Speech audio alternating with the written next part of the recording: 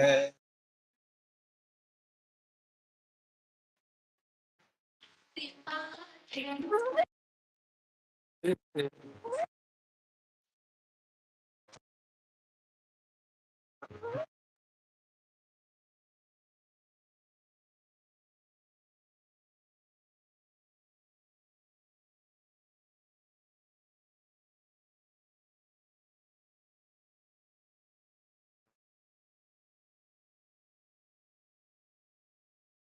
हम सबका सबका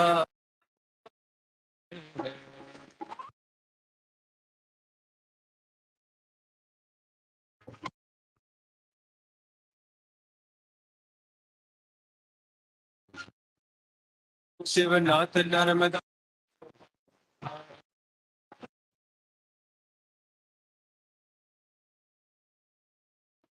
सबका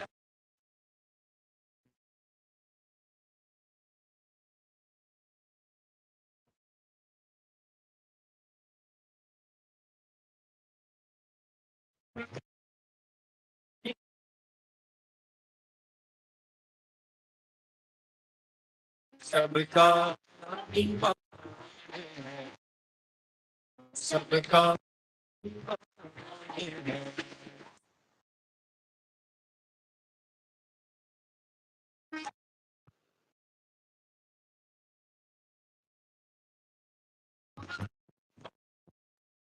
करे हम सबका शांति करे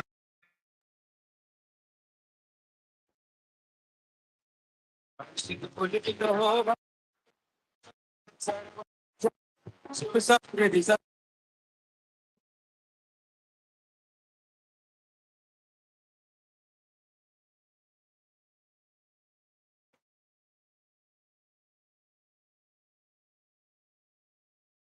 सबका अभिमान है, सबका अभिमान है कृपा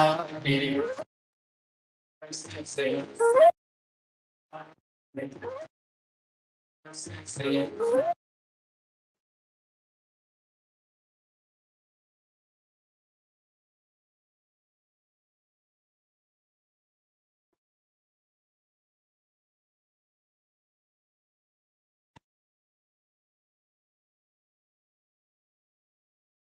सबका अभिमान है सब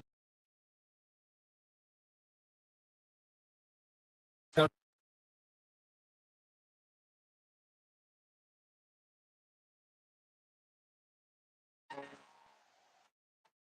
Announce that Vishwavidyalaya Kulgeet and Saraswati Vandana is presented by students of musical band of Guru Ghasidas Vishwavidyalaya, the Tarang. And now it's the time to welcome the dais with the floral saplings. For this, I would like to request Organizing Secretary of this National Conference, Dr. S.K. Sahi, to please welcome Professor A.K. Saxena, our Acting Vice Chancellor.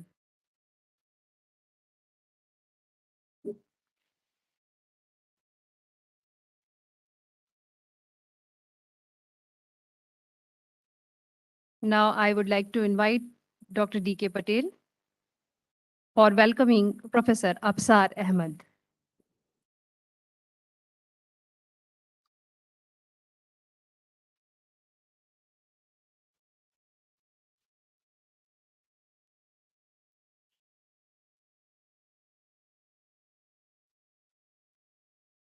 We would like to welcome Professor N. Ramanan, who has joined us on online mode.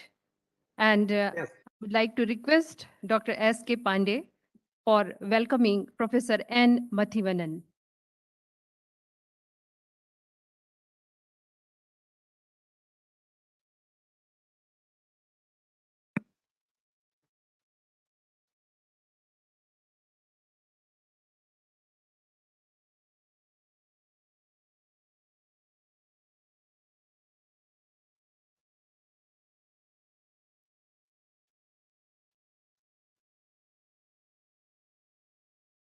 I invite Dr. A.K. Dikshit for presenting floral sapling to Professor K.R. Aneja. I would like to request Dr. D.K. Patel to please welcome Professor K.R. Aneja.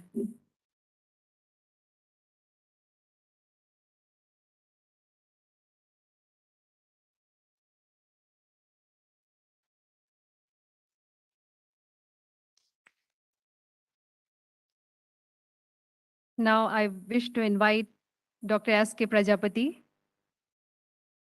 on the dais. I invite Dr. S. Shweta for welcoming Professor Manish Srivastava, Registrar, Guru Ghasidas Vishwavidyalaya.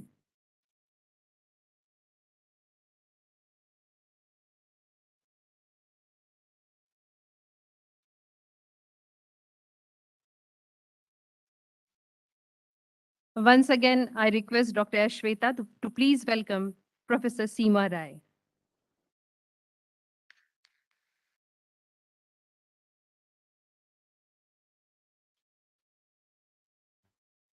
Thanks to all of you. And now I invite Professor Seema Rai, Dean, School of Studies, Life Sciences, and convener of this national conference for welcome address.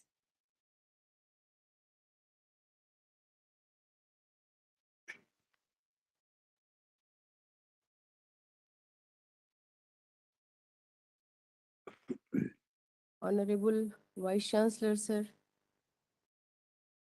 Professor N. Raman, Secretary, Mycological Society of India, University of Madras, Professor Absar Ahmed from University, Aligarh Muslim University, our Registrar, Professor Manish Srivastava, Sir, Dr. D.K. Patel, co-convener of this conference, Sushil Sahi, Organizing Secretary of Mycological Society of India Conference 2022, all my seniors, respected deans of various schools, and head of the department of different head of the department, dear colleagues, officers, media person, scientist, academician, scholars, and dear student.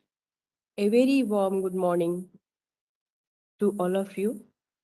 I, on behalf of the School of Life Sciences and my own behalf, feel great pleasure to welcome all dignitaries present in this hall, on the dais and off the dais, on the occasion of National Conference on Fungal Diversity for Sustainable Future, which is under the theme of potential progress, conservation, and IPR issues, as well as in combination with the 49th annual meeting of Mycological Society of India. If I am correct, Mycological Society of India is a scientific body constituted in 1973 by eminent scientist Professor C.V. Subramaniam, who belong to a very eminent group of leaders among the mycologists and from University of Madras, along with his all colleague, in a view to bring together mycologists of the country with the broad objective of promoting development of mycology in India in all its aspects and in the widest perspective.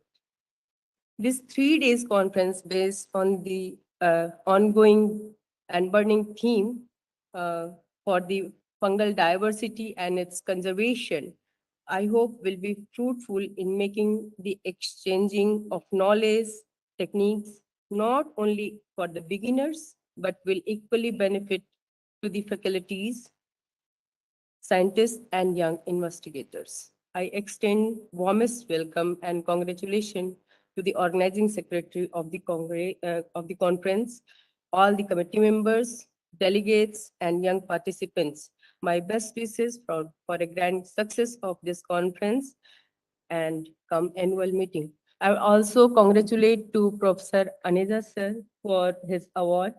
I just forget to remember sir, and I hope that you all will enjoy your stay in our lush green university, and your stay will be fruitful. Thank you.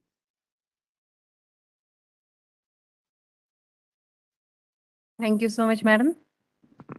And now I would like to invite Professor N. Raman, Honorable Secretary, Mycological Society of India and Professor Emeritus, Center for Advanced Studies in Botany, University of Madras, Chennai. Professor N. Ramanan will joining us through online. Yes. Welcome, sir. And now this is over to Professor N. Ramanan. At the outset, good morning to everybody and my greetings to you all from USA. It gives me great pleasure to welcome the Honorable Vice Chancellor of Guru Ghasidas Vishwavidyalaya, Bilaspur, Chhattisgarh. I welcome you, sir. On behalf of the Mycological Society of India and myself, I welcome Professor Srivastava, the Registrar, Guru Ghasidas Vishwavidyalaya, Professor Seema Rai, convener of the conference and Dean School of Life Sciences, Dr. D.K. Patel, co-convener of the conference and head of the Department of Botany, Dr. Susil Kumar Sai, the organizing secretary of the conference, the organizing committee members, heads and faculties of various departments of Guru Ghasidas Vidyalaya, Professor Afsar Ahmad, President MSI, Professor K.R. Anija, Professor N. Madhivanan. I welcome you all for this wonderful function. I welcome all the office bearers of MSI, the members of MSI online as well as offline, and all the participants, the students of GGV for this wonderful function in the beautiful state of Chhattisgarh and the 49th annual meeting of Mycological Society of India, National Conference on Fungal Diversity for Sustainable Future, Potentiality, Progress, Conservation, and IPR issue. As mentioned by Professor Seema Rai, the Mycological Society of India was founded in 1973 by Professor CVS and other mycologists of India. The MSI and its office bearers, both past and present, and members have contributed so much in the development of mycology nationwide since its inception at Chennai in 1973. A good number have also been active in the international scene, presenting papers, creating collaborations, and even actively participating in the affairs of several international associations. I thank the Guru Ghasidas Vishwavidyalaya, Bilaspur, Chhattisgarh, for hosting the 49th annual meeting of Mycological Society of India. I am sure that such initiatives will propagate the role of budding scientists in the field of mycology and will promote newer ideas in them. I congratulate the co-convener, organizing secretary, and all the members of organizing committee for conducting such a grand conference in this institute. I wish this national conference a grand success. Let me also take this opportunity to congratulate the awardees of MSI who will be conferred on this very special occasion. On behalf of Mycological Society of India, I wish the Department of Botany, Guru Ghasidas Vishwavidyalaya, Bilaspur, Chhattisgarh, a meaningful and resourceful conference, a success in future endeavors, and moves forward nationally and globally. Thank you very much. Thank you so much, sir. And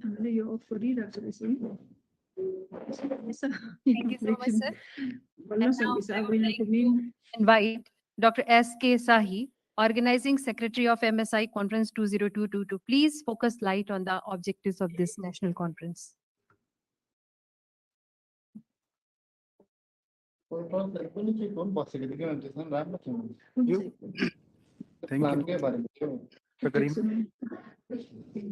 First of all, welcome all in Chhattisgarh for this national conference diversity on fungal diversity.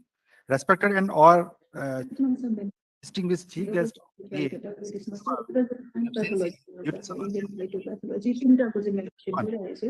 and Professor E. Saxena sir,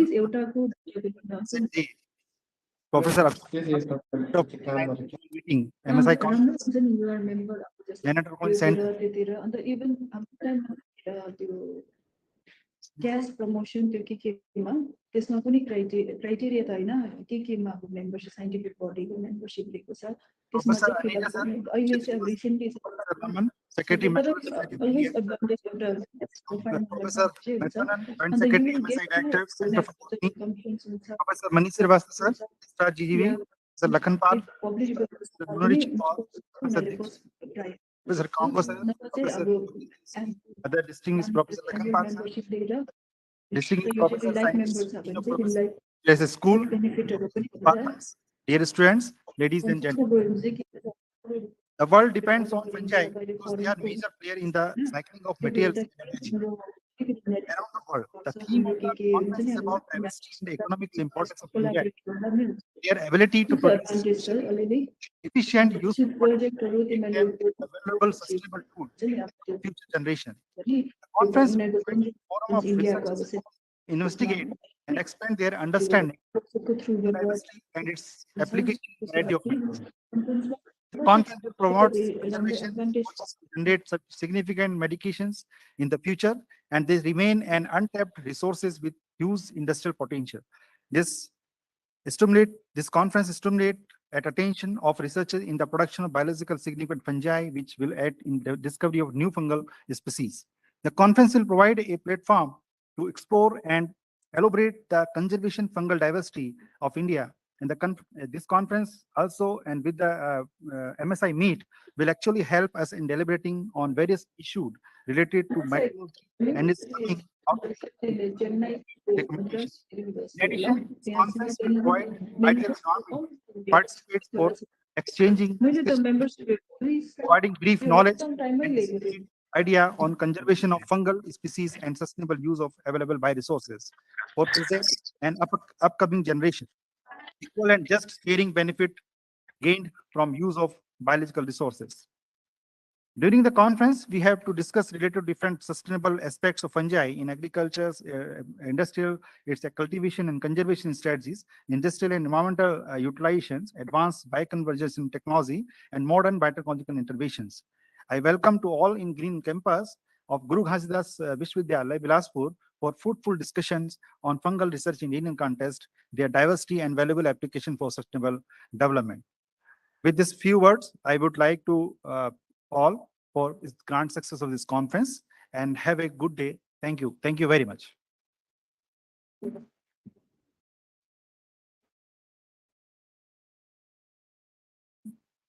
Thank you, sir. And now I would like to request our guest of honor, Professor Afsar Ahmed, President MSI and Director Interdisciplinary Nanotechnology Center, Aligarh Muslim University, Aligarh. Sir, please grace the occasion by your presidential remark.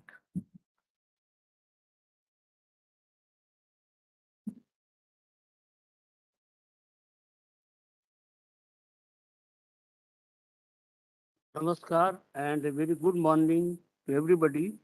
Firstly, I would like to thank Mycological Society of India and all its esteemed units spread across the nation for electing me initially as the Vice President of the Society and then as the President of the Society 2022. On behalf of the Mycological Society of India, MSI, its office bearers 2022, and as the President of MSI, I wish to congratulate congratulate and express my gratitude to the Botany Department, Guru Ghasidas Vishwavidyalaya, Bilaspur, a central university, for hosting the national conference and 49th annual meeting of MSI. In particular, I would like to thank the Honorable Vice Chancellor of GGV, Professor Alok Kumarji, unfortunately today is not here, and Acting Vice Chancellor, Professor A.K. Saxena ji, Registrar, Professor Manish Srivastava ji, Dean of the Life Sciences, Professor Seema Rai ji, Head Department of Botany, Professor Patel, and Organizing Secretary, Dr. Sushil Kumar Sahi, and the dedicated team of the several organizing members of this conference, and and finally, I heartily welcome all the esteemed speakers and participants for their interest in the field of mycology, and gracing us with their presence. And I thank all the organizing committee members for their steady efforts into putting together this national conference and 49th annual meeting of MSI, which which everyone and wish everyone success, peace, and prosperity. Moving, then this conference, you know that a range of speakers from different parts of the country assembled here. Today, we must appreciate the efforts taken by Professor C.V. Subramanian and other renowned mycologists of India, such as late Professor Natarajan, Professor Vittal, Muthumeri, Dr. Janardhanan, M.C. Srinivasan, Professor, for establishing the Mycological Society and starting the Journal Kavaka, which aims in publishing the latest development and and uh, and basic and applied research in the field of mycology, thanks to the continuous efforts of the editorial team behind Kavaka, Professor Yashpalji, Professor Rupam Kapoorji, Professor Ramanji, Professor Asriji, and other members. We shall soon have an impact factor of our beloved General Kavaka. We pray for that. Our general should get the impact factor very soon. It gives me immense pleasure to see that excellent scientific theme at the core of the conference. And finally, you know that I will come to my work on nanotechnology, nanoscience. For the last 23 years, our group is mainly working on the biosynthesis of nanomaterials, and and their application in application in every field, such as healthcare, agriculture, environment, energy, water purification, and so on. We have made a range of nanoparticles. You know, we have utilized our expertise in mycology and used our mycological system for the synthesis of a range of chemically difficult to synthesize nanomaterial using mycological route. We are making nanoparticles at room temperature, and most of the chemical and physical methods, people are making nanoparticles at very high temperature, like 1000 degrees centigrade, high pH and high pressure. But no, we have made pioneering contribution and made a range of nanoparticles at room temperature, less pH and less pressure, that I will discuss in my talk later on. And I am very happy to see my senior mycological colleagues, such as Professor Lakan Palji, he is my mycological guru, Professor Manoharacharya ji, Professor Bhagiraj ji, and Professor Atri, Professor Reddy, Professor Mathivanan, and Professor Ramanji, and Dr. Suryanarayan, Dr. Sridhar, and Dr. Srinivasan, MG and MC Srinivasan. Once again, I thank you all for joining us for the National Conference and 49th Annual Meeting of MSI. I wish and pray for the good health and prosperity for everyone present here today, and extend the same to their families and friends. I wish this national conference Last conference. and मतलब one अभी तो inauguration वाला ही है ना? grand success. And thank you and have a great day. Thank you very much for inviting me here. Thank you.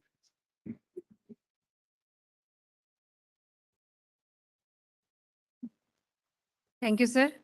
And now I request our chief guest, along with our guest on dais, for releasing the souvenir of the national conference.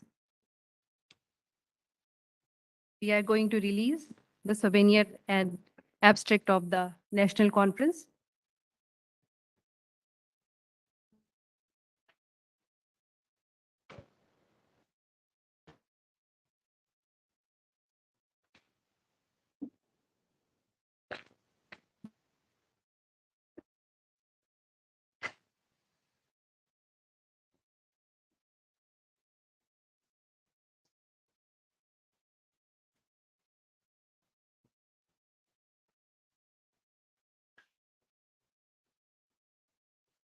So please welcome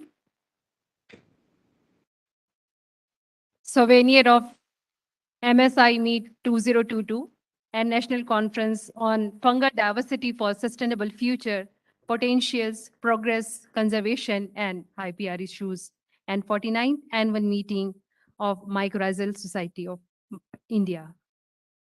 Thank you. Thank you, Das.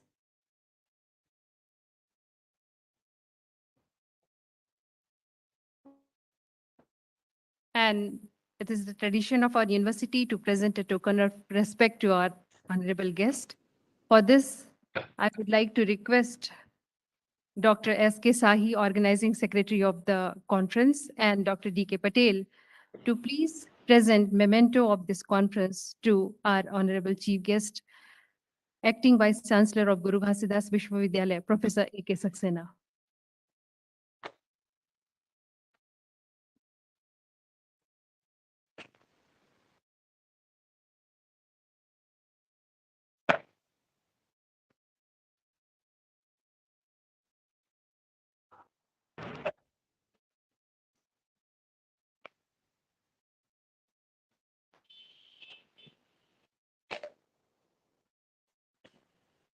Once again,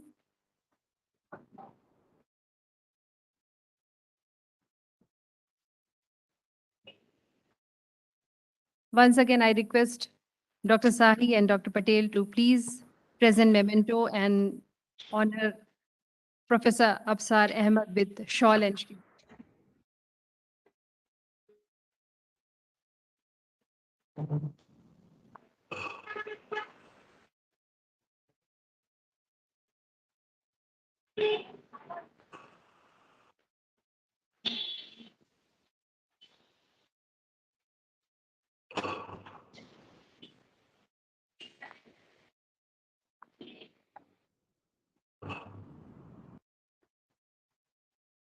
I request Dr. D.K. Patel to please present memento to Professor N. Mathivanan.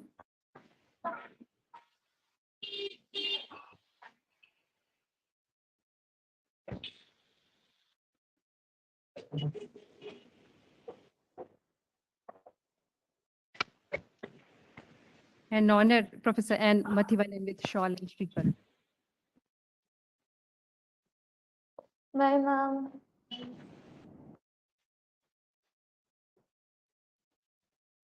I invite Dr. S.K. Sahi for presenting memento to Professor K.R. Aneja.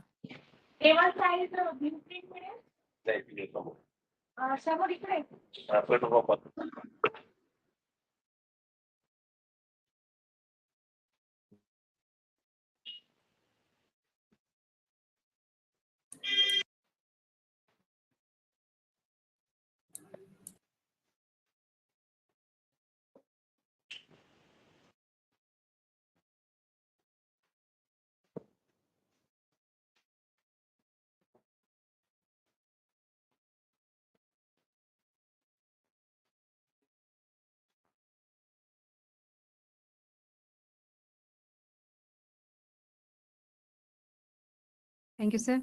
Once again, I request Dr. Sahi to please present memento to Registrar of Guru Ghasidas Vishwavidyalaya, Professor Manish Srivastav.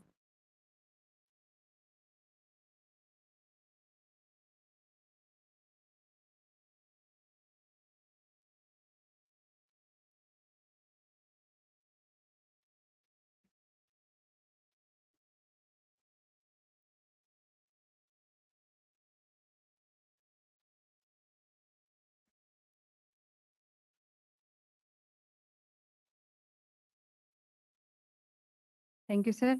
I request Dr. D.K. Patel to please present memento to Dr. Seema Rai.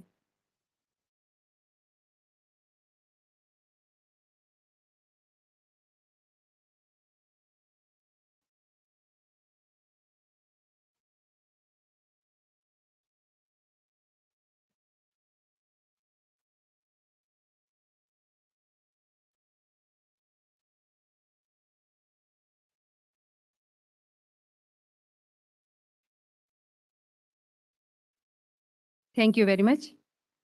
And now I wish to invite Professor Manish Srivastava, Registrar, Guru Ghasidas Vishwavidyalaya, Bilaspur, Chhattisgarh, for addressing the occasion.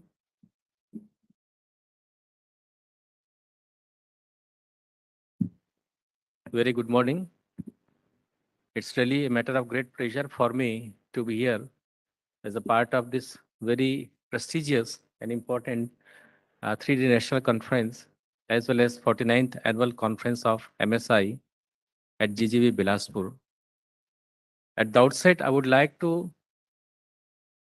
address the dais and Professor Alok Kumar Chakravalji, the Vice Chancellor of this Vishwavidyalaya in absentia, who is a constant source of inspiration, and it is because of his motivation that these very important functions are being organized in the campus of GGV since last more than 1.5 years.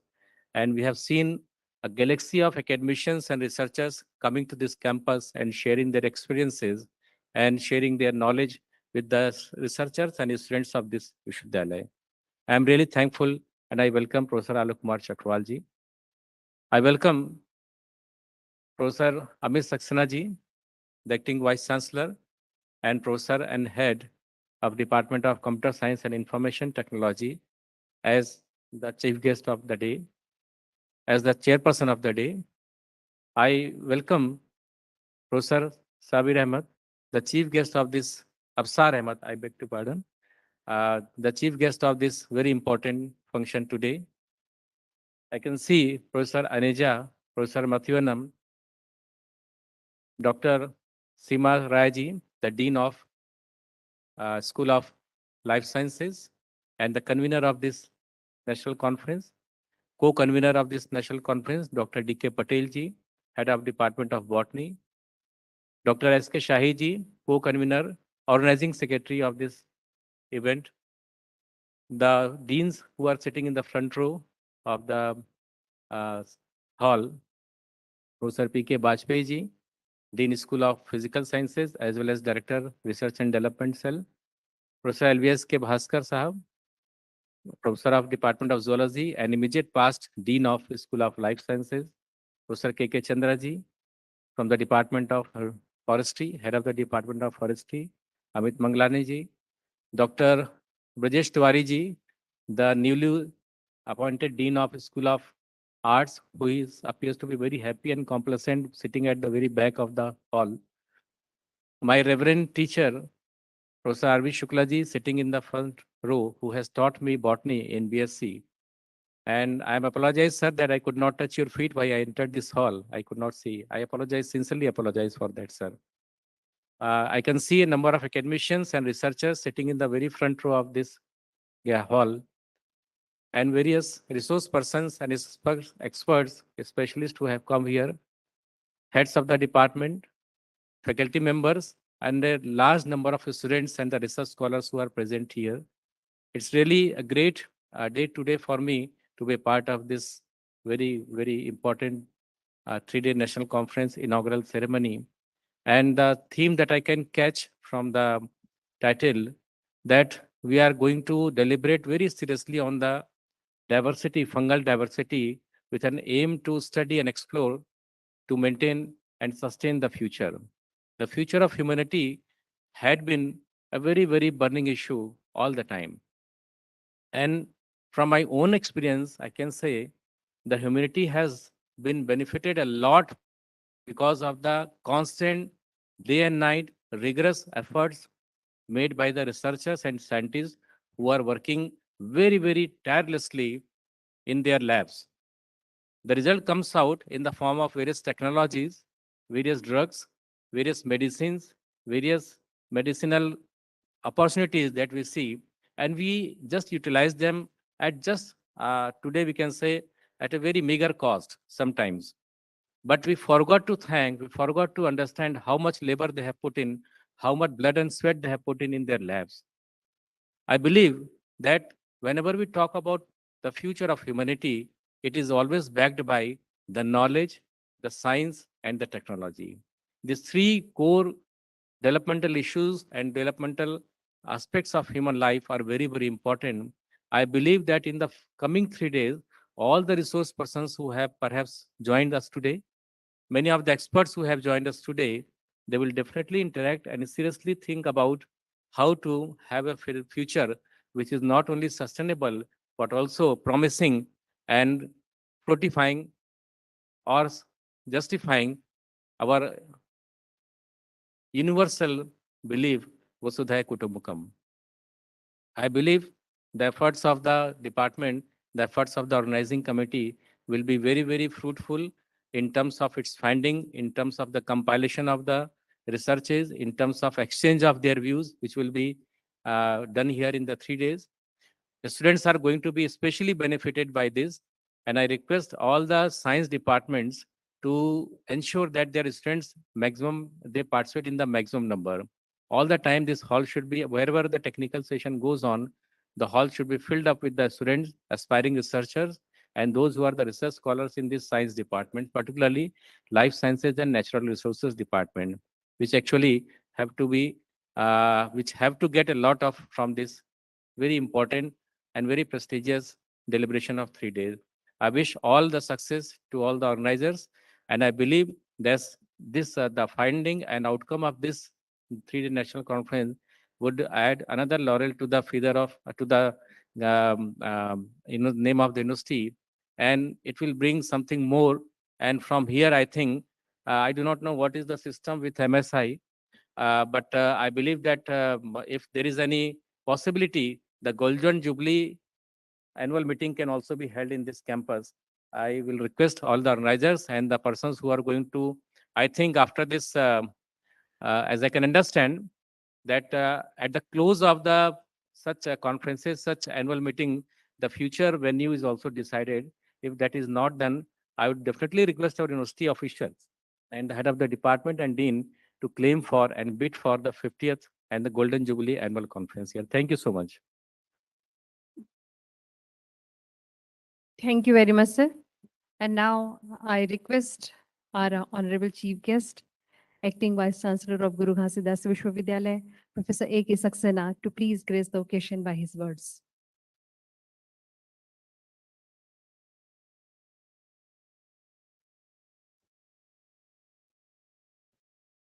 Good morning, all. The source of inspiration for the whole university, Professor Alok Kumar Chakrabalji, who is busy in the other academic activities of the university in some other place. Starting on the dais, Professor D.K. Patel ji, Professor Seema Rai ji, our registrar, and Professor Manish Srivastava ji, Professor Afsar Ahmed ji, and Professor Dr. S.K. Sahi ji, Professor N. Raman, Professor Aneja ji.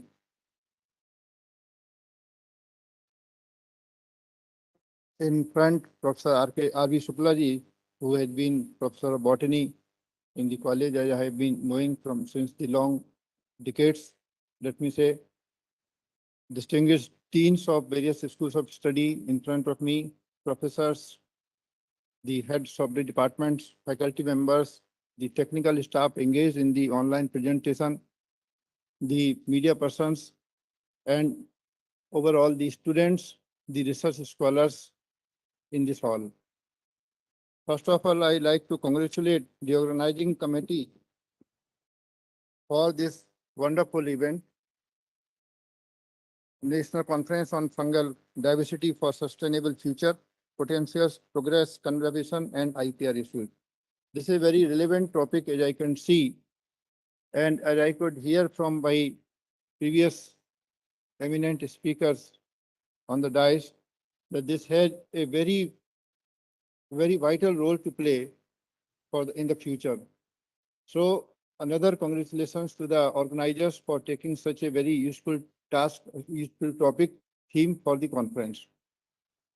I also congratulate Professor K.R. Aneja ji, who is going to get the Lifetime Achievement Award here, followed by this address. The university is progressing under the dynamic and very wise guidance of Professor Alukumar Chakravalji. And even few days back, I had seen another workshop on the antimicrobial organized by the Department of Botany. And almost in every week, every 2-3 days, we are witnessing great and these kind of academic activities besides the regular routine teaching and learning work. So we are vibrant, and you are the messengers, students, and those who are the speakers and those who arrive at our university. We are very, very fortunate that we are able to see them here. So we are very fortunate, and they are the messengers to carry the name and fame of the university to other places. And I am sure that the deliberations to be made in these 3 days will be very, very useful for the research scholars and the faculty. Because there are challenges, there are definitely future scopes for the researchers when they do their work. So one problem gives rise to the another problem, research problem. So these 3 days will be very vital for the students and scholars. The university has a large number of PhD scholars registered who are doing PhD, the faculty members. So they will get benefit from the online and offline presentations made during the 3 days sessions. And I'm again very happy to see that there are many eminent speakers. I could see the souvenir just released that a large number of papers have been covered in the 3-day duration. I wish that the students and the scholars should raise their queries regarding any problem and should be satisfied with the outcome and with the answers or with the replies or responses by their eminent speakers or eminent distinguished professors, online or offline mode. So with this, I will not take much time. I wish this conference a great success, and I wish the stay for all those who have arrived from outside in the campus a very healthy and pleasant stay. Thank you very much. Thank you, sir. On this occasion of National Conference on Fungal Diversity for Sustainable Future and 49th Annual Meeting of Mycological Society of India, from this dais, we are going to felicitate Professor K.R. Aneja, sir, for his immense contribution and achievements in the field of microbiology. Sir, we would like to request to please come and take this chair.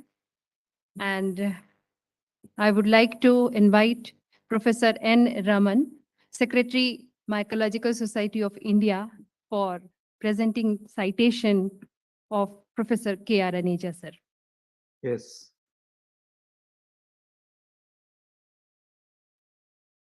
Professor K.R. Aneja obtained his PhD degree in 1979 from Kurukshetra University. He has been engaged in research and teaching in mycology, plant pathology, and microbiology for over 4 decades and made significant contributions in fungal biodiversity, biotechnology, and control of human diseases through medicinal plants and synthetic compounds. He identified several fungal species. Of these, 40 were found new to India. Sin Mukherjee, Myces, Thermophila, Anija, and Kumar at Espinova, a soil-borne thermophilic fungus, is a new genus to the science. He formulated a mycoherbicide, gibberanth, based on Dactyoconidial fungus, Gibaco trianthema, to control horse persinning. Alternatia igorniae, and Cercospora rhodmaniae have shown the potential to develop as a mycoherbicide to manage water hyacinth. Exidine has been found to be the most effective mouthwash against the dental caries pathogens. Two phytocompounds, namely hydroxychevicol from Piper beetle and ethyl gallate from Juglans regia, have shown the potential to develop as eardrops to treat ear infections.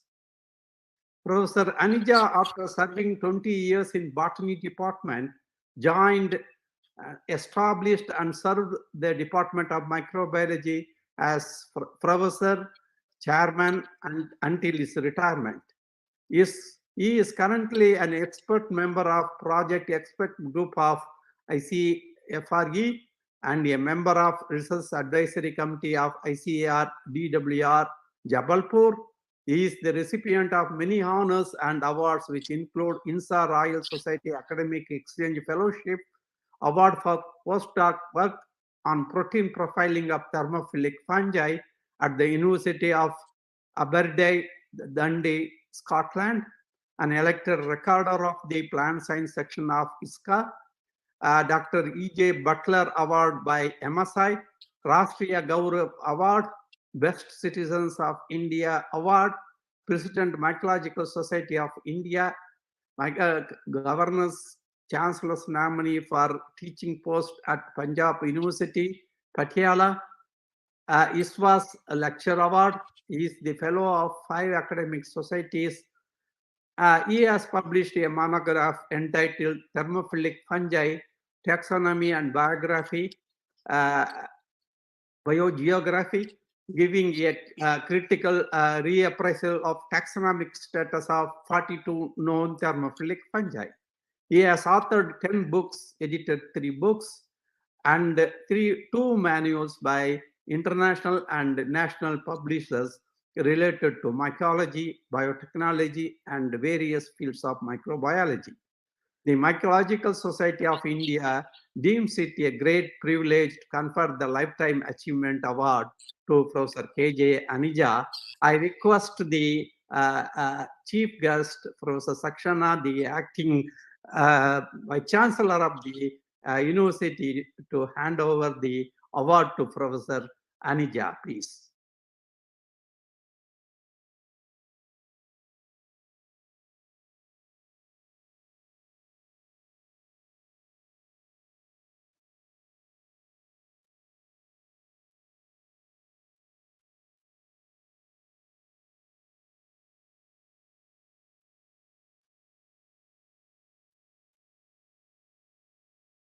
Presentation of citation by our chief guest to Professor K.R. Aneja.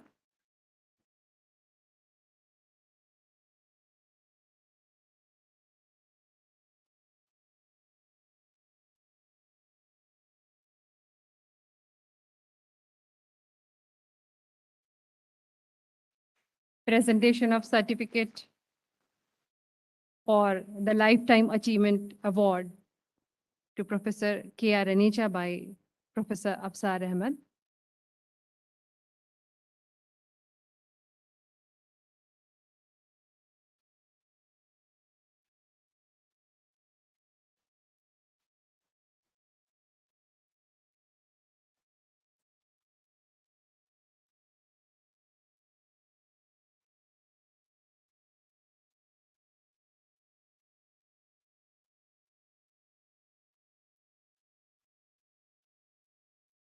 Now I request our respected guest on the dais for releasing the book authored by Professor K.R. Aneja.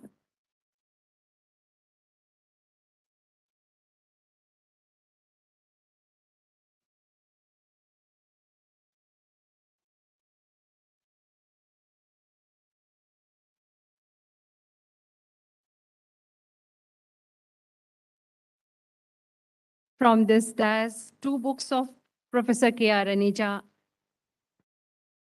are going to be released.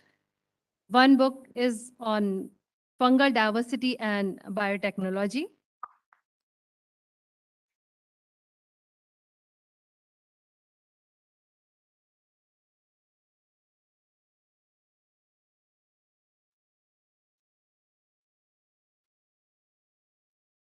And another one is a textbook of microbiology for BSc, MSc, nursing. And one more book release is also there, authored by Dr. S.K. Sahi.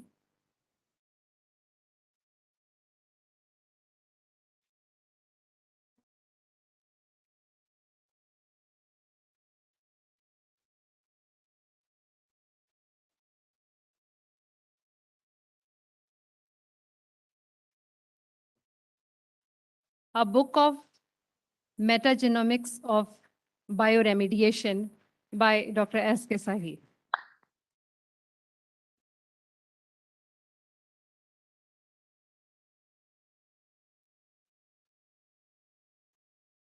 Thank you.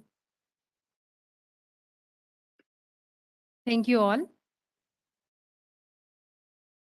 And I would like to request to please take your respective seats.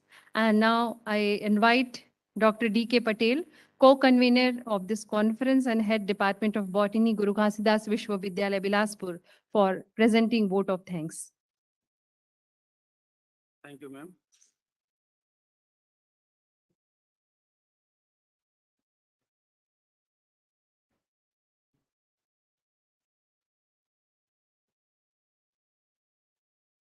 Good morning to all of you. I, Dr. Devendra Kumar Patel, on behalf of the Head Department of Botany and co-convener of this program, feeling immense pleasure to deliver the vote of thanks to this memorable occasion. My very special thanks to our chief guest, Honorable Vice Chancellor, Sir, Professor Alok Kumar Chakrawal, Sir, HVC in charge, Professor Amit Kumar Saxena, Sir, for their valuable suggestion and cooperation. Sincerely, I thank to our registrar, Professor Badis Srivastava, Sir, for their administrative approval and support to conduct the current program. I am very happy to extend my sincere thanks to our current Dean, Professor Seema Rai Madam, Department of Zoology, and also thankful to our former Dean, Life Science, Professor LVKS Bhaskar, Sir, for their cooperation and support. We are very much grateful to be a part of 49th annual meeting of Mycological Society of India. I also cordially thanks to Professor N. Raman, Secretary of MSI, Center for Advanced Studies in Botany, University of Madras, Chennai, and President of MSI, Professor Ahmad from Aligarh Muslim University, Aligarh. Thanks to Professor N. Mathiran, sir, for joining us. I congratulate to Professor K.R. Aneja, sir, Department of Microbiology, Kurukshetra University, for Lifetime Achievement Award. I also express my sincere thanks to all the participants of the different part of our country.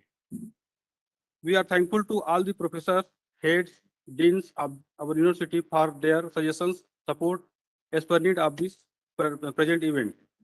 Next, my sincere thanks to Dr. Sushil Kumar Sahi, Department of Botany, the organizing secretary of this program, for his efforts and hard work for preparation of all necessary requirements needed for this event. I would like to thank my all departmental colleagues, Dr. A.K. Dixit, sir, Dr. S.K. Pandey, sir, Dr. S.K. Prajapati, sir, Dr. S.K. Pandey, sir, Dr. V.N. Tripathi, sir, Dr. R.K. Hirwar, sir, Dr. Dipankar Yadav, sir, Dr. S. Sweta, madam, for their cooperation and support needed for the current national conference. I also thanks to non-teaching staff of my department for their assistance. My sincere thanks to all members of the different committee of the current national conference, like inauguration, Kulgit, Saraswati Vandana, Dice Management Committee, Decoration Committee, Registration and Certificate Distribution Committee, Invitation and Publication Committee, Transportation, Food Management, Accommodation, Media Photography, Report Committee, Technical Session, Poster Preparation Committee, Online Arrangement of Conference and Technical Session Committee. Thanks also extended to the engineering section for their assistance needed for successful arrangement required for this national conference and 49th annual meeting of MSI. Thanks to our UG, PG and PhD students who place their significant role to make the program better. Thanks to the students who prepare beautiful Rangoli also. Thanks to media persons for financial assistance. I thanks to SCCL Bilaspur and NTPC Sipat, Chhattisgarh. Finally, I thanks to all the persons who directly or indirectly support us. And again, I thank to all the participants in our university. Okay, thanks to all of you.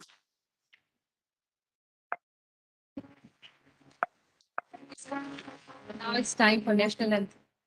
For this, please be ready.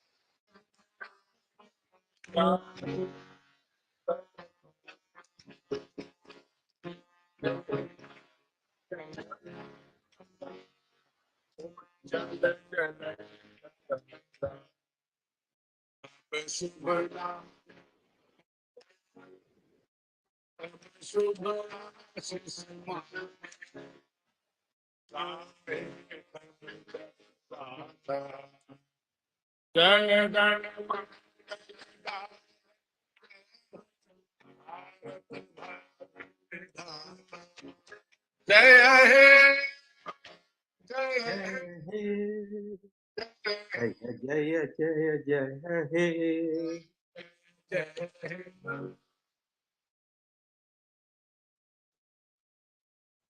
Thank you, all of you. And there is arrangement of high tea outside this Rajat Jayanti Sabhaga. After then, we are going to start our technical session. Thank you. Thank you so much.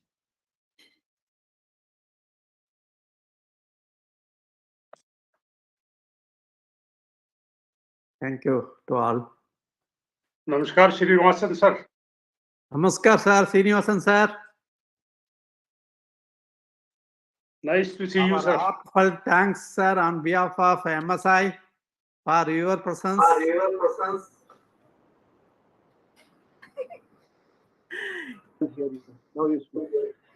Thank you, Raman, for all the nice words. Yes, sir.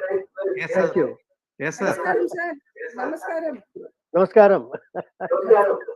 Nice seeing all of you. Yes, sir. We are also we are happy to see you. Yeah, yeah. Thank you. Namaskar. Sir, namaskar. Good morning, all of you. Namaskar. Dr. Kannan, Dr. Samir Damare. Welcome you all. Thank you, sir, for all the nice arrangement. Yes. Thank you. Damre, how are you? Quite fine. That's Kannan. Srinivasan, sir. I think you have muted. Kannan has muted his mic. No, it has been unmuted. Oh, it again. Srinivasan, sir. Sir. No, it's unmuted. Yeah, we can hear you. Can hear. Fine. Yeah. How are you, sir? I'm doing fine. So Very nice meeting you, sir. Yeah. nice to read your mail, Jairam. But Yeah, thank you, sir. you are Yes, active. sir. Jairam, sir. You are active in your 11th year of retirement. Yeah, Professor Jairam, Highly motivating and inspiring for all of us. Correct. Just keeping busy, sir. Some activities, yes. Busy. Yeah, it's Only going busy, on. I mean, fruitfully busy. yes. As sir, I always Professor, said, you have to have 3 M's when you grow old. One is memory, mobility, and money. If all these 3 are there, you can be independent. So Yes, sir. fortunately for me, all 3 are there with me. Good, sir. Good, sir. Wonderful, sir. Wonderful. Pune, sir. You are in Pune. I'm in Pune only. Yeah. Wonderful. But sir, thank you, sir. I received your mail regarding the 11 years post-retirement. I just kept to scribble something. That was very inspiring, sir. That was very inspiring and motivating for everyone. It is motivating for everyone. Just thought I will scribble something. And thank you, sir. Thank you. Nice.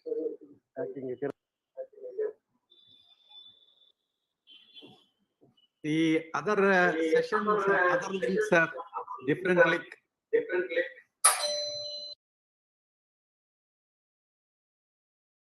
Different link, is it? Yes, sir. Okay. which you sent in the beginning. Venkatesh Sharma. Sharma, Dr. Sharma. Yeah, VV Sharma, you have grown your beard. He has to unmute. Most touches. He has muted his thing. Yeah. So good morning to all the stalwarts of Good mycologists. morning. Good morning, Dr. Sharma. Yes, sir. Good morning, sir. Yeah, it's nice to see It's you. it's a treat to watch Professor Srinivasan also after a long Yes, time. yes. Yes. We see blessings. Yeah, all the blessings from the elders. Yeah. Sir. Rajesh. Hi. Venkatesh. Hello. Yes, sir. Yes, sir. Good morning, sir. Good morning, sir. Raj Pune. Morning, sir. Yeah. Very Rajesh. nice Yeah. meeting you. See It's you a over wonderful here. platform to again meet. Yes, to yes. all. Yeah. This is the positive part which has come out of COVID. Technology. Yeah. COVID. I hope everything will be all right, and the next year we will meet all in person. Yes, sir. Yeah. And it will be international, no? It has the organizers have held from Professor Madhivanan, we have to hear. Yes, sir. It will be a great function. Yeah. Good. Very good, sir. Yes, sir. We'll have to go to another platform, is it? Which one, sir? Yes, sir. Another link, sir. First what you gave in the beginning. It is only inauguration session. Okay. I think they will go for some other session. I think so. So we have to log out and then log in the next link. Yes. Okay. Okay, sir. Okay, thank you all. Thank you, sir. Thank you all. Thank you. See you again. Okay.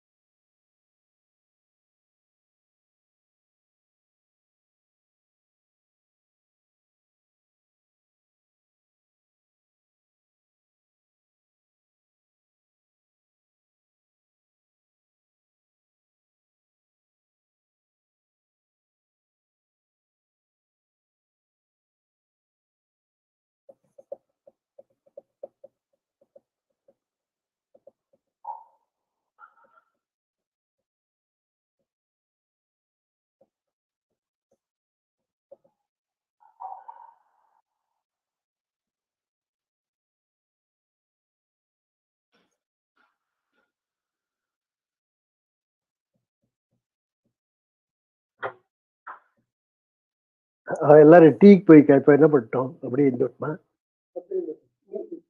Mute பண்ணிட்டேன்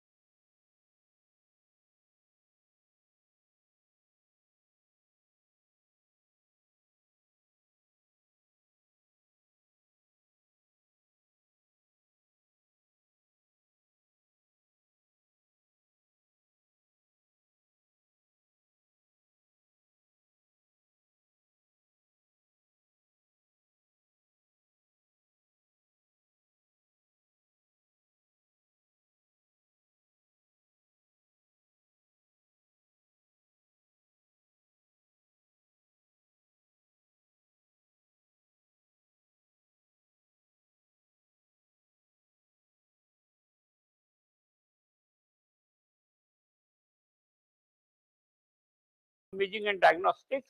Next slide. And now we made recently, during the corona, we made gold selenide nanoparticle, very simple reaction. And these nanoparticles are inhibiting the spores of the Aspergillus niger. So very, very important discovery. Now we can replace that the drug of black fungus with the help of gold selenide nanoparticle. Next slide. And now we made silver nanoparticle, we have completely characterized, and these silver nanoparticles are inhibiting the growth of the fungus Aspergillus niger. Next. And now we have made silver oxide nanoparticle, very important nanoparticle, very simple. I took only silver chloride and reacted and converted into silver oxide nanoparticle. This is also inhibiting a range of gram-positive bacterium fungus also. Next slide. And now with silver nanoparticle, we have made again very simple reaction. We took silver nitrate solution, plus sodium sulfate, reacted with the fungus, and you will not believe, it is very, very difficult to make silver sulfide nanoparticle. We did very simple reaction, and we took only gold silver nitrate, plus we added sodium sulfate, and fungus converted that into silver sulfide nanoparticle, highly fluorescent in nature. People are making it 1500 degrees centigrade. We have made a room temperature. Next slide, please. And now range of mushroom. This all the mushroom, Professor Lakhan sir, he's sitting here. He provided all the mushroom to our lab. We are grateful to Professor Lakhan sir for giving me all the mushroom. And these are very, very important for the nanoparticles. In the next slide, please. You know, see this fungus I took, this is gold solution, just very simple reaction. We took mushroom extract, added into gold solution, and mushroom extract converted the gold solution into gold nanoparticle. We have completely characterized. Next. Another mushroom, this you can see, this mushroom is very, very important. I am going to file a patent with the help of Professor Lakhan sir. This mushroom is making different shape and size of the nanoparticle, 2 nanometer to 400. Chemically, physically, very, very difficult. See the strength of mushroom, see the strength of biology, see the strength of mycology. Chemically and physical and chemical methods are failure, because this is very, very difficult to make. Now we have made different types of nanoparticle, and we have purified different types of nanoparticle. It is very, very difficult to make chemically. Next slide. And this mushroom, you can see, this mushroom is also producing water dispersed nanoparticle. Next slide, please. And now this Ganoderma is producing different shape. We are getting the rod shape, chemically, physically very difficult to make rod shape, but this is from the Ganoderma. Again, I thank Professor Lakhan sir for giving me all the mushroom. Next. And now algae, I went to Goa. I collected this algae, and this algae again, we made intracellular nanoparticle from this algae, marine algae. Next. Then we have isolated range of nanoparticle from the algae also. We have completely characterized. Next. And now allied nanoparticle, chemically, physically very difficult. Again, we did a very simple reaction. We took gold solution, silver nitrate solution, reacted with the fungus, and you will not believe fungus converted that into gold and silver iron nanoparticle. We have completely characterized this paper. We have published. Small, the impact factor is 15. Next. And now platinum nanoparticle. Again, I did a very simple reaction. I took chloroplatinic acid, and fungus converted that into platinum nanoparticles. They are very important for the treatment of the fungus. You know, as a microbiologist, I was in NCL Pune. I had to survive there. I have a range of fungus. One fungus does oxidation, reduction, methylation, and hydrolysis. All the chemists are coming to my lab. Afsar sahab, I want to do the reduction. I have the fungus with the reduction, oxidation, because I have to survive. I survived in NCL and made a range of nanoparticles with the help of this platinum nanoparticle we have made. Next. And then we made serious nanoparticle, very difficult, 1500 degrees centigrade. We took only cadmium sulfide, reacted with the fungus fusarium, and fungus converted 1500 degrees centigrade. I took cadmium sulfate, reacted with the fungus, and fungus converted the cadmium sulfate into cadmium sulfide nanoparticle. They are highly fluorescent in nature, very, very important for imaging and diagnostic, and very we can produce in the 1 kg, large quantity of this one. And this paper we have in JAX, the impact factor is solar. Next. And now a range of CDT nanoparticle. Again, very difficult. We took cadmium, previous one. We took cadmium chloride and thallium chloride, reacted with the fungus, and fungus converted that into CDT nanoparticle. They are very effective for the gram-positive, gram-negative bacterium.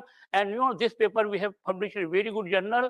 Very important material, highly fluorescent, very important for imaging. Next.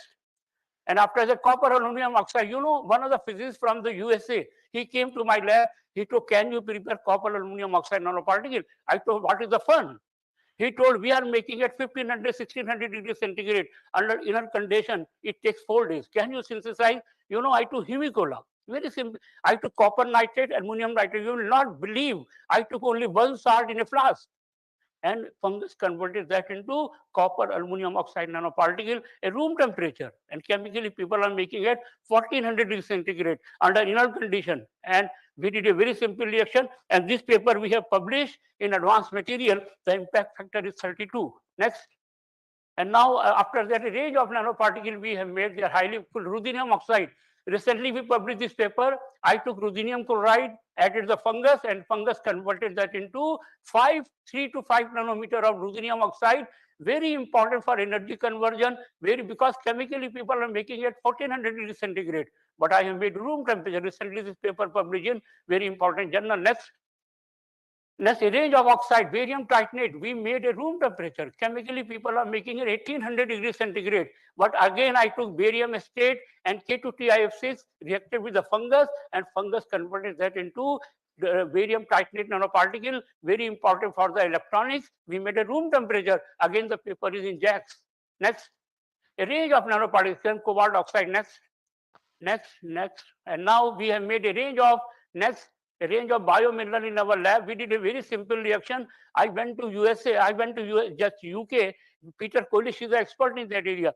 I asked in the dinner, what are you doing? She told, I'm making a range of calcium carbonate, strontium carbonate from the chemical method out. I told, how you are making, madam? She told, I take calcium chloride. Then I take the protein from the fungus or from the biological molecule. They make calcium protein complex, then bubble the carbon dioxide from the cylinder and make calcium carbonate. I thought fungus secretes the protein, fungal exhales the carbon dioxide. I took only calcium chloride, added the fungus. You will not believe fungus secretes the anionic protein, fungal exhales the carbon dioxide. I took calcium chloride, added the fungus, and fungus converted that into calcium carbonate in 1 flask. And paper again in JAX, one of the best journals in the chemistry. We have made a range of biomineral in our lab. Next slide, please. And now after that, next, this very simple reaction. The fungus, I added calcium chloride, fungus converted that into calcium carbonate, strontium chloride into strontium carbonate, barium chloride into barium. Very simple reaction in 1 flask and 5 publications. Next. And now, next. And you see a range of biomineral. It is very, very difficult to make chemically. But we developed very thin extent of fungi. Fungus secretes NADPH, fungus secretes the protein, and fungal exhales the carbon dioxide. I took the advantage of this feature and made a range of oxide biomineral in our lab. Next. And now calcium, lead toxicities and cadmium toxicities are very, very common in the drinking water. Again, we took the fungus and fungus converted the lead chloride into lead carbonate. They are not toxic. Cadmium chloride into cadmium carbonate. They are not toxic, they are safe. Carbonate are not toxic. We are trying to convert arsenic carbonate, some other carbonate. I am going to finish very soon. Next.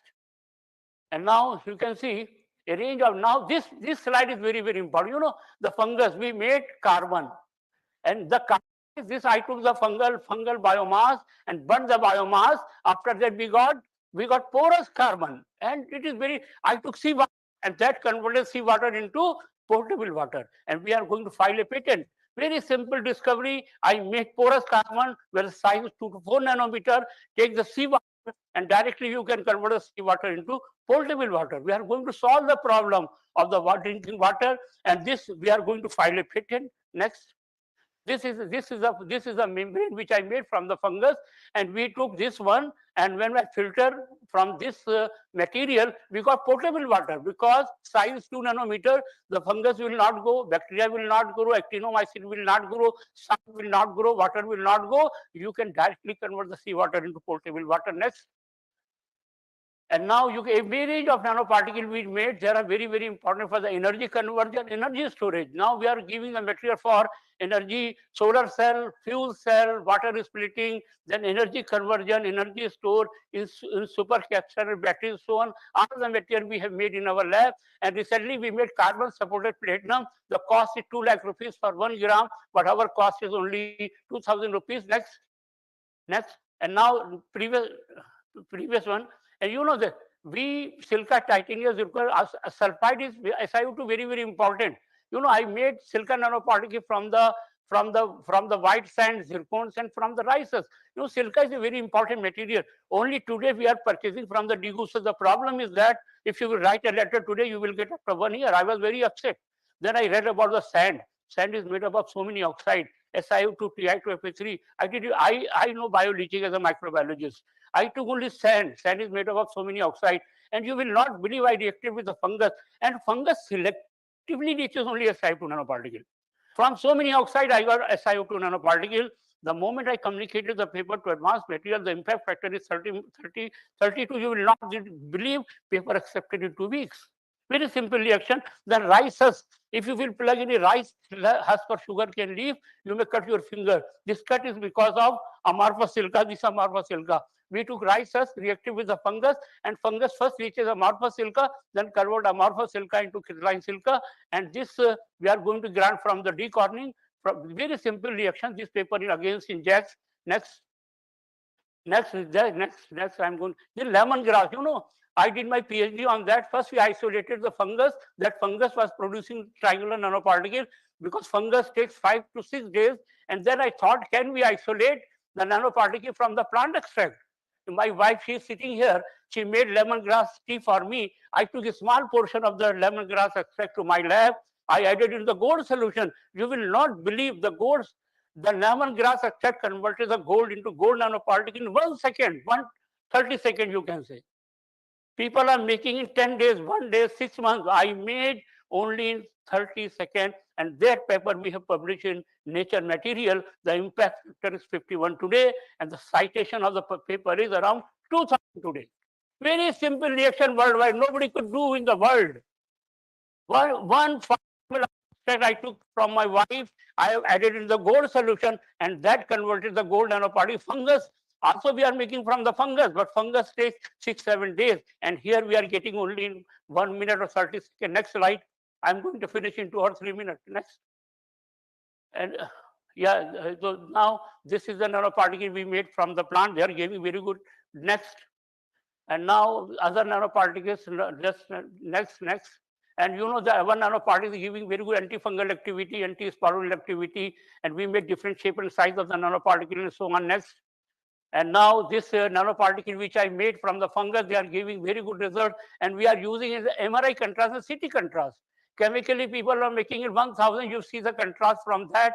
Gadolinium oxide chemically synthesized, and gadolinium oxide from my fungus. You see the cost is around 50 rupees. Here the cost is 5,000 rupees. Working in MRI contrast and CT contrast. Next. And now you can see how the nanoparticle, without nanoparticle, and you see when we added nanoparticle, you see how the nanoparticle fluorescence in nature, very important for the imaging and diagnostic. Next. And now nanoparticle, we made cerium oxide, we are getting very good result. Again, Parkinson. Next. And if you have any problem, you can ask me later on. Again, we made nanoparticles, they are giving the activity better than insulin. We can discuss later on. Next. Madam, how much time I have? Okay, take it. Now finish. Next. Now using these nanoparticles, very good against HIV, very good against the corona. Next. And these are made nanoparticles. These made from the fungus and bacteria both, and they are heating. They absorb the heat. Very important for we can dissolve the cholesterol. No need for stent and all. We are going to solve this problem very soon. You can take our nanoparticle, then angioplasty, angiogenesis is not required. I got nanoparticle of some silica, and they are giving very good retina regeneration in corona, in antifungal, antibacterial, and so on. Next. And now you can see a range of just next slide. So now we can inhibit the cancer. You can see our nanoparticle inhibiting the cancer growth. Very, very important. When the cancer is every part of the body, it is very difficult to control. But now we have developed a very important method. We can control that cancer migration in the next. And now we are making nanoparticle. You know, drug. We are making drug in our lab. Nanoparticle in our lab. We made nanoparticle drug conjugate for targeted drug delivery. Next. And now we have made conjugate, and you can see how the nanoparticles are going in the rat and passing from the urine. Next. A range of nanoparticles we have made. Now we just gold, silver, platinum, very important imaging diagnostic next. And now we are moving because I have already made a range of nanoparticles from the terrestrial organism, terrestrial fungi. Now I want to move. We are going to isolate nanoparticle and drug from the marine organism also, because nobody is touching that area. This is very, very important. We have so much sea area in our country. Next. And now a range of you have seen already how we can convert the seawater into potable. Next. And now the time has come. Now already we have published so many papers, citation. Now the time has come to translate our basic science into process, product, and technology. We have made a range of nanoparticles in our lab, and now we are translating our things into healthcare, agriculture, environment, energy, fuel cell, solar cell, batteries, all the things you can do as a biologist. I'm basically a fungal man, but I was in NCL 23 years. I spent in NCL. We have made a range of nanoparticles. Now I have firm belief any part of the nanoparticle can be made. Now we are making inorganic nanoparticle, killer nanoparticle, organic nanoparticle, graphene nanoparticle, then solid lipid nanoparticle, polymeric nanoparticle, range of nanoparticle. With this, I conclude my talk. Thank you very much. But excuse me because it's very short, so that's why I have to drag the slides. Again, I'm thankful to Mycological Society of India for electing me as a president, and I'm very, very happy. And I request, because all the audience are sitting here, why you are not working on obligate parasite? Why you are not working on the mushroom, some toxic mushroom? And why I'm very upset about that? Because truffle is a very big, very, very important mushroom, but there is so far no reports of truffle from India. I request all the workers to go, please work in truffles and differentiate toxic into non-toxic mushroom, work on obligate parasite, work on mycorrhiza and all. These are very, very important areas. We can work, we can isolate, please join hands. We can isolate obligate parasite in our lab. That will be the first report. And endophyte, I'm very sorry to say, endophytic work, we started when I joined as a GRF in 1986 with Dr. Akhtar Hussain. At that time, we started into all fungi, not endophytic fungi. Any fungi which is coming after 8 weeks, 9 weeks, that may be endophytic fungi. Otherwise, all fungi you are getting after 2 days, they are not endophytic fungi, and you are not going to get the plant compound. If you are going to isolate plant compound, please work on the endophytic fungi. Wait the endophytic fungi to come out after 3 weeks and so on. And thank you very much. If you have any question, I will be very happy to give the answer. So thank you so much, sir. It was a mesmerizing talk rather. And I would have felt like a culprit coming in between you and the audience. It was really worth listening to you, sir. I would like to call the Joint Secretary MSI, Dr. Madhu, to give an appreciation certificate to sir.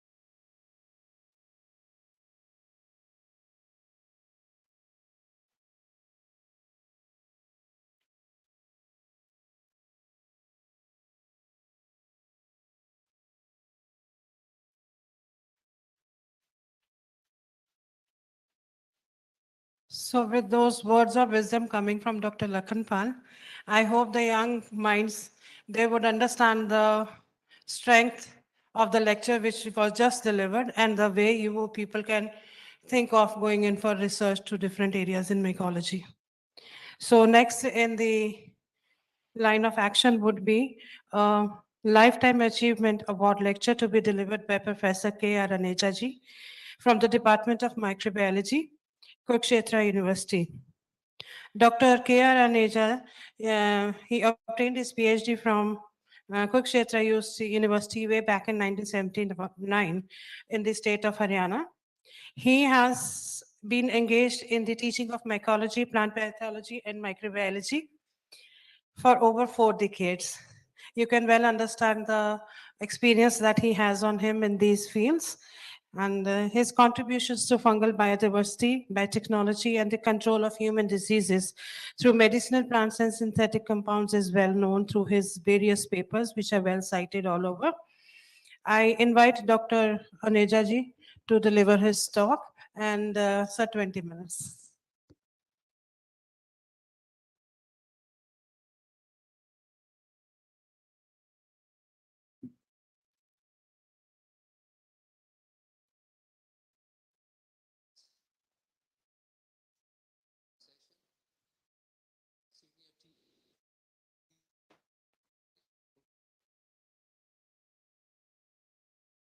This national conference,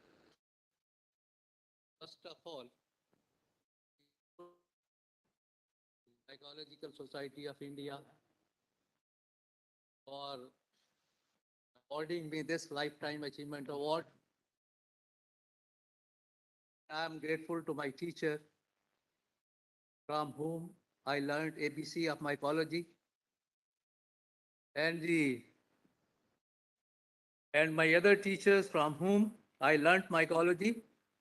I went to Professor K.G. Mukherjee's lab at that time. He was the internationally known mycologist in northern country. Of course, topmost mycologist of our country was the Professor C.V. Subramaniam at that time, who laid the foundation of Mycological Society of India in 1973 and started the first volume of the Journal Kavika in the 1973 itself. I was fortunate to become the lifetime member of this society in 1976, after 3 years after the inception of the society. We have just a lecture on nanotechnology. What that lecture says when we talk of mycology, that is, we want initial budding mycologists who can isolate and identify the fungi from different sources. Because when we talk of the applied mycology, biotechnology, or nanotechnology, if we cannot identify a microorganism, we cannot do anything. Applications come later. First come the basic sciences. And we are lacking the attitude of the young scientists as the basic sciences, as the identification of mycology is concerned. Really, it is difficult to identify a fungus because identification is not that easy as we think so, as the other taxonomies, whether they belong to what we call the angiosperms, bryophytes, pteridophytes, they are easy to identify, but identifying a fungus is very difficult. We know how we started our mycology during our days when infrastructure was not available. Of course, molecular biology was not at all, it was only on the basis of the morphological characteristics. And when we talk of the different groups of mycology, of course, old taxonomic classification was Phycomycetes, Ascomycetes, Basidiomycetes, and Deuteromycetes at that time when we were students of mycology. Of course, now we know what is the status of mycology. And when we talk of the fungal diversity, there was a paper by G.C. Ainsworth, topmost mycologist of the world. And you might have heard the Dictionary of Fungi by Ainsworth. In 1991, he reported that there are about 1.5 million species of fungi which are occurring around the globe, which have not been identified. Only at that time 70 to 80,000 fungi were identified when I am talking of 1991. And now the estimates on the basis of what we call as the morphological characteristic features, they are the basis, they are the backbone. And then we talk of the molecular DNA techniques. What has been estimated now, there are 12 million species which are there in nature, occurring in nature in various habitats. And out of these 12 million species, we have identified nearly 150,000 species as the latest information in fungal biodiversity is. And how much time it will take? That will take another thousands of years if we have to identify the 12 million species which are prevalent in nature. These are the estimates. There's a recent paper in 2022. There's a recent paper I have gone through just one day advance when I was coming here for attending the conference. 12 million species estimated and 1.5 lakh species which have been identified. Now, when we started, as we say, taxonomy is difficult, but how to start this taxonomic, basic taxonomy? When we talk of the, what we call as the Mycological or Zygomyces fungi is concerned, the methodology or the textic feature, they are different.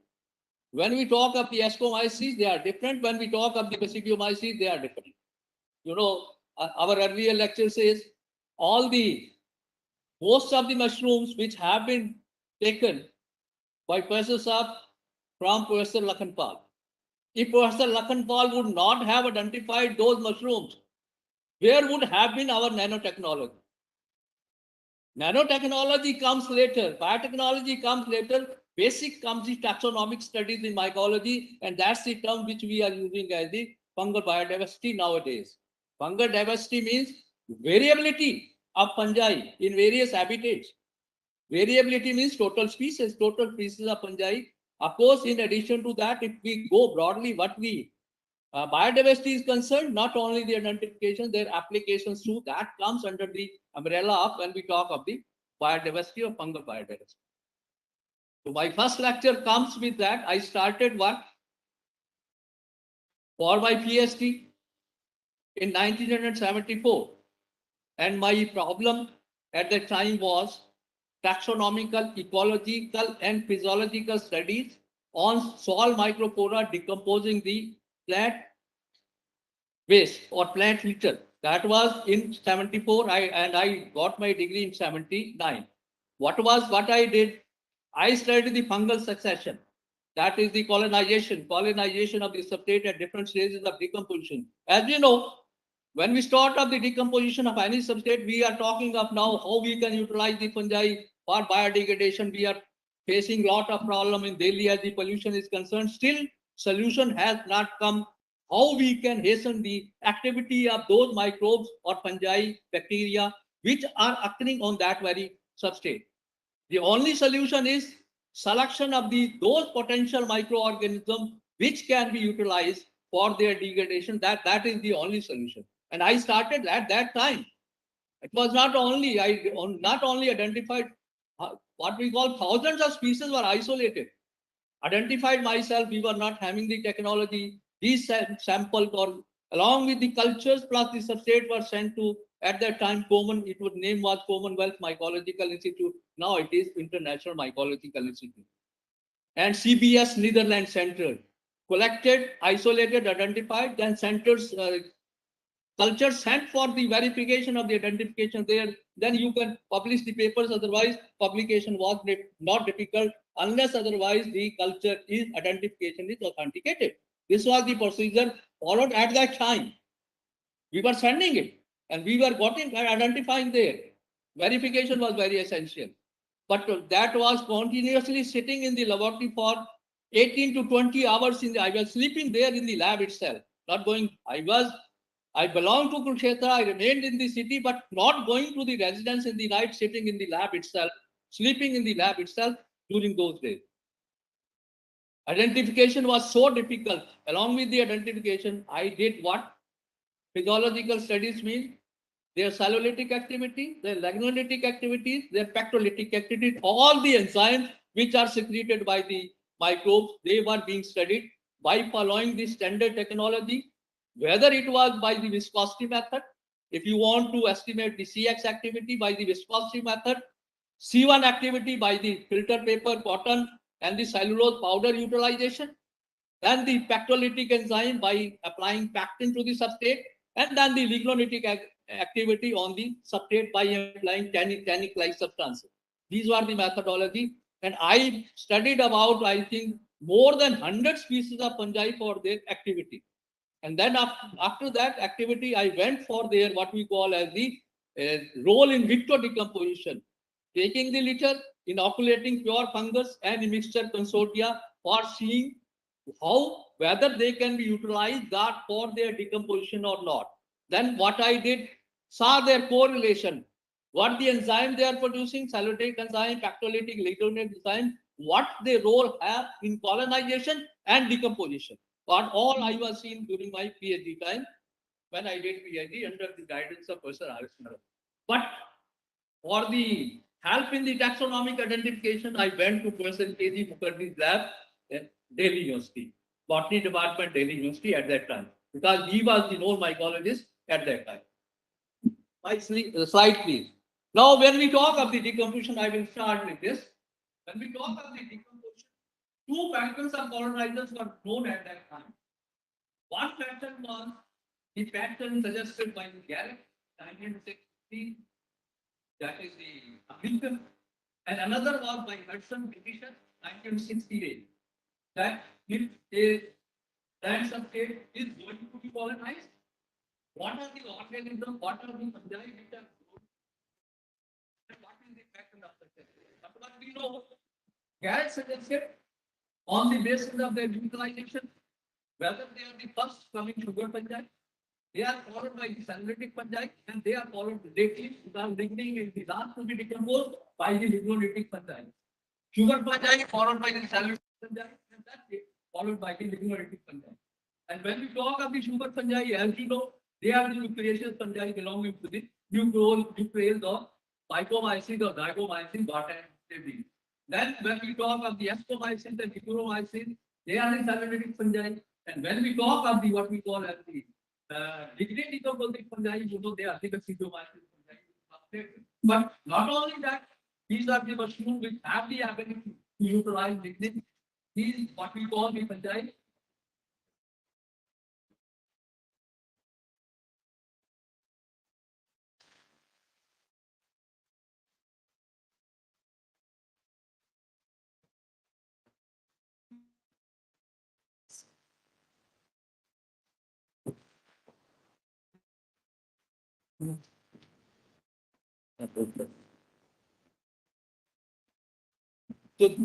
The fungi which belong to the Deuteromycetes, they have the ability to utilize lignin, and they are seen when we talk of the what I took three substrate: Desmostacea bipinnata, grass litter, Chenopodium album, herbaceum, and mixture of grasses for studies. And when I saw the decomposition, not the samples were decomposed at the soil surface, below the soil surface, and in the aerial at three different positions as the decomposition pattern was seen at that time. My first slide. These are research areas. Of course, I started from the basic taxonomical studies, or when we talk of the diversical studies, then I went to their application. That is the how they can be used for the application of the mushrooms is Agaricus bisporus is concerned. As their ability is concerned, it can be utilized for their stimulation because thermophilic fungi are involved. I worked on the thermophilic fungi. Then my other area was activity of herbal plants. That activity, that is the food spoilage, and then lastly I worked in the area of mycoherbicides. First slide, please.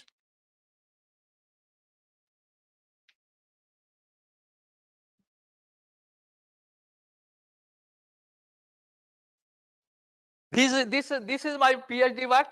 Different. That is the succession of fungi, production of the extracellular enzymes, cellulitic, pectolytic, lignolytic, and their potential exploitation in the decomposition as the individual role is concerned.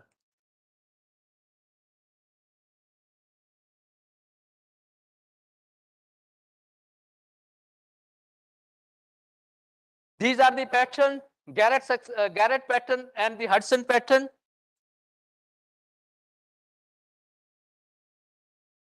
Oh, Nira. This is the discuss because time is very less. These are the papers which have been published in this area, whether it is the taxonomy, whether it is the pattern of colonization and the role in decomposition. What is the important in this is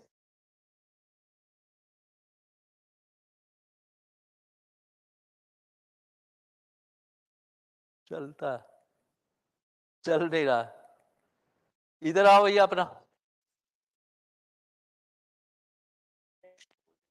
अच्छा अच्छा ठीक चलिए आप next बोलिए next how much I have identified 42 fungi and all these I have identified 100 of fungi but out of these 42 have been reported to be new record from the country substate as well as from the globe. Next, these are cases of all those fungi which have been published. Next.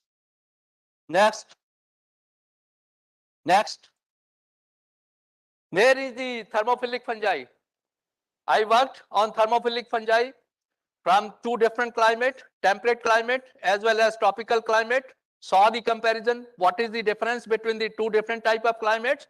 What was the interesting? It was not only that the tropical climate is having the higher temperature and you will find the thermophilic fungi more. It was not. It was reverse to that.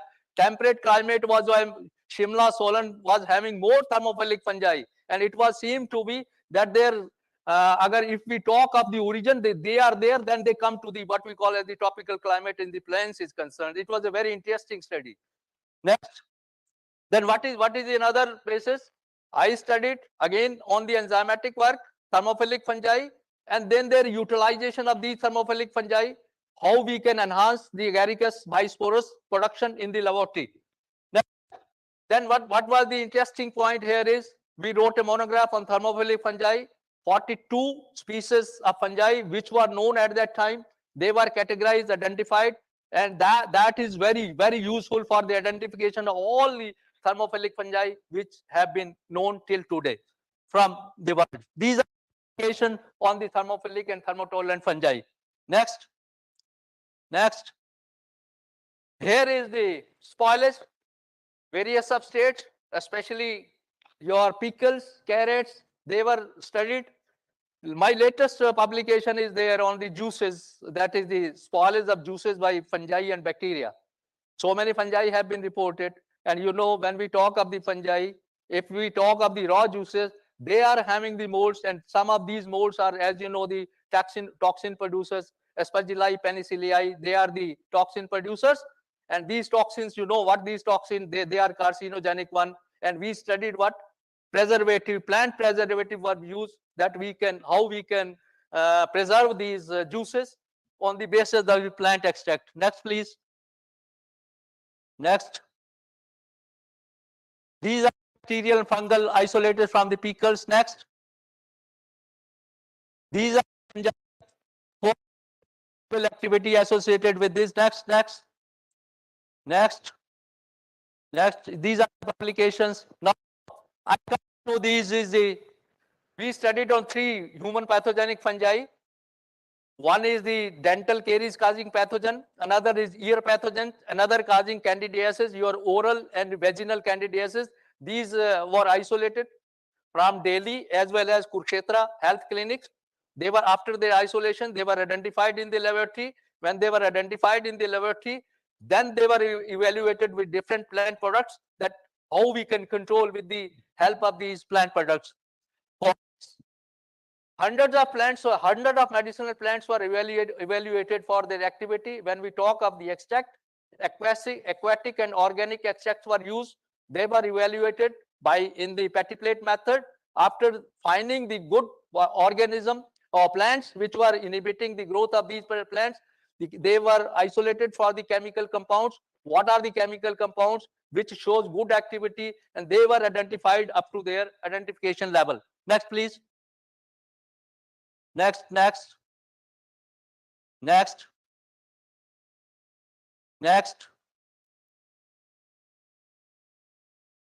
These are the ear, that was the dental caries pathogen. This is against the ear pathogens. Next. Next. Next. These were the two compounds which have been isolated. One another from the jugulus regions which have been identified.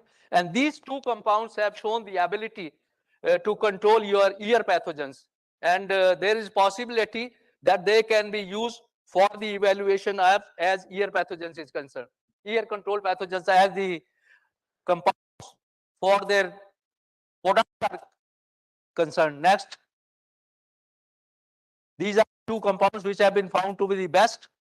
They have been found to be positive. They have found the ability to control your ear pathogens, that is the fungal pathogens, bacterial pathogens, both gram positive and negative, means they are wide spectrum in activity. Next. Next. These are applications in this area of research. Now, in addition to that, what was done in our laboratory, that we evaluated the plants for their antimicrobial activity against these pathogens. Then we interacted with the chemistry department and the pharmaceutical department in Kushetra University itself. What were they doing? They were synthesizing the compounds, and these synthesizing compounds were analyzed by us for their antimicrobial activity, and over 50-60 papers, high impact journals have been published in coordination with the chemistry and pharmaceutical departments. Next.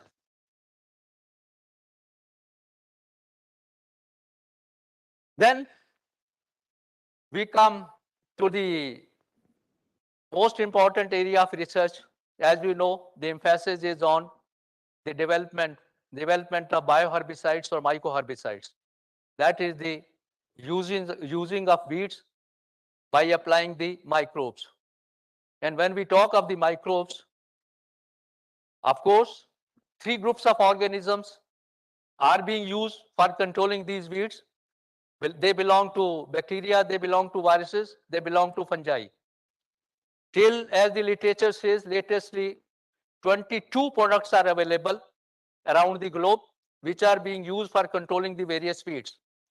And out of these 22 products, there is only one fungal product and one or two virus product. Rest all belong to the fungi, all fungal pathogens.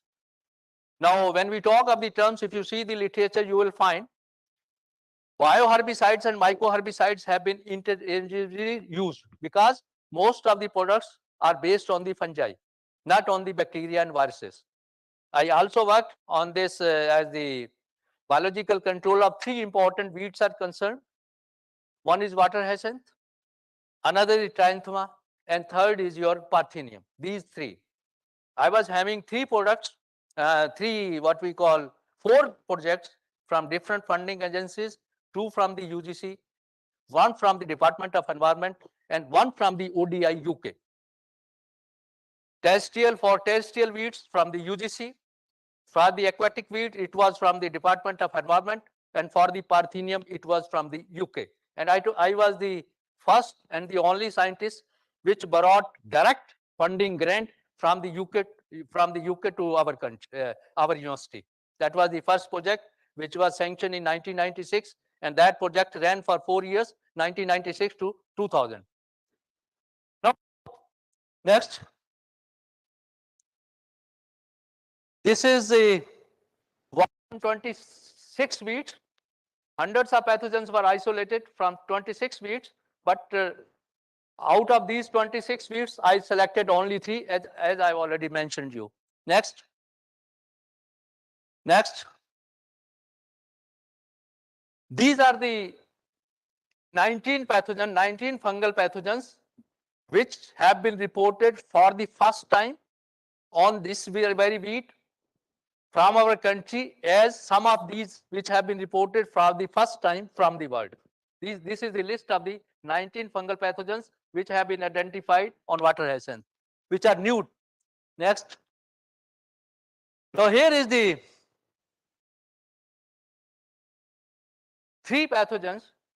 Out of these, 7 fungal pathogens have been tested for their potential whether they can be used for controlling the water hyacinth or not. Out of these fungal, 7 fungal pathogens, it is very simple. I'm explaining in one word. But when we talk of the evaluation of a one product, it's a very lengthy process. It takes 5 to 7 years. If you start with one fungal pathogens, if you have to reach for controlling it, minimum 5 to 7 years are desired. Because if we have to start with the work on a mycoherbicide, first what we have to do, we will have to go to the field for selecting the virulent pathogens.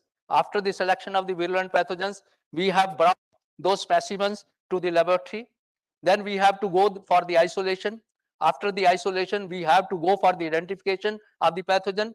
After the identification of the pathogen, we have to go for testing of the pathogenicity and cost postulate. When pathogenicity and cost postulates are proved, then we have to go for the evaluation. And when we have to go the evaluation, if it is found it is controlling in vitro conditions, then will have to go to the vivo condition. If it is controlling in the vivo condition, then we will have to go for testing its toxicity. Then after the toxicity, the most important parameter is we have to test for its host specificity, whether it is host specific or not. Because a fungal pathogen, if it has to be used as a mycoherbicide, cannot be used as a mycoherbicide unless otherwise it is found to be a host specific. And this is what we call as the scheme if we have to start for the starting of any organism to use as a biocontrol agent or to be used as a mycoherbicides. So these are the 3 fungal pathogens which have shown the activity, which have shown the activity which can be exploited for biocontrolling it by use of the fungal pathogen. Because what is going on, if we talk about the country, till now no herbicide is available. Of course, the work was the biological control of the weed in our country started in 1970 itself. In 1970, in the South, water hyacinth, there was a paper which was published. Alternaria shorni was reported, published for the first time. That was the new fungus which was reported from South India by Nagaraj and Punappa in 1969-70 for the first time. Before even what we call as the Americans are concerned, they reported later on, they started the control of weeds later on, and the fungus was reported first in our country. But the work was carried over for its as the evaluation is concerned. The work remained as such. Publication was there.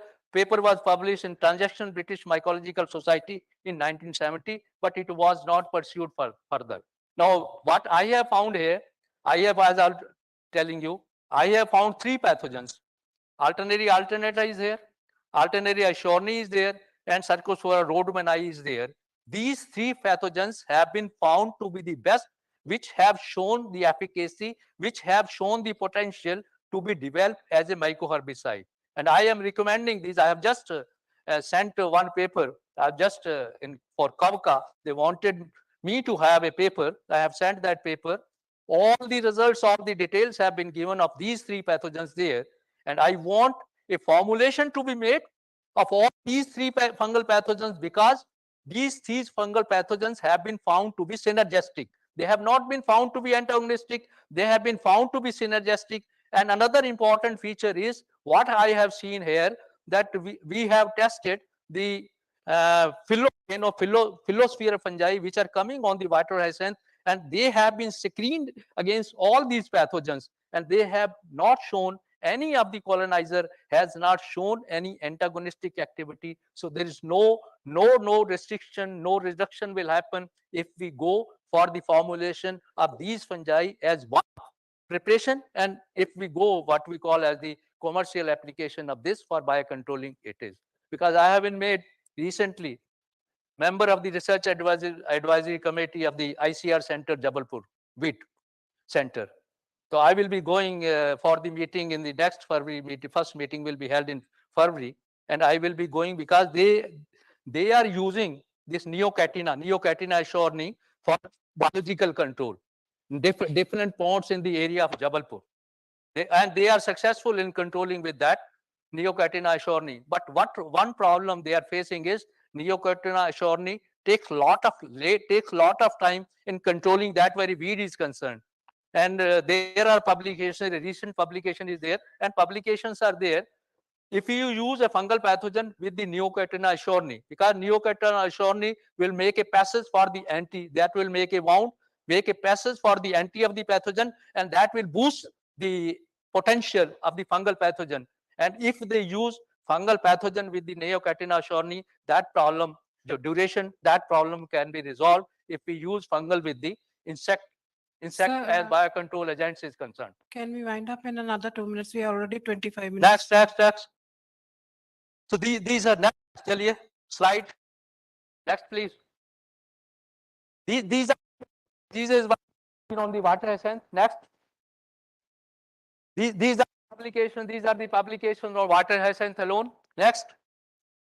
Here is the control of Parthenium. I was having a project from UK on the control. Only 2 pathogens have been found to be efficacious for controlling this. One is Cercospora partheniphylla and another is Alternaria geni in our country. Next. This is the formulation which have been made by me on this as the horse porcelain. Trianthema is concerned. Gabarenth. I have given this name. This formulation is based on the fungus Gibago trenthmi. Trianthema is the host. Gibago trenthmi is the fungus. And this fungus is a very interesting and unique fungus. And what is the special? This fungus was reported first of all from the United States of America on this very host.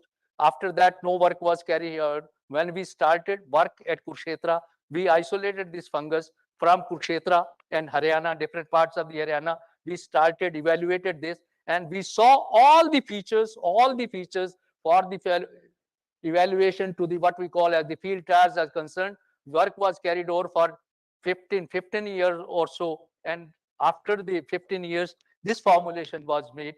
Based on the next. Here the next. These are the six fungal pathogens which have been reported on this very host from Kurukshetra itself. Next. These are the publication on this Trianthema gibago and other pathogens. Next. These are publications on this Trianthema. Next. Now, this is the last slide I was telling you as the fungal diversity is concerned. You see, this is the latest report. I was telling you, Gautam et al. 2022. This is the recent paper which has come on the diversity, fungal diversity is concerned. All these have been given, and what is estimated now, I have told you that 12 million species. The estimates say there are 12 million species which are occurring in nature on different spreads. And if we start as the rate of identification is concerned, if we have to identify these estimated species which are occurring in the nature, that will take 1,000 years so, which has been suggested by these authors. This recent paper says this is on the fungal diversity. Next. Now here, this is the list of the 10 books. There are 3 edited books and 9 authored books. 9 authored, 3 edited, and there are 2 volumes which have been written by me, authored by me, edited by me. Next. Now here is the 2 books have been released today in the morning session. This is the another book which I wrote in 1991. First edition of this book, Experiment. Some of you will be aware of this book. It was written in 1991. And the 6th edition of this book is likely to be released in January itself. And this is the photograph of that 6th edition. It has not been released. It will be released in January 2023. Next. So this is if we have to see, nature is there. We are getting so many things from the nature. But there was another paper that there are over 50 fungal formulations are there which have been commercialized till today. This is a recent paper. All these details have been given in that. But story doesn't end here. There are not only 50, as nanotechnology says, there are so many products which are which want to be explored from the fungi. Now we have to work again on the fungal diversity. That is the identification to their applications if we have to do it. And this is for the budding scientists that they have to do more. Lot of opportunities are there, but what is there? Hard work, determination is desired if we want to achieve that objective. Next. Here is, I'm very thankful to my scholar, Dr. Vikas, who helped me for preparing all this as the presentation is concerned. I'm very grateful to him for that this presentation is concerned. Thank you.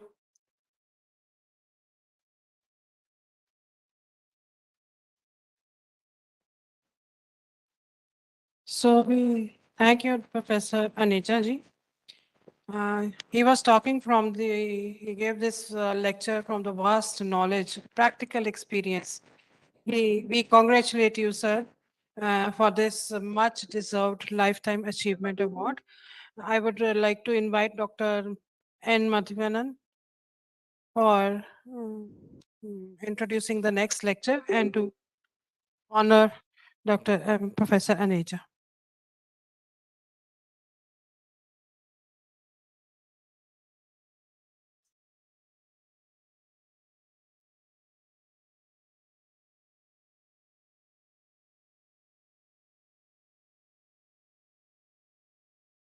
I invite Professor Lakhan Palji to present the certificate of appreciation to Dr. Aneja.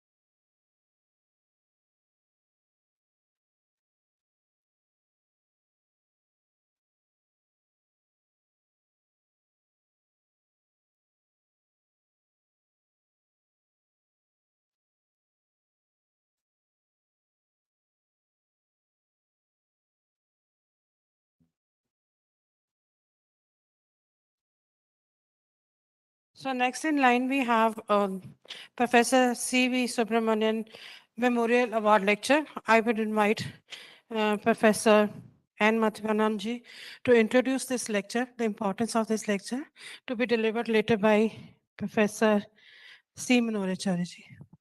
Thank you, Chairman, for inviting me to read out the biography of the eminent mycologist, who is the founder of Mycological Society of India, none other than Professor C.V. Subramaniam. Most of the senior mycologists know very well about the contribution of Professor C.V. Subramaniam. This is for the benefit of the young mycologists and all those students participant. I would like to read the salient contribution of Professor C.V. Subramaniam. Though the detail is very lengthy because of want of time, I wanted to cut short. Very important points I wanted to read out quickly. Late Professor C.V. Subramaniam, affectionately referred to as CVS, was an internationally renowned and most distinguished mycologist of our country. Professor Subramaniam was a complete mycologist. His knowledge of fungi extended much beyond the hyphomycetes. He was one of the first to grasp the importance of diversity studies in different ecological habitats and apply these in systematics of fungi. Late Professor Subramaniam's academic distinction to the growth of science of mycology have been recognized both in India and abroad. C.V. Subramaniam was born on 11th August 1924 in Ernakulam, Cochin. Now the Kerala state, previously is the Cochin state. CVS was only 11 years old when his father was passed away. The young CVS was brought up and educated by his mother, Mrs. T.D. Parvati Ammal, to whom he later dedicated the massive volume Hyphomycetes. CVS had his early education at Sri Rama Varma High School, Ernakulam, from 1931 to 1939, and Maharaja College, Ernakulam, 1939 to 1941. He did BSc Honors with first class and first rank and MA from the Presidency College, Madras. CVS later joined the Madras University Botany Laboratory, previously it was known as UBL, to work for his PhD degree under the supervision of the legendary Professor T.S.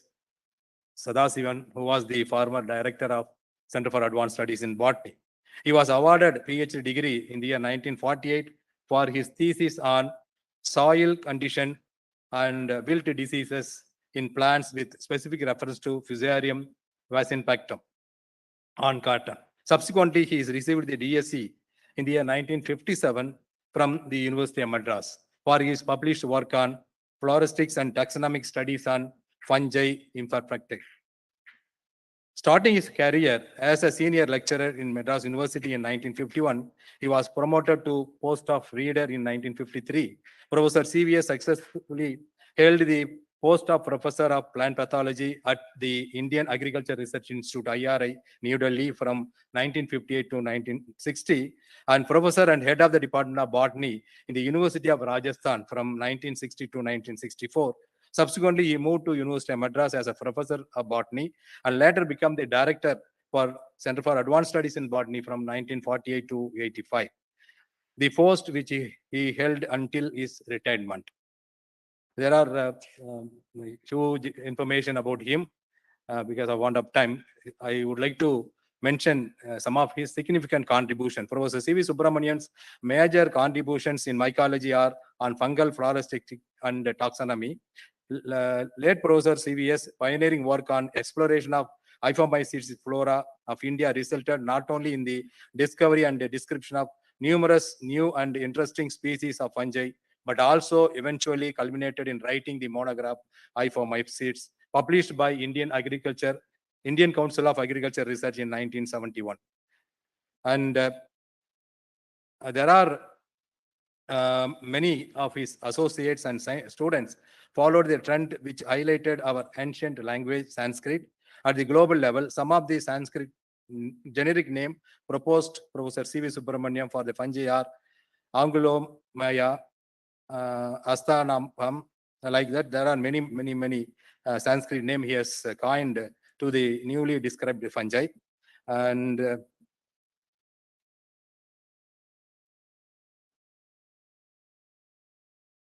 he is involved in establishment of International Mycological Association Committee for Asia.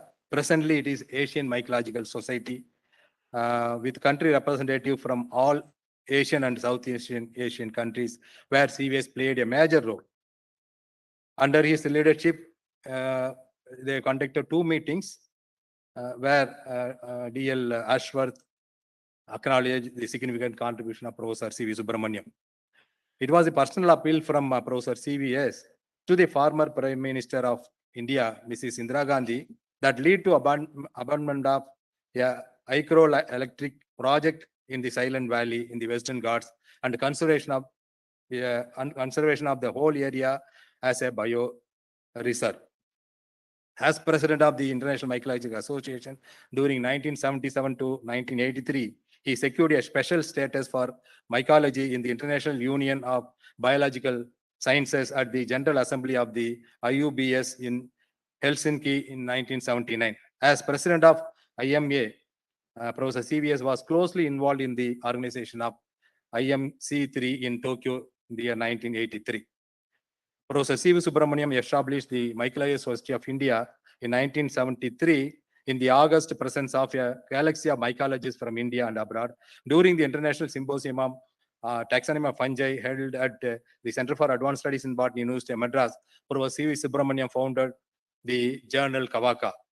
Fungus in Sanskrit name, Kavaka means fungi, fungus. Now it is named as a transaction of mycologists of India.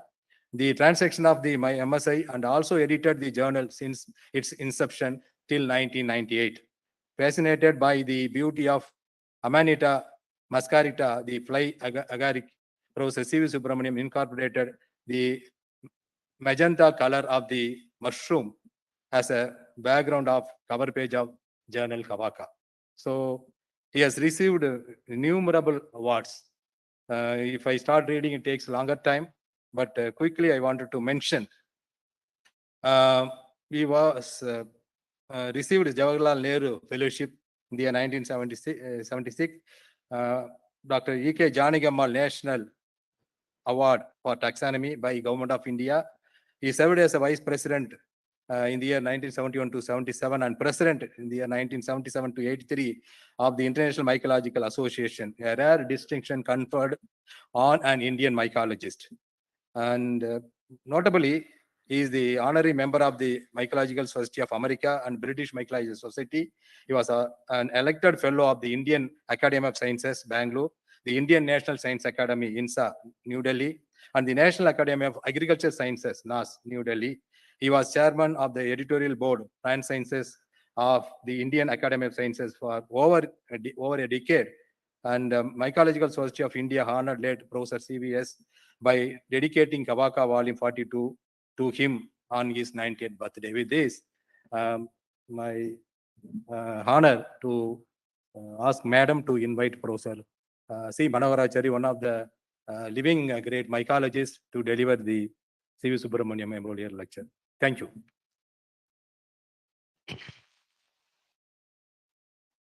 Thank you, sir.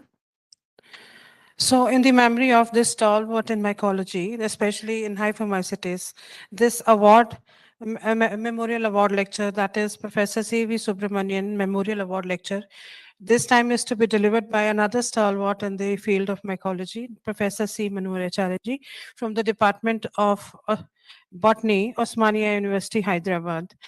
He has more than 40 years of experience, 16 books to his credit, and has more than very meaningful 400 research papers to his credit. And he has nurtured more than 50 PhD students who are well placed at different places.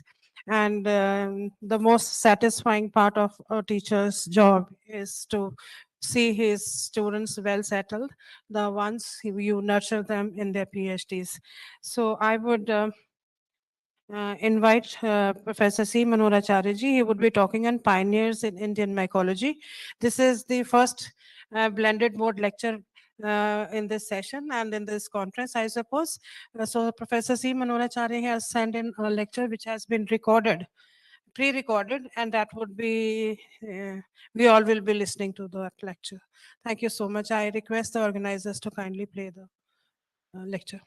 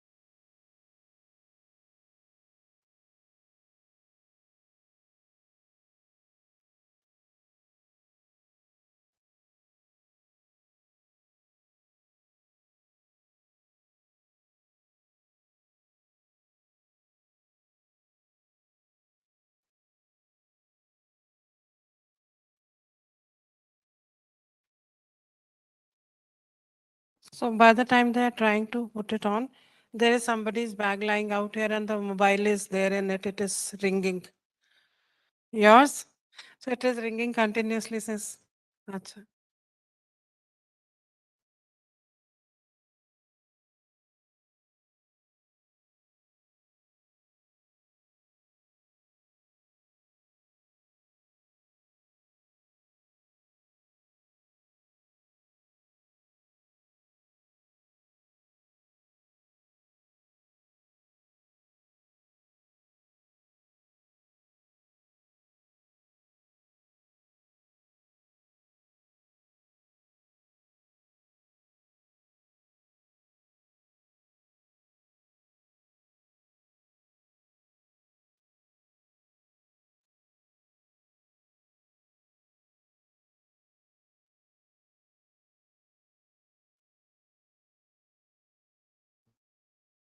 Dr. Saab, can we call Dr. C. Manorachare?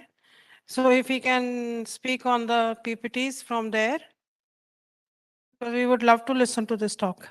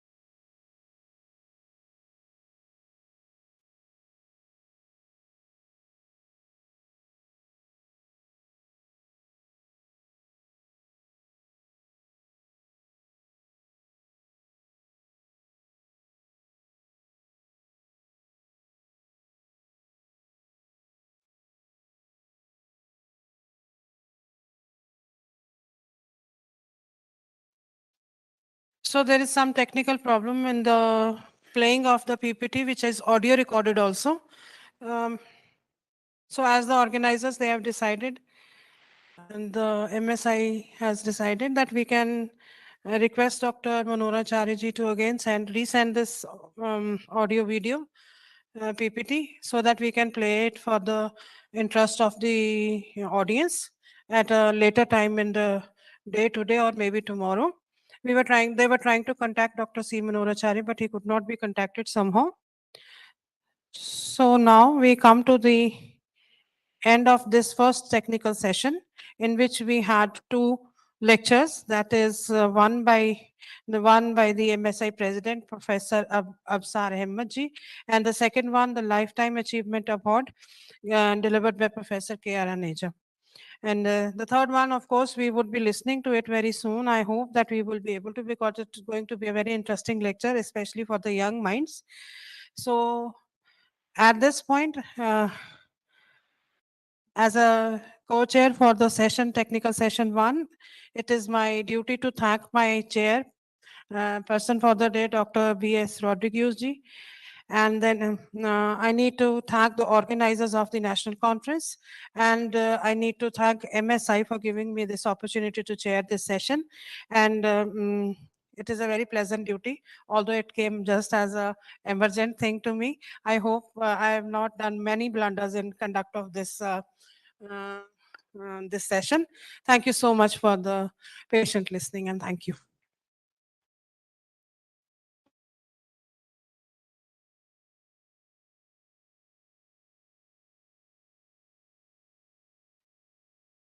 Thank you very much, ma'am. Now I request Dr. Sahi, Organizing Secretary, to present memento to Co-Chairman, Madam Munirij Kaur.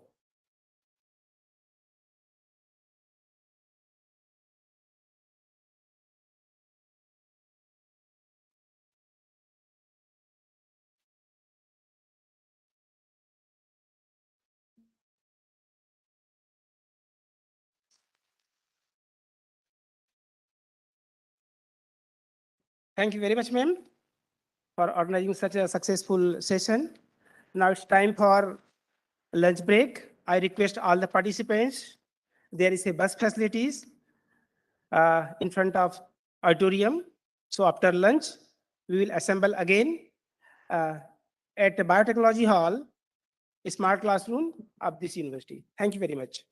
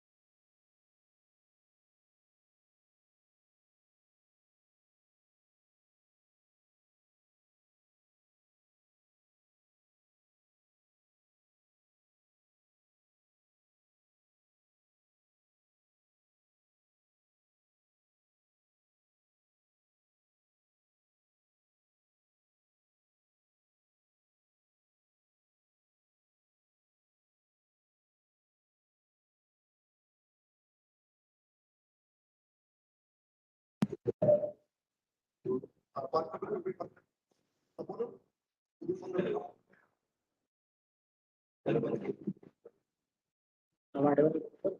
I audible?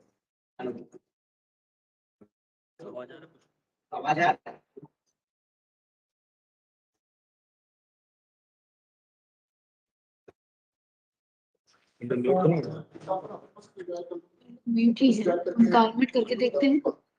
बोलो पूछो पूछो laptop के चाहिए ना एक ही आप सब।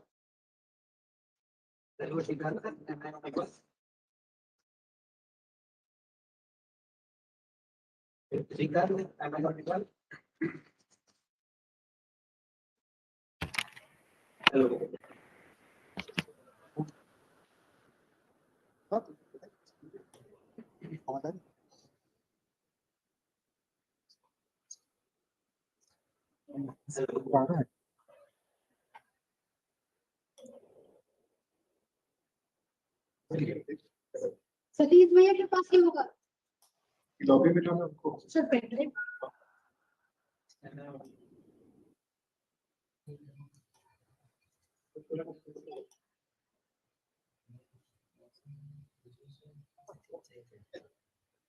यहाँ ये भी नहीं आ रहा। अच्छा वीडियो तो स्टार्ट नहीं हुआ। वीडियो स्टार्ट कर सकता है।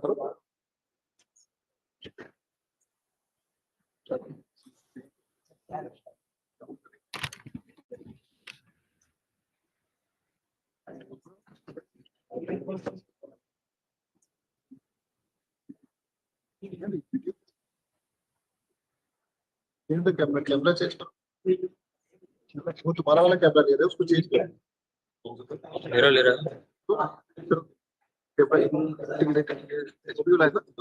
ये है HP नहीं, HP वाला इंटीग्रेटेड वाला।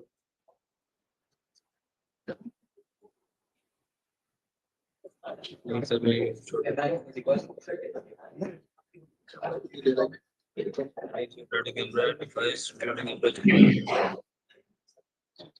चेंज किया।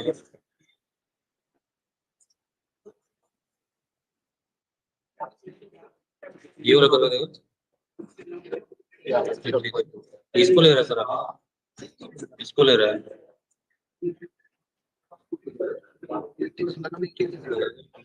कनेक्शन है क्या इसका? देखिए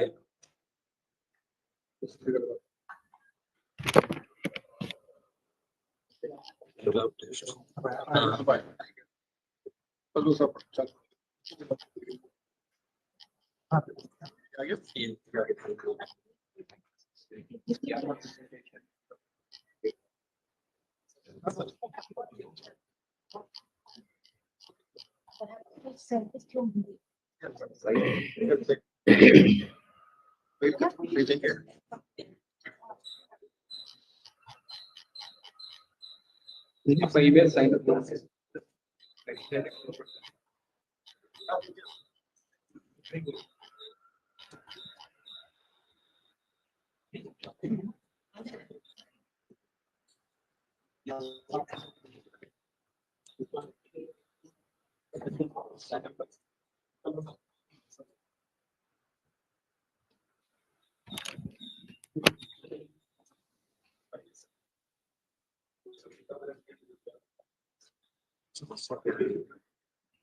सर थोड़ा सा ये हैंडलिंग में कुछ दिक्कत आ रहा है। कैमरा हैंडलिंग बस ठीक है। ये ठीक है जी सर। बस ये जैसे बोलेंगे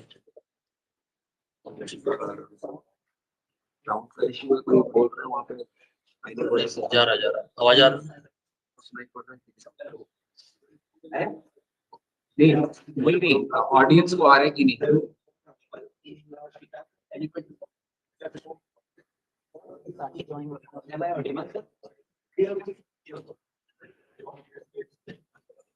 कोई कुछ बोल रहे हैं सर? कोई कुछ बोल रहे हैं? सब सेट किए हो ठीक? सुनो ना, अपने अपने लोगों को भी ज्वाइन करवा दो। हाँ बोले हैं सर। साक्षी को बोलो।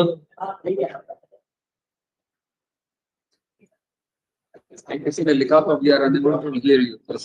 चैट बॉक्स खोलिए। We are unable to unmute.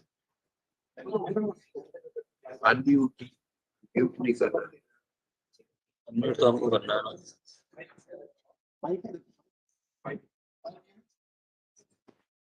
यही है, इसी को दो। Sir 2 minute.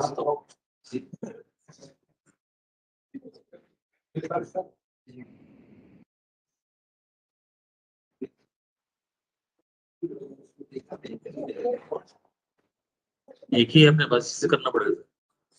एक ही ब्लूटूथ से करना। एक लैपटॉप एक कनेक्ट है।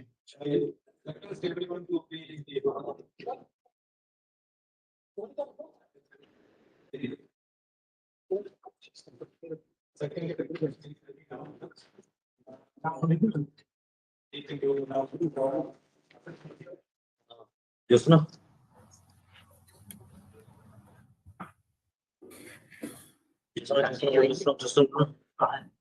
ये जोशना बोलो ना।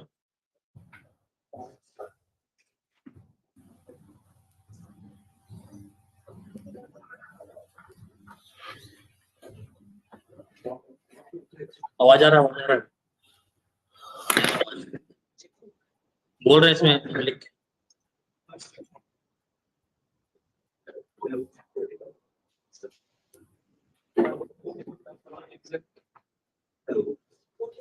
आ रहा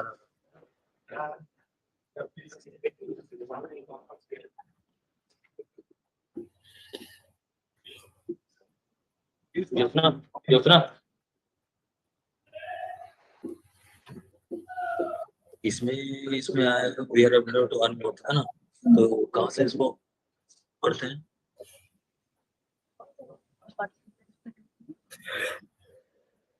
एक साथ अच्छा अनम्यूट कर।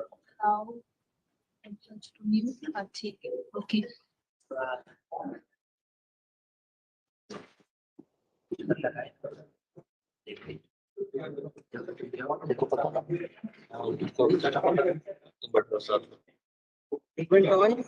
आ रहा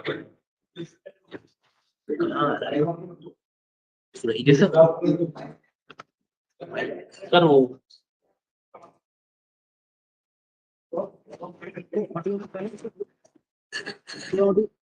आवाज क्यों नहीं आ रही है? स्पीकर से Your voice is not here.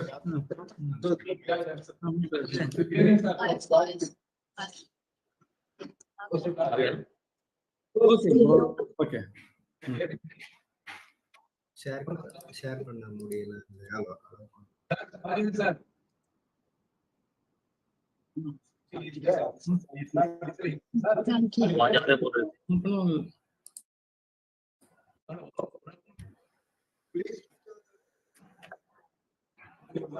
Mute तो नहीं है ना?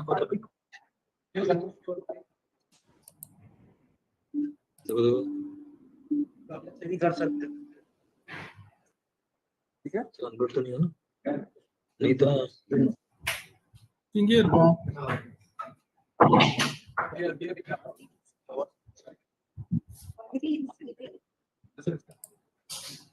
इनकी आवाज नहीं आएगी सर इसमें। आवाज आएगी इसमें करनी है।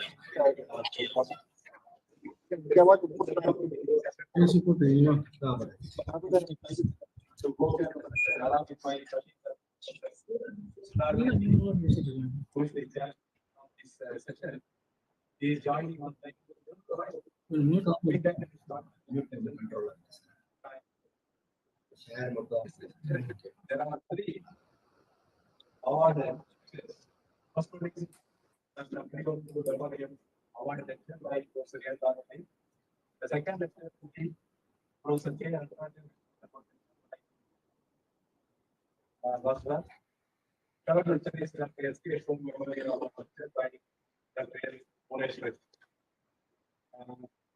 To begin with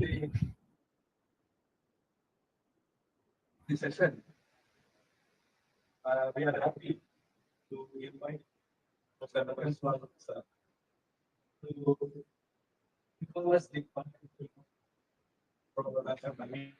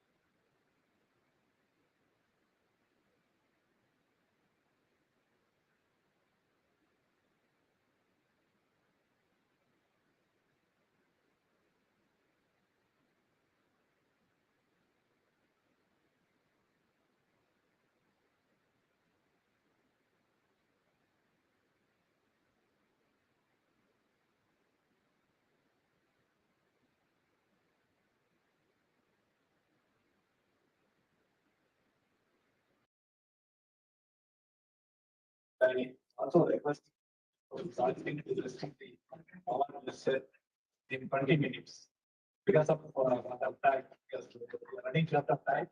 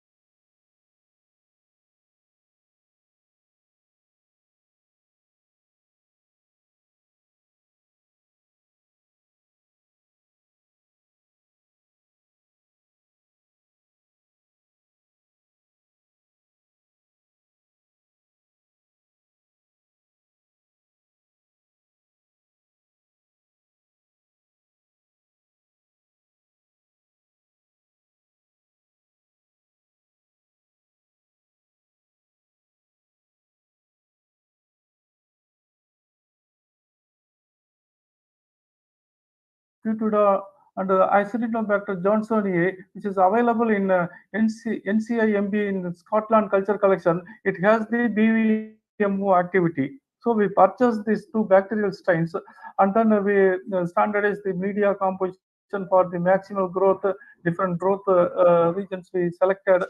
From this, we found that some biochemical aspects also we studied the utilization of reducing sugars to partially characterize the two isolates. Got it from the Scotland Culture Collections. We found that these two isolates, Acinetobacter johnsonii and Pseudomonas putida, they are capable of producing the calibin A in the presence of curcumin in the culture media. And this is the HPLC chromatogram, and we found that the chromatogram shows that the presence of calibin A from 24 hours of growth after adding the curcumin in the broth. So this is the very interesting and important finding of output to generate the calibin A within 24 hours. And HPLC chromatogram also supports that the presence of calibin A from 24 hours of growth after adding the curcumin in the broth, as well as the effect of different media in the production of calibin A by bacterial cultures. We used three different media, and then we found that the MTSV media is very prominent in getting the more quantity of the calibin A in 48 hours in case of Pseudomonas putida and 72 hours in the case of Acinetobacter johnsonii. And the enzyme activity also we tested these two isolates. We got the same trend of results. And interestingly, we submitted the US patent in August 29, 2019. The patent was granted in the bioconversion of curcuminoids to calibin A by both Ovatus for the fungal endophytes as well as the bacterial isolates. We got it from the Scotland Culture Collections. And then biological activity we tested for the isolated curcumin, the particular antimicrobial activity we used calibin A as well as the analogs of different types of calibin A we tested, and we found that two bacterium, that is enterotoxigenic E. coli and the enteroaggregative E. coli, these two pathogenic bacteria is having inhibition activity by the presence of calibin A. And we tested with some of the test I am showing here. It shows the B plate shows the compounds of 1 to 3 against enteroaggregative and enterotoxigenic E. coli cells. So this is the confirmation of the antimicrobial activity against these two isolates. And then the MIC and the MBC test also we performed. We got the same kind of positive results against the EC and EAEC isolates. And this work is also filed in US patent, but still it is in the under the process. We are not granted so far. We are waiting for the grant of this second patent in this activity. And to conclude this work, calibin A and its derivatives can also be used independent of curcumin for restricting the harmful bacteria, and it is worth trying calibin compounds for combating harmful bacteria, particularly E. coli, strains. And coming to the anti-cancer activity, cancer cell line, two breast cancer cell lines like this, and then liver cancer, two liver cancer, different cell lines. We use this for anti-cancer aspects, and then colorectal cancers cell line to used for the anti-cancer activity. And we found that the studies made here showed the calibin A has much lower activity than curcumin in some cancer cell lines, while in HPG cell line there was no significant with colorectal cell lines were more encouraging. So with this, we just systematically started our work from screening the calibin A from the turmeric, and then we isolate the endophytic fungus and identify the BVMO enzyme for its activity, and we got a very interesting results. This is the base for the technology development, and we based on this results, we selected some of the bacteria which are very potent in converting the curcumin to calipinase using the BVMO enzyme, and we could make the production of calipin A from 0.005% to we use some fermentation system, larger fermentation system. We make 4 batches per month, and in each batch we could generate 25 kilogram of calipin A, and in a month we can generate 100 kilogram of calipin A from this bacterial fermentation system. So with this significant results and also good patent we published and granted one US patent.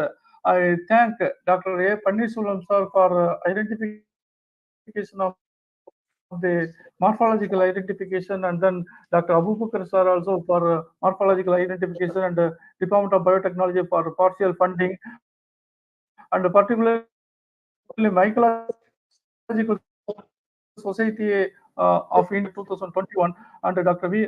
Agnipatru Memorial Lecture Award presently today. And also I thank Dr. Madhivanan, the co-chair, who was incidentally the vivace examiner of the PhD candidate who carried out this kind of bioconversion of curcumin to calipin A, and he really appreciated the candidate's efforts during the vivace examination. With this, I once again thank the Secretary, Dr. Raman sir, then Treasurer, Dr. Arti sir, Dr. Mohanachari sir, and then Dr. Absar Ahmed for giving this excellent opportunity. Thank you, one and all.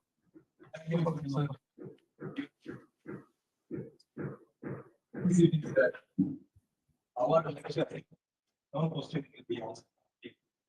Now, my chair, Professor Rajat is right. I invite him to make the remarks on this lecture and also thank the speaker. Yeah, Maria, are you there? Yeah. Yeah, please continue. Yeah. Okay. So since he's asked me to continue, we thank the university, Professor Rajat, for telling me this. Very happy to go to memorial lecture, which is on the interpretive fungus mediated production of calipin A from Cucuma species and its biological application. What was done very well, and it is also highlighted that the company from Bangalore, now they are taken it as a commercial level, and then producing production is increased fourfold from 22 kg to 30 kg. So these are once again behalf of the is audible. Please raise the volume. It is not audible. Please raise the volume. I request organizers. Please raise the volume. So they are unable to hear. So I thank once again Mr. Rajat for accepting the award. The volume is, I think. Thank you, Professor Rajat. Thank you, sir. Thank you all.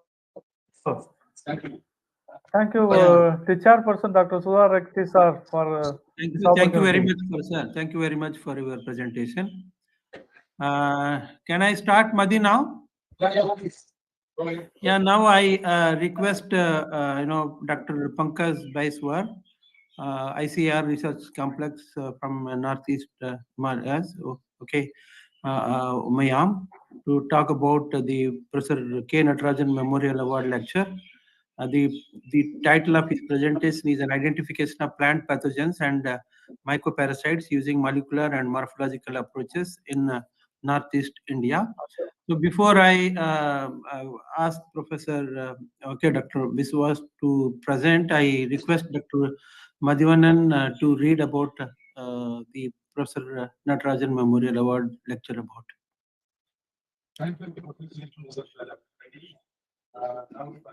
You are not audible as usual, so can you just ask them to raise their volume? No, not yet. No. No. No, you are not completely audible. Because I don't have that, otherwise I should have read it.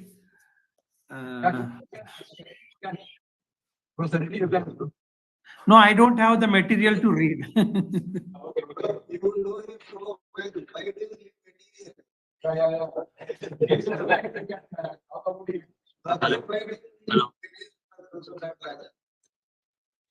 Since I'm not able to stop, you can He can walk up to the podium and read it. No, sir, that is not. Podium has the mic. Is it working now? Yeah, you go ahead now with this. It is okay. Same answer. He was the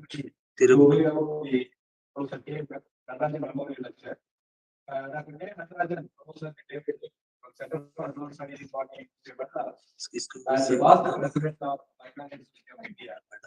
He has first year 2008, which recently happened to be his 65th birthday.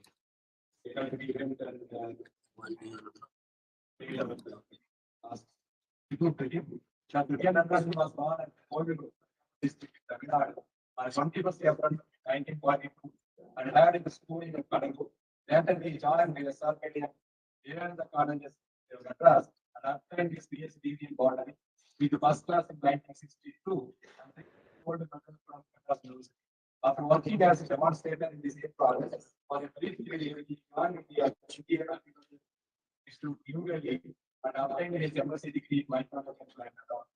Subsequently, he joined the Center for Advanced Studies Botany, University of Madras in October 1965 to work for his PhD under the supervision of Professor C. Subramanian and received the degree in 1970. Dr. Rajat was appointed as lecturer in CS Botany in July 1968 and was promoted as leader in July 1976 and then promoted in 1984, a position which he then until his retirement in June 2002. Subsequently, the Madras University designated him as emeritus professor in CS Botany, which he was working until his death. Although he started into the research career initially working on the taxonomy of soil content, especially those who reside in the rhizosphere of crop plants. Subsequently, he switched over to studies on taxonomy of agaricales on the advice of his mentor, Series who provided him an opportunity to get taxonomy of fleshy fungi with Dr. R.H. Peterson and the University of Tennessee, Nashville, USA, and the UNESCO exchange program in 1973-74. After returning to dedicated studies on agaric flora of South India, species in the series of research papers, which you are taking interest in. Several new texts have been identified and described by him. He also published a monograph on South Indian agriculture and another monograph on South Indian Forels. Later, he developed interest in Mycological associated and carried out considerable amount of research work mainly on the factors affecting appearance of Vishwavidyalaya, effect on soil health and the business for Bilaspur and the establishment of Mycological and the succession and the occurrence of Vishwavidyalaya. He guided research work of many MSc and PhD students. Dr. Rajat was internationally and well known for his contribution in the taxonomy of the. He visited many countries and delivered interesting lectures. Also participated in several international meetings such as International Mycological Congress, Asian Mycological Congress, IFRO World Congress, and many international conferences on mycology. Dr. Natarajan received several honors. He was awarded UNESCO Fellowship to work at the University of Tennessee, Fulbright Research Fellowship. Then he was elected as an executive committee member of the International Mycological Association. He was invited to contribute a chapter on the documentation of global biodiversity assessment organized by the United Nations Environment in Paris. He was also associated with the British Council for with the Institute of Terrestrial Ecology, Scotland, working with the Professor F.T. Last on mycorrhiza. We also collaborated with University of Past in joint research project. We successfully completed several research funded by almost all the funding agencies on that. Natarajan was associated with several scientific societies, and his association with Mycological India deserves special mention. He was founder member of MSI and served as national secretary president, and looked forward as editor of our from 2000 onwards till this day. He devoted his time, the energy for the growth of society, and also to bring the journey on that one. His untimely death in the year 2008 is a great loss to MSI. Natarajan is served by his wife, son and daughter. He is always there for his pleasant temper, soft spoken, and helping nature. He trained several research students from different parts of India on the collection and description of the Shri. He was deeply religious and ardent devotee of Sri Sai. The discipline of mycology has lost outstanding scientists in the depth of preparation. With this, I would like to invite Professor Pankaj Pajwa to deliver the lecture on identification of plant pathogens and mycoparasites using molecular and morphological approaches in Northeast India. Sir, request, please take 20 minutes because of one time. Now the time is good. Sir, I hope I am audible. Yes, sir. Yeah, please My go slides ahead. are visible. Yeah. So, respected Chairman, sir, Co-Chairman, eminent mycologist, members of MSI, organizing committee members, ladies and gentlemen, kindly accept my greetings from Meghalaya. At the outset, I would like to thank MSI executive members for conferring this particular award on me. And I am fortunate enough to deliver this lecture in this conference. So the title of my talk is Identification of Plant Pathogens and Mycoparasites using Molecular and Morphological Approaches in Northeast India. So my talk is, actually there is a lot of echo, I don't know why. So can the organizers please correct this issue, or should I continue? So it's okay from your side. Please, you continue. Okay, sir. So my talk is basically divided into two parts. The first part is identification of powdery mildew pathogens. And the second part will be dealing with the mycoparasites. So first of all, I want to talk regarding why exact identity is so important. Actually, the thing is, in Northeast, powdery mildews are very common on many crops. But identification is very difficult in this area because of lack of presence of Chasmothecia. Chasmothecia is actually the perfect stage of powdery mildews. And most of the identification is based on this Chasmothecia only. But because of its absence, it is very difficult to identify. I just want to present a very typical case of identification. Powdery mildew of pea is very common in this area. And there are two pathogens, Erysiphe pisci and Erysiphe trifoliarum. Both of these have been reported in India. So we were confused regarding which particular species is actually present in this area. As you can see, there are three genes for resistance against Erysiphe pisci, and Erysiphe trifoliarum has got the capacity to overcome two particular genes. So we had to identify whether this particular pathogen was Erysiphe pisci or trifoliarum. Because plant breeders are actually interested in the exact identity only. Otherwise, it will be very difficult for them to breed the varieties.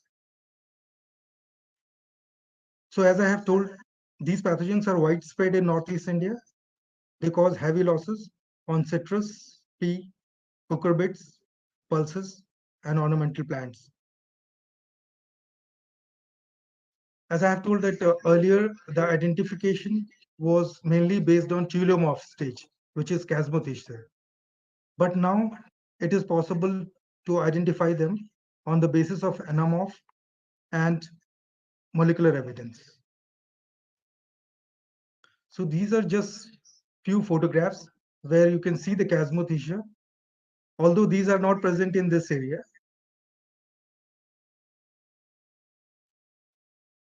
So now I'll talk about anamorphs, which are usually present in this area. So I have just divided them into two parts. First one you can see is pseudoodium type. In pseudoodium type, the conidia are not in chain. And in case of euoidium type, conidia are present in the chains. Although identifying just on the basis of this character is very difficult, because if the relative humidity is very high, in that case, even the pseudoodium type also show conidia in chain. Even conidial germination is also used for identification. As you can see in the left side photograph, the germination is of collar type. The germination is actually happening from the shoulder area. Whereas in the second photograph on the right side, you can see that the germination is happening from the side walls. So this actually differentiates two particular genera. The first on the left side is normally Erysiphe, and second one on the right side is normally Podosphaera. And this is another identifying character, which is presence of fibrocin bodies. These can be observed just by making the slides in 3% QH. So this particular character is present in Podosphaera species, whereas it is absent in case of Erysiphe species. So at least just by observing this, we can delimit genera of powdery mildews. We have also used scanning electron microscopy because the thing is, we have to observe the surface structures. These can also help us in identifying genera.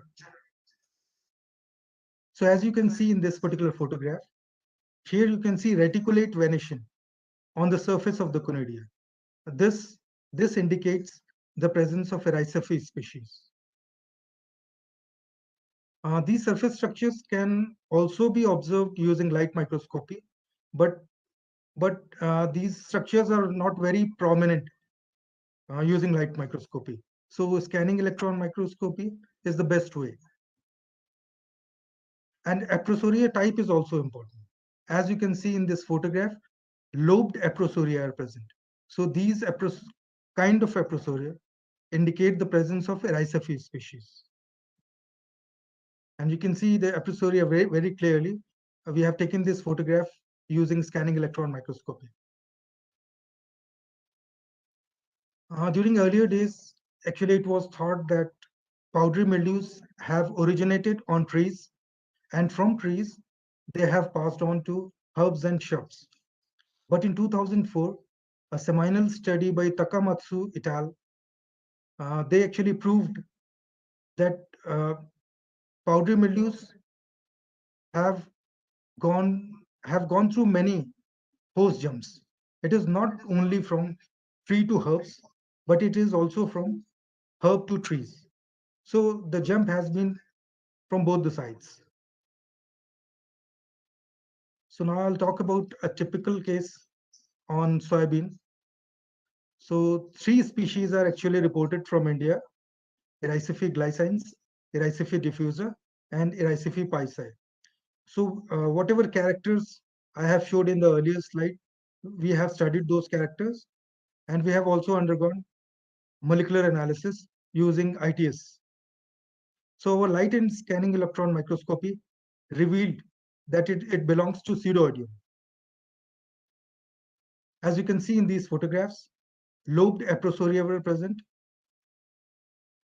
Conidia were not in chain, fibrocin bodies were absent, and through scanning electron microscopy, we could observe angular wrinkling pattern. So this clearly indicated that the genera involved is Erysiphe.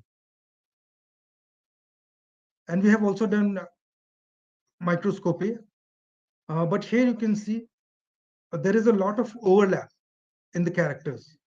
So it was a bit difficult just to delimit the species on the basis of morphological characters alone. So we did molecular analysis using ITS region. So here we could clearly identify this particular pathogen as Erysiphe diffusa. And we have already published this report in Australasian Plant Disease Notes. Second most important powdery mildew in this particular area is Khasi mandarin. You might have heard about Nagpur mandarin. So this is another mandarin which is typical to this area, and this is Citrus reticulata. And powdery mildew actually occurs on the new growth, and it has got the potential to cause 20 to 30% losses. So here also we resorted to microscopy as well as ITS analysis. Here you can see the wrinkling pattern, which is rugose longitudinal wrinkles, and lobed aprosoria were clearly visible. So we could delimit the genera as Erysiphe. But again, going down to the species was a bit difficult in this case. So we had to do ITS analysis, and using ITS analysis, we could unequivocally prove that this belongs to Erysiphe quercicola. We have also published this particular report in Australasian Plant Disease Net. As I was talking about pea powdery mildew, so here you can see that both the species are present in this particular area, because we could see the rugose wrinkling pattern on the conidia of Erysiphe pisci as well as Erysiphe troifolium. So what I wanted to say is, even using scanning electron microscopy, it is very difficult to differentiate. So here also we have done ITS analysis, and we found that Erysiphe pisci and Erysiphe trifolium both are present. But trifolium is present on pea, whereas another one is present on white clover. And in case of cucurbits, here we have Cucurbita moscata, maxima, Sechium medulae, and Cucumis sativus. And we did ITS because using scanning electron microscopy also, it was difficult to delimit the species. So we did ITS, and we could prove that Podosphaera xanthi is present on most of the cucurbits in Northeast India. And now coming to the second portion, which is mycoparasites. So we have reported few hyperparasites on few rust pathogens. As you can see on the left side, in case of insect picture B, this is a non-parasitized rust pustule. Whereas in the upper photograph, you can see the parasitized pustules. There is a black arrow mark.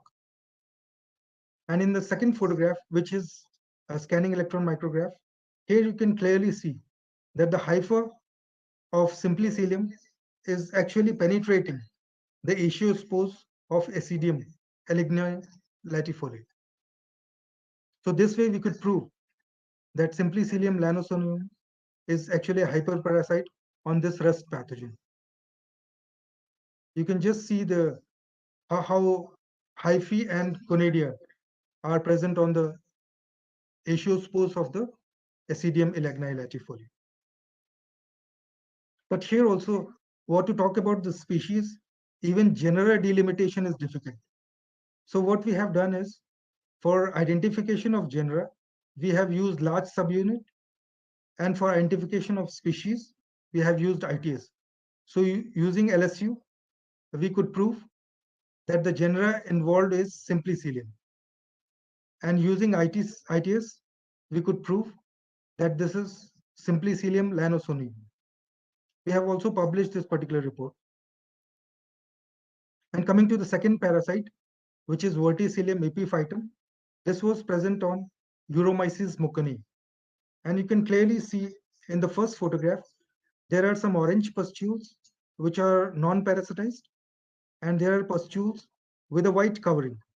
These are parasitized pustules. And in the second scanning electron micrograph, you can clearly see that the hyphae is penetrating the uridospores. And coming to the third hyperparasite, this is Ramularia coleospora, and this was also present on the rust Coleosporum plumeri. So here also you can see in the first photograph, there are 3 layers. Topmost layer is of the hyperparasite, middle layer is of uridospores, and the third layer which you see is of the leaf. And you can see how uridospores are surrounded by the hyphae of Ramularia coleospora. In this case also, even general delimitation is difficult. So we studied the scar structure, and we could see that coronoid structure is present. So this helped us in zeroing down on the genera. So we could know that this Ramularia is involved in this case. And we have also done ITS analysis, and we could prove that the hyperparasite is Ramularia coleospora. And another hyperparasite is tuberculina on rust pathogen. You can see there are black pustules which indicate the presence of only teleospores, and the pink pustules, they indicate the presence of hyperparasite, which is tuberculina species. And in this particular scanning electron micrograph, you can see that the whole pustule has been filled by the conidia of hyperparasite.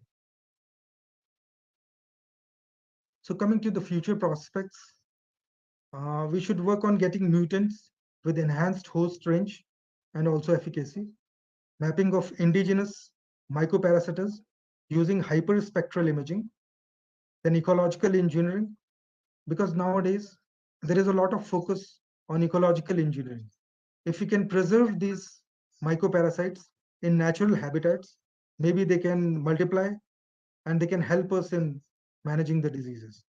And we have to study population dynamics of mycoparasites also. Then compatibility studies and development of consortia. Then development of mycoparasites with enhanced saprophytic ability, because we want that these mycoparasites should be able to survive in the natural environment also without the presence of host. Then development of efficient delivery mechanism for application. Then genetic engineering for enhanced expression of desired traits or for introducing novel desired traits. So this is just a slide showing few of my publications. Actually, I have published more than 23 international publications based on these reports. And I want to thank the director of our institute, head staff of Northeastern Hill University, since I have used the scanning electron microscope over there. And I want to thank all the researchers who have worked with me in the projects. And I want to thank Executive Committee of MSI for giving me this honor. Thanks a lot. Thank you, Professor Arsapab. Thank you, Dr. Pankaj, for your excellent talk on pathogens and mycoparasites, and also stressing the need to preserve the mycoparasites to prevent many plant pathogens. It was really an interesting talk, and hope many of the scientists and also students will get benefit out of that. We will be very thankful for you for sharing your thoughts in the Professor Natarajan Memorial Award. Thank you very much, sir. Thank you, sir. Thank you. The award, it is Madi. I think the award is there through the email, sir. So you might have received the soft copy of that. Is that? I have received a soft copy. Yes, sir. Madi, still you are not audible properly. So anything else? So thank you very much, sir. We will Thank you, sir. Thank you, sir. go to the next. Thank you very much. And yeah.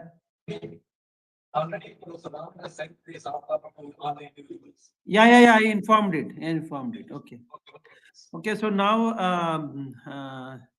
the third lecture in the memorial series is Dr. S.K. Som Memorial Award lecture, and this has been conferred to Dr. S. Bhuvaneswari, Bharati Women College, Chennai, and now she's going to present this on today, and the topic of our presentation is indoor molds and their health impacts. Okay, so before she present the lecture, I request Dr. Madhivanan to read about the Professor Som Memorial Award. Please. Yes, Madhi. Is there? She is there, Dr. Bhuvaneswari? She is going to deliver the lecture offline. Could you hear me? No, it's not. It's okay, but your voice is very low, and but anyway, it is manageable. Yeah, please.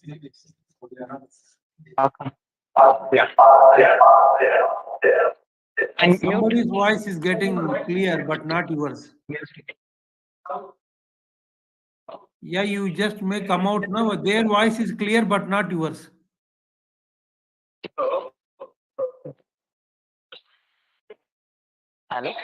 Hello.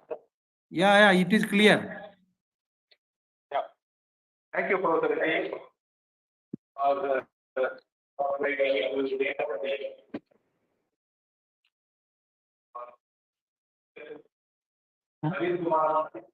Internet बनाया करा range बनाया करती Madhi, not clear. Actually, two systems would not work in a single room.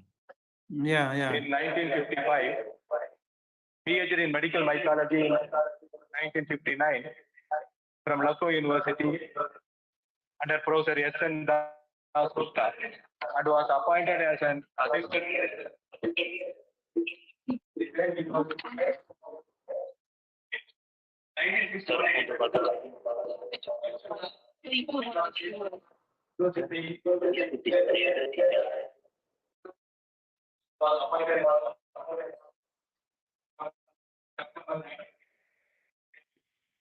During his stay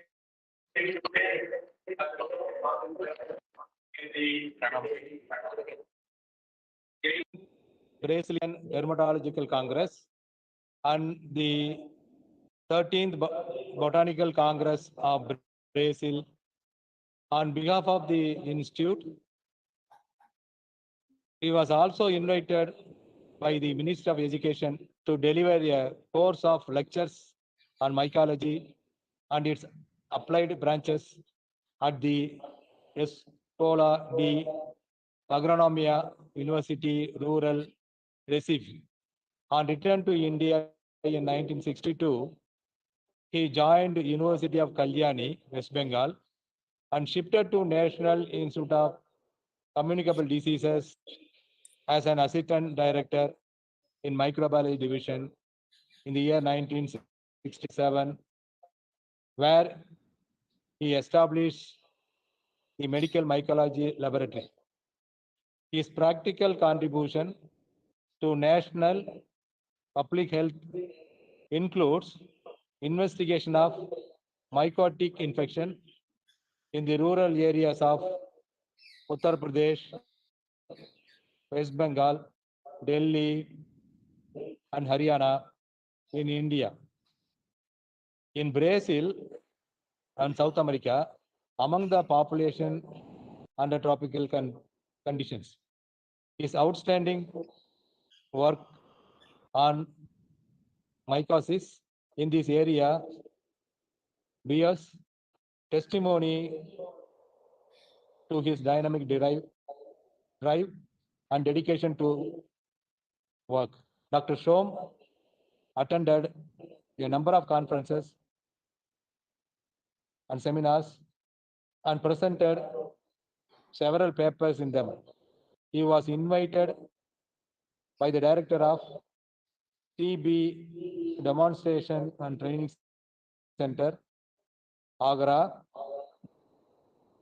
in 1975 to help in developing their mycology unit. He was a special invitee in the symposium on human mycosis organized by Aether Limited in 1974.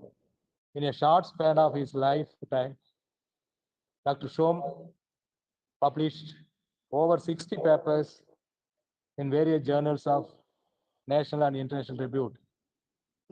In addition to these, several of his works remained unpublished due to his sudden death. Dr. Shom survived by his wife, Usha Shom, daughter Anuradha, and son Anupam. With this brief note, I invite Dr. Bhuvaneshwari, who is the assistant professor in the Department of Botany, Bharati Women's College, Chennai, to deliver the Show Memorial Award lecture in offline mode on indoor molds and their health impacts. And Dr. Bhuvaneshwari and her husband both are working on aerobiology and contributed immensely in this field. So Mycological Society of India is happy to award the Show Memorial Lecture to Dr. S. Bhuvaneshwari. Over to Dr. Bhuvaneshwari. Yes.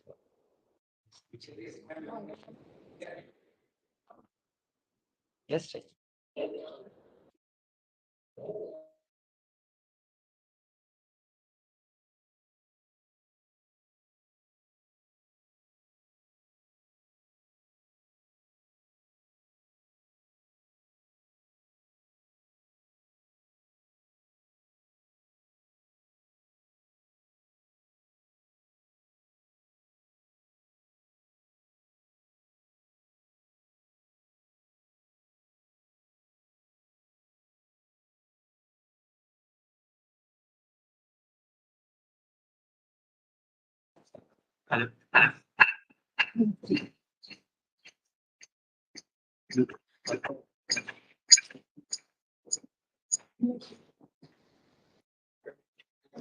Left.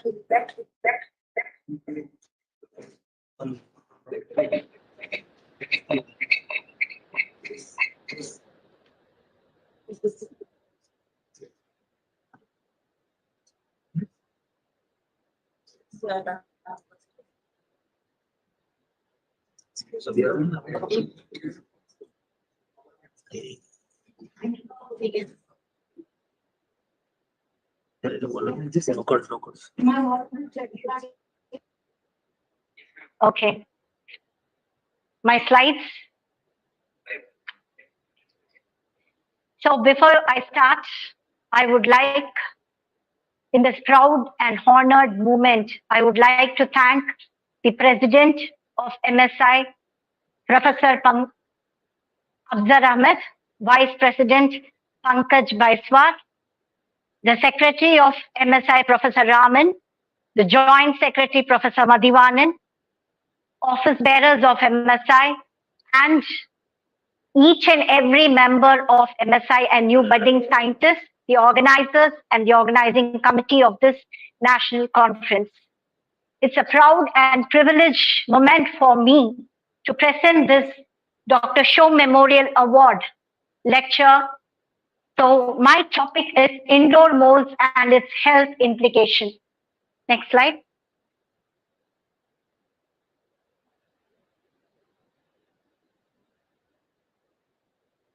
So I dedicate this lecture to my mentor, Professor Panduranga Vittal, late Professor Panduranga Vittal. This is my mentor, Professor Panduranga Vittal. I would like to dedicate this lecture to him. Next slide. As we all know that molds are omnipresent. It is found in the air, water, and soil. Next slide. So indoor molds or indoor environment is a very good source for molds.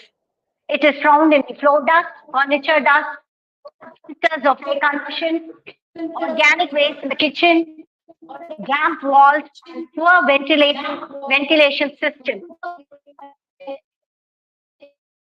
are a very good source of molds in indoors. Next slide. So these are some of the visible mold growth which we see in our day-to-day life in our indoors. Next slide.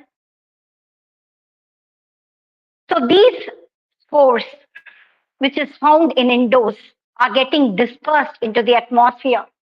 And it is buoyant there, and their number is quite significant. It is dispersed by wind, insects, animals, and human activities in indoors. Whereas in outdoor, it is rain which disperses it out. Next slide.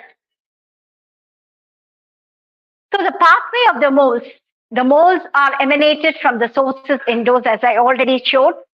It gets released into the atmosphere. It is buoyant there in the atmosphere. Depending upon the size, shape, and density, the heavier ones settles to the substratum, and the smaller ones, they are buoyant in the atmosphere. And the substratum may be a human being, the respiratory system of a human being, or inmate may be a pet which we raise in the houses, and it causes diseases, allergic diseases. And the impact is nothing but the disease. Next slide. So these moles in indoors causes hazard, respiratory hazard, like allergic symptoms, COPD, chronic obstruction pulmonary disease, aspergillosis, and so on. Next slide. So what is the mode of attack of these pathogens? It is allergen, it is pathogen, and it is toxogen. Next slide. So the most dangerous spores are the ones which are size 1 mm to 50 mm, which can enter into the nostrils, goes into the tracheal region, reaches the lungs and the alveolar region. It goes there and causes diseases. Those are the most dangerous ones. So these are some of the samplers which is used to monitor the indoor environment. The first one is the liquid temperature, which is made of glass, and it has an inlet and an outlet. The outlet is connected to a battery-operated vacuum pump, which sucks the air at 5 liters per minute. And there is a inlet tube with a cushion below. You can see inlet tube with a cushion below, and it helps in the safe landing of the spores so that the spores will be viable. So these are some of the samplers which is commonly used for indoors. That is, excuse me, the Anderson single stage and the Anderson two-stage samplers, where the petri dishes containing the fungal media is exposed in these samplers. Again, these samplers are connected to the vacuum pump, which sucks the atmosphere air at 28.3 liters. This is the most common sampler which is used indoors, called as Ruta centrifugal sampler, which has a head, and this head has an inlet where we insert the agar strip containing the media, and there is an impeller here which rotates and brings the fungal spores by centrifugal force and deposits on the agar strips. Next slide. So there are some of the studies on indoor environment for molds. Next slide. Next slide. So we have studied for molds in various indoor environments, especially the residences. So we have studied the multi-story buildings, independent houses, thatched houses, tiled houses, and we studied for molds in the various locations like living room, bedrooms, the normal bedrooms, air-conditioned bedrooms, kitchens was monitored for fungi. In the same houses, next slide, nearly 100 residences were studied for, next slide, for the molds. And where we took the molds, where we studied the environment, we also assessed the flow, that is dust samples also. So these are the results of the molds in indoor. So Aspergillus niger was the most dominant in the residences, and you can see followed by the Penicillium citrinum, which was the second dominant, and the third dominant was Aspergillus flavus in the case of kitchen and bedroom, and Cladosporium cladosporoides in the case of living group. So nearly 100 species classified into 41 genera of mesophilic fungi was isolated from the indoor air of the home. And not only the mesophilic fungi was studied, it is also important to concentrate on the thermophilic fungi. That will give a complete picture of what are the moles found in the indoors. When you see, we isolated nearly 20 species classified into 17 genera of thermophilic and thermotolerant fungi from the indoor home. And you can see that Aspergillus fumigatus was the most dominant, whereas this picture was not depicted in the normal mesophilic fungi. So, Aspergillus fumigatus, Mucor-Bacillus, Thermomyces, Laniginosus, Emerycella, Nidulans, Absidia, Corymbifera, were some of the important thermophilic and thermotolerant fungi which is found indoors. So it is very important to study the mesophilic as well as the thermophilic and thermotolerant fungi in the indoor environment. Next slide. So apart from the study of dust samples and the indoor environment for the microbes, there are some components which is found in the indoor environment, like the spider webs, the caterpillar cocoons, the wasp hives. We could see this in our homes. Next slide. So we want to know, we were very curious to know what are the moles in these natural traps. So we collected spider webs from 50 different houses, and we wanted to know what is the mole content. Next slide.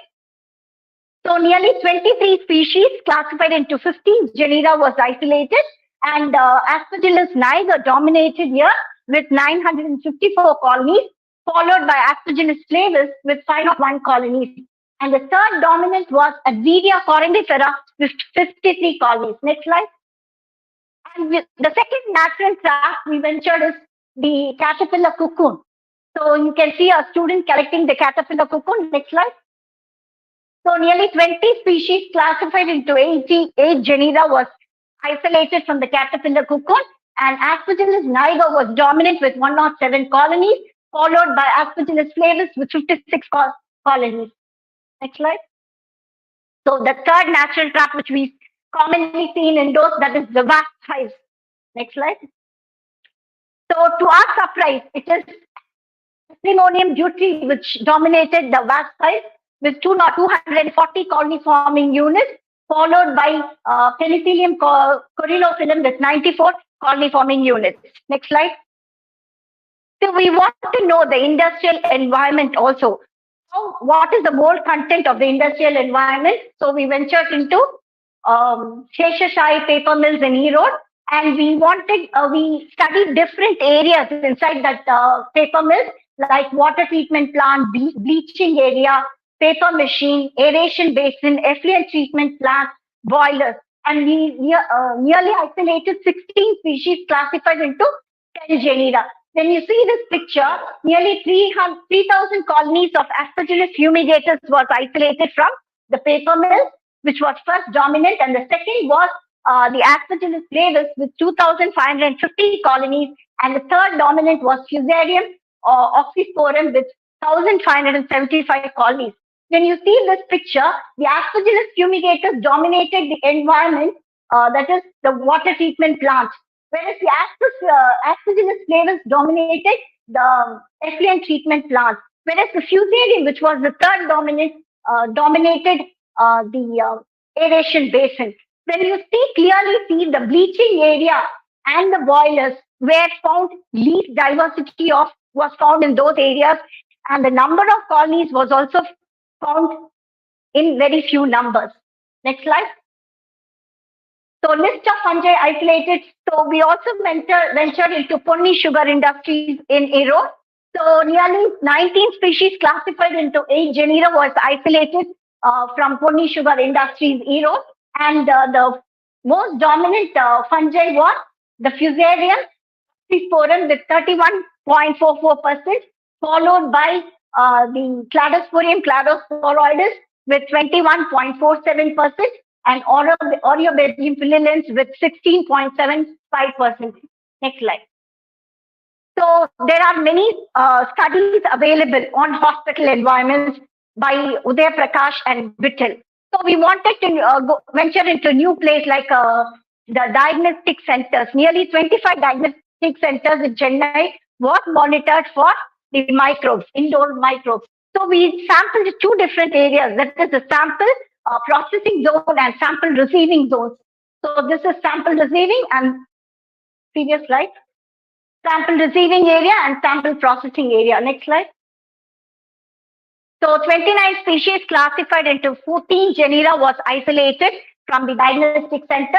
The most dominant fungi in the sample receiving area was Aspergillus fumigatus, with in both sample receiving and sample processing, with 616 colony forming units, and in the sample processing it is 733 colony forming units.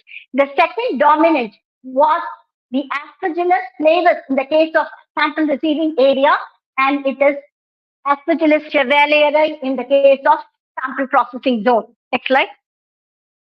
So there are many, since Chennai is a metropolitan city, huge number of people visit malls during weekends. So we wanted to know the indoor malls in these malls. Please, next slide. So City Center Plaza, Express Avenue, Spencer Plaza, Ampa malls was studied for the malls in indoors. And nearly 25 species classified into 17 genera was isolated from all these 4 malls.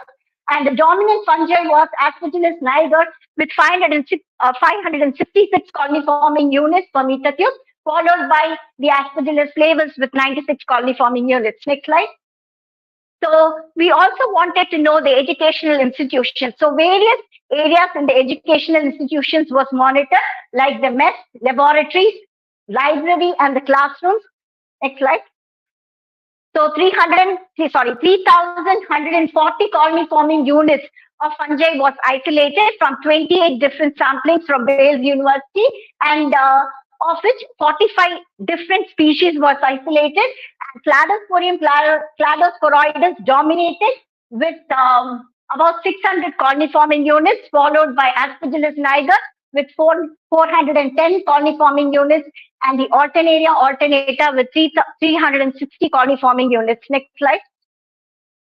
So we wanted to know what is inside our temples and the worship places like churches. So where people visit in large numbers. So we monitored the Sanctum Sanctorum area of temples. Next slide. So nearly 81 species classified into 45 genera was isolated from the Sanctum Sanctorum of temples, and the dominant one was the Aspergillus flavus with 39 colony forming units, which was the first dominant, and the second dominant was the Aspergillus niger with 172 colonies, and east was the third dominant. This clearly shows that those places are heavily moistened areas.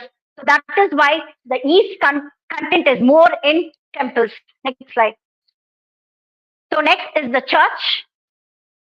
So we also wanted to know what is the microbial content, especially the fungal content in this church. Next slide. So nearly 31 species classified into 16 genera was isolated from the churches. And here, the Aspergillus niger was the dominant one with 76.4 CFU per meter cube, followed by the Aspergillus fumigatus with 35.6 CFU. Next slide. And transportation. So we wanted to know what is the mole content of the air-conditioned buses. So we studied the air of the air-conditioned buses, the upholstery of air-conditioned buses for moles, and also the filters of air-conditioned buses. Next slide. So nearly 31 species belonging to 20 genera was isolated from the air of the air-conditioned buses, and Alternaria alternata was the dominant with 61.5 CFU per meter cube, followed by the Aspergillus flavus, which is 50.5 CFU per meter cube. Next slide. So the upholstery of the buses shows that 27 species classified into 17 genera.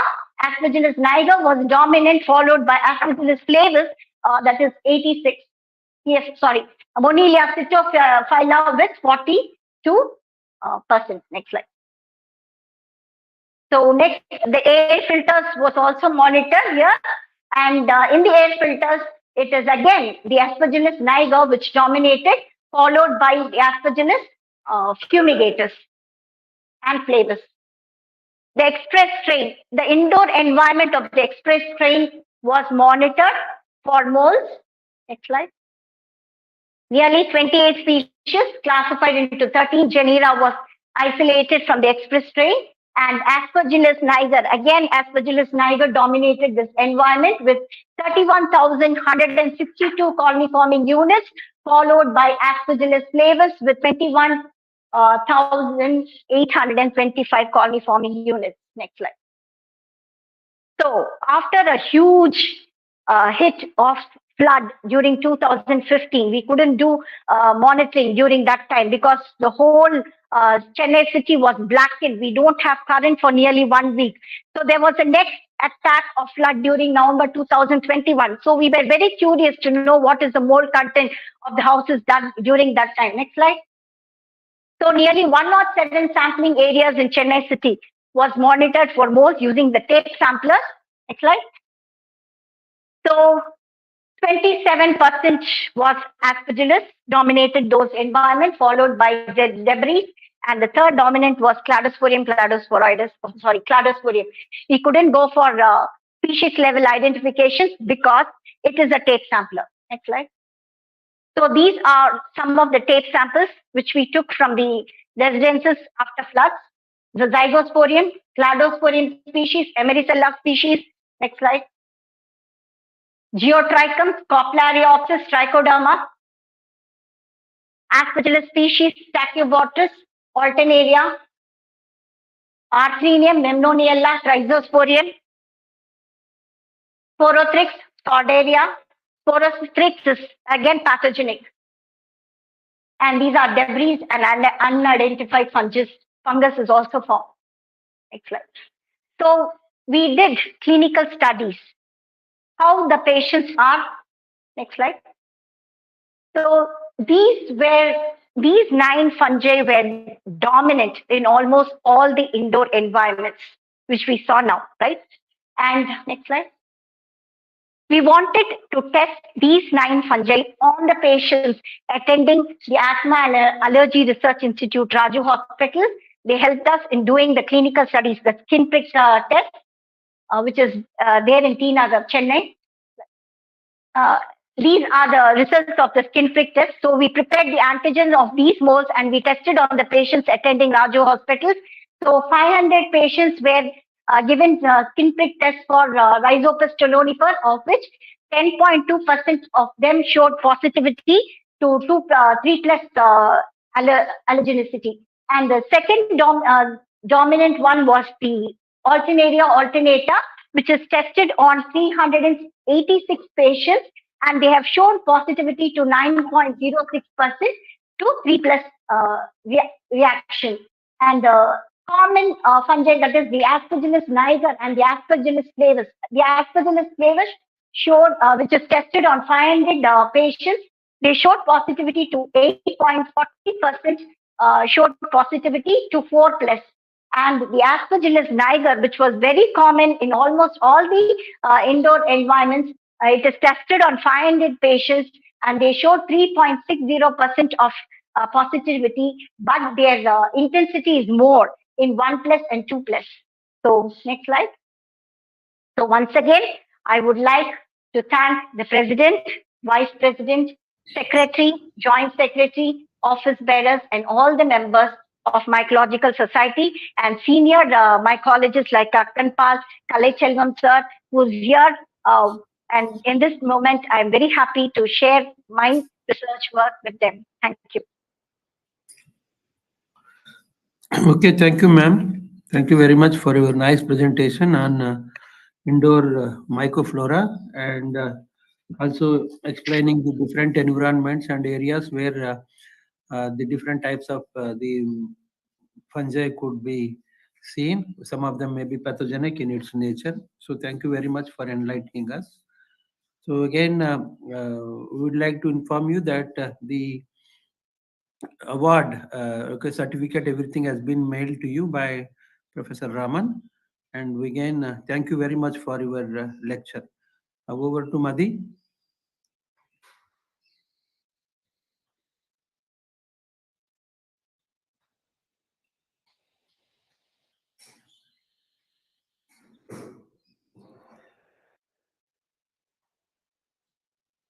Yes, Madhi.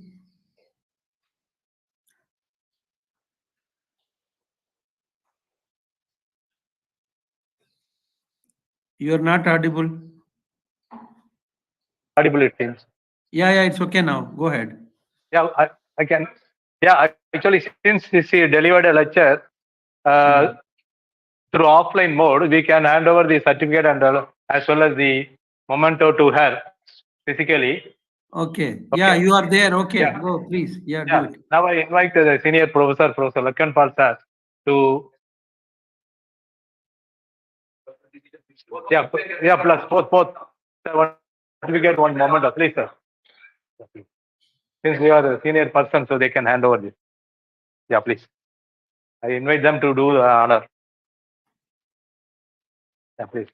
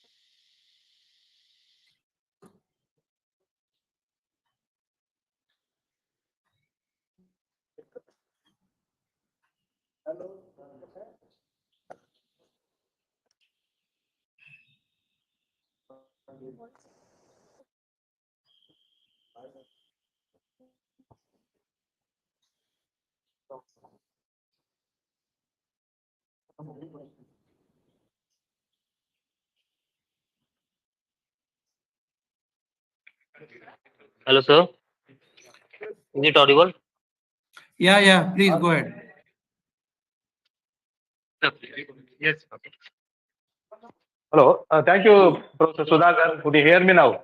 Yeah. Thank you. I am. Yes. Thank you profusely on behalf of MSI for chairing the session. And I thank the organizers for giving us the opportunity, and also the MSI office bearer for chairing and co-chairing session. And I also thank all the award winners for taking time to deliver these award lectures. So now, without breaking for tea, because tea will be served in the hall itself, because we don't have much time, and another 3 award lectures will be delivered. So therefore, now I invite Professor Yashpal on behalf of the organizing committee. Somebody is there? Yeah, please. I will hand out to organizing committee.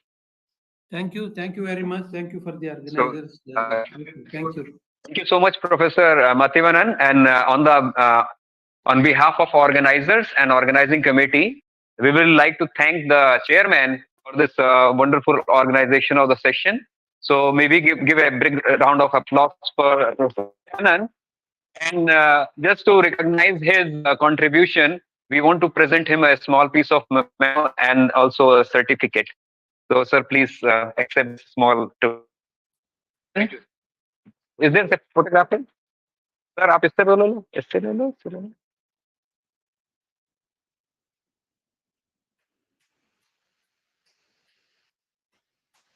Hello, ma'am. Good evening. Hello to all. This is a small piece of presentation. Good evening, everyone.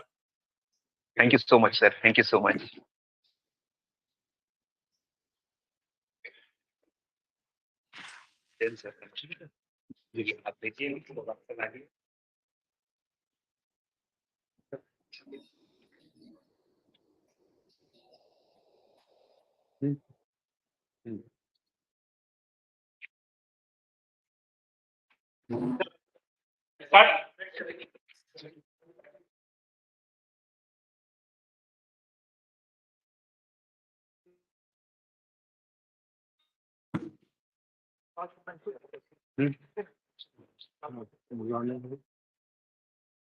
Yes, Murali. Yes, Murali also.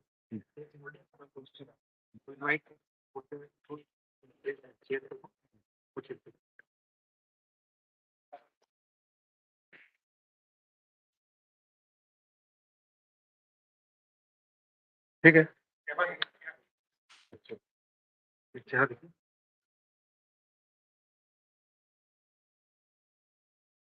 Well, good evening to all of you.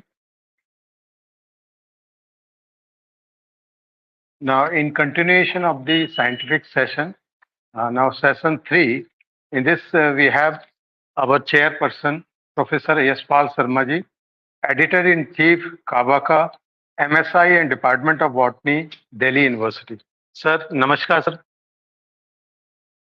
Sir. Namaskar, namaskar. Now we have co-chairperson, Professor Rupam Kapoor, sir. Sir, namaskar, sir. Managing Editor, Kavaka, MSI and Department of Botany, Delhi University. Sir, you are most welcome, sir. Professor Rupam Kapoor, sir.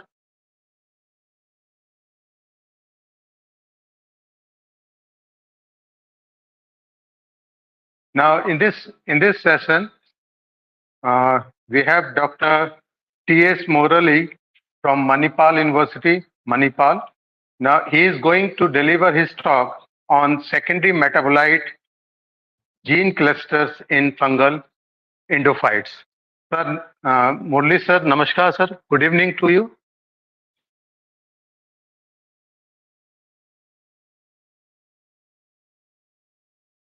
Hello. Yeah, Murli, Dr. Murli is there. Murli, can you hear us? Sir, good evening, sir. Murli, if you could unmute yourself. Dr. Murli, if you could unmute yourself, please. Dr. Murli, please unmute yourself.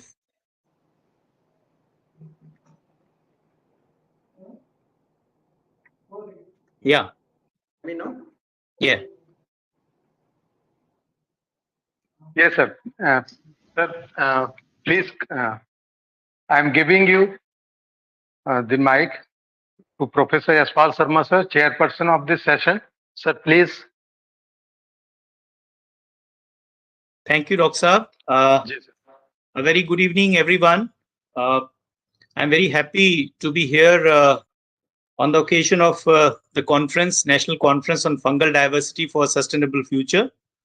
And it's a proud privilege to be part of this session, wherein we are going to have 3 wonderful lectures, award lectures. And I'm really thankful to the organizers for giving us this opportunity to conduct these proceedings. I'm also very happy to have Professor Rupam Kapoor ma'am with us, who would be with us in this session. And in this session, we won't be taking much time, but let me introduce that Professor Rupam Kapoor is a senior professor from the Department of Botany, Delhi University, and she specializes particularly in mycorrhizal, fungi. And apart from that, she has a lot of experience in allied domains of the mycology and botany in general. So, Rupam ma'am, you are welcome. I think we don't have much to say in this session. And we have 3 very wonderful speakers. And first of all, few words from your side, ma'am, please. Good evening to all. It's a pleasure to be part of the meet, and with the advancement of the technology, we could participate in spite of our other commitments. I'm thankful for that. And let's just start with the session. Thank you, Professor Yashpal Sharma, for introducing me. And I think we can request Dr. Murli to start with his talk. Yes. And we request you to time manage your talk, Dr. Murli. Probably.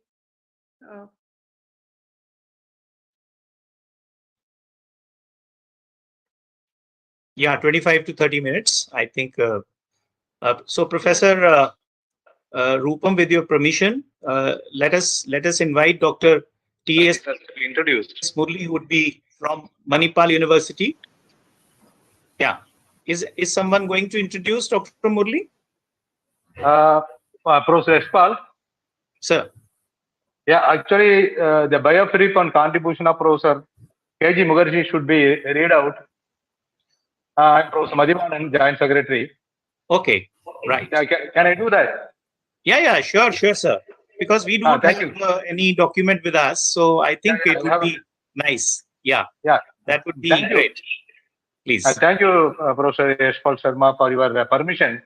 On behalf of the Mycological Society of India, we are extremely happy to have Professor Murli to receive the Professor Krishna Gopal Mukherjee Memorial Award.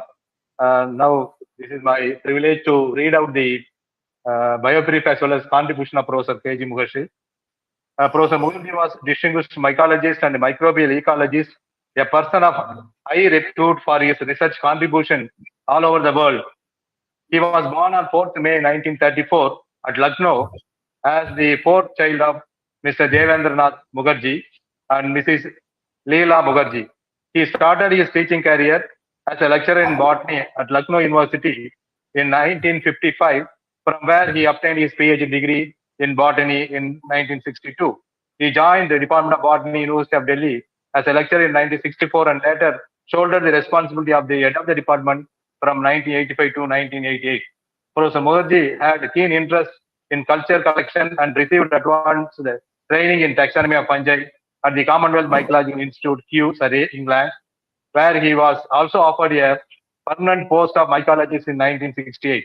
He also worked at the Institute of Seed Pathology at Copenhagen, Denmark, the Institute of Meeresforskning, Bremerhaven, Bremen, West Germany, and Central Bureau of Shimmer Cultures, Bonn, Netherlands. He visited various institute, culture collection, and laboratories in Australia, Austria, Canada, Denmark, England, France, Germany, Hong Kong, Italy, Japan, Malaysia, Netherlands, New Zealand, Philippines, Sweden, Switzerland, Thailand, and USA, and as a visiting professor and scientist. Very impressively, he has published more than 600 research papers and authored 35 books and worked extensively for more than 40 years in the field of taxonomy and ecology of fungi, from soil, rhizosphere, root, including mycorrhiza. And he has guided more than 55 PhD scholars as well as more than 100 MPhil students. It's a really mammoth contribution to the field of botany and especially mycology. Professor Mukherjee is survived by his wife, Apna Mukherjee, who stood by him all through his career and has been virtually the backbone for his academic and professional achievements. Their son, Mr. Amit, pursued the career of his own choice and did PhD in plant molecular biology from University of Alberta, Canada, after completing his BSc, MSc, MPhil in botany from University of Delhi. I'm fortunate to have Professor Mukherjee as my PhD thesis evaluator. So I'm extremely happy in this occasion to have Professor Murli, and I now invite Professor Yashpal to call the speaker, the award winner, to deliver the lecture. Over to Professor Yashpal. Thank you, Professor Madhivanan. It was nice hearing details about our revered Professor K.G. Mukherjee, sir. And now, without much time, I'll be now requesting Dr. T.S. Murli from Manipal University, Manipal, to deliver Professor K.G. Mukherjee Memorial Award lecture for middle-aged scientists, and he would be speaking on secondary metabolite gene clusters in fungal endophytes. So I request Dr. Murli to go ahead, please. Thank you.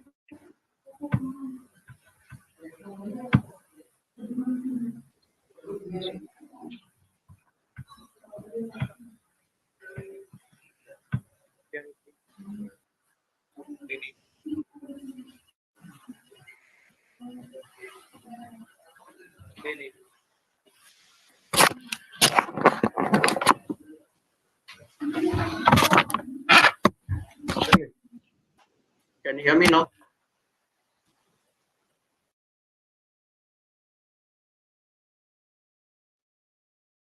Hello, can you hear me, sir? Yes, yes, Dr. Murli, please go ahead. Okay. Are the slides moving, sir? You have just yet started, and I think they would move surely. Okay, sir. Yeah. I am really grateful for being selected for this Professor K.G. Mukherjee Memorial Lecture. I thank the office bearers of MSI for giving me this wonderful opportunity to present.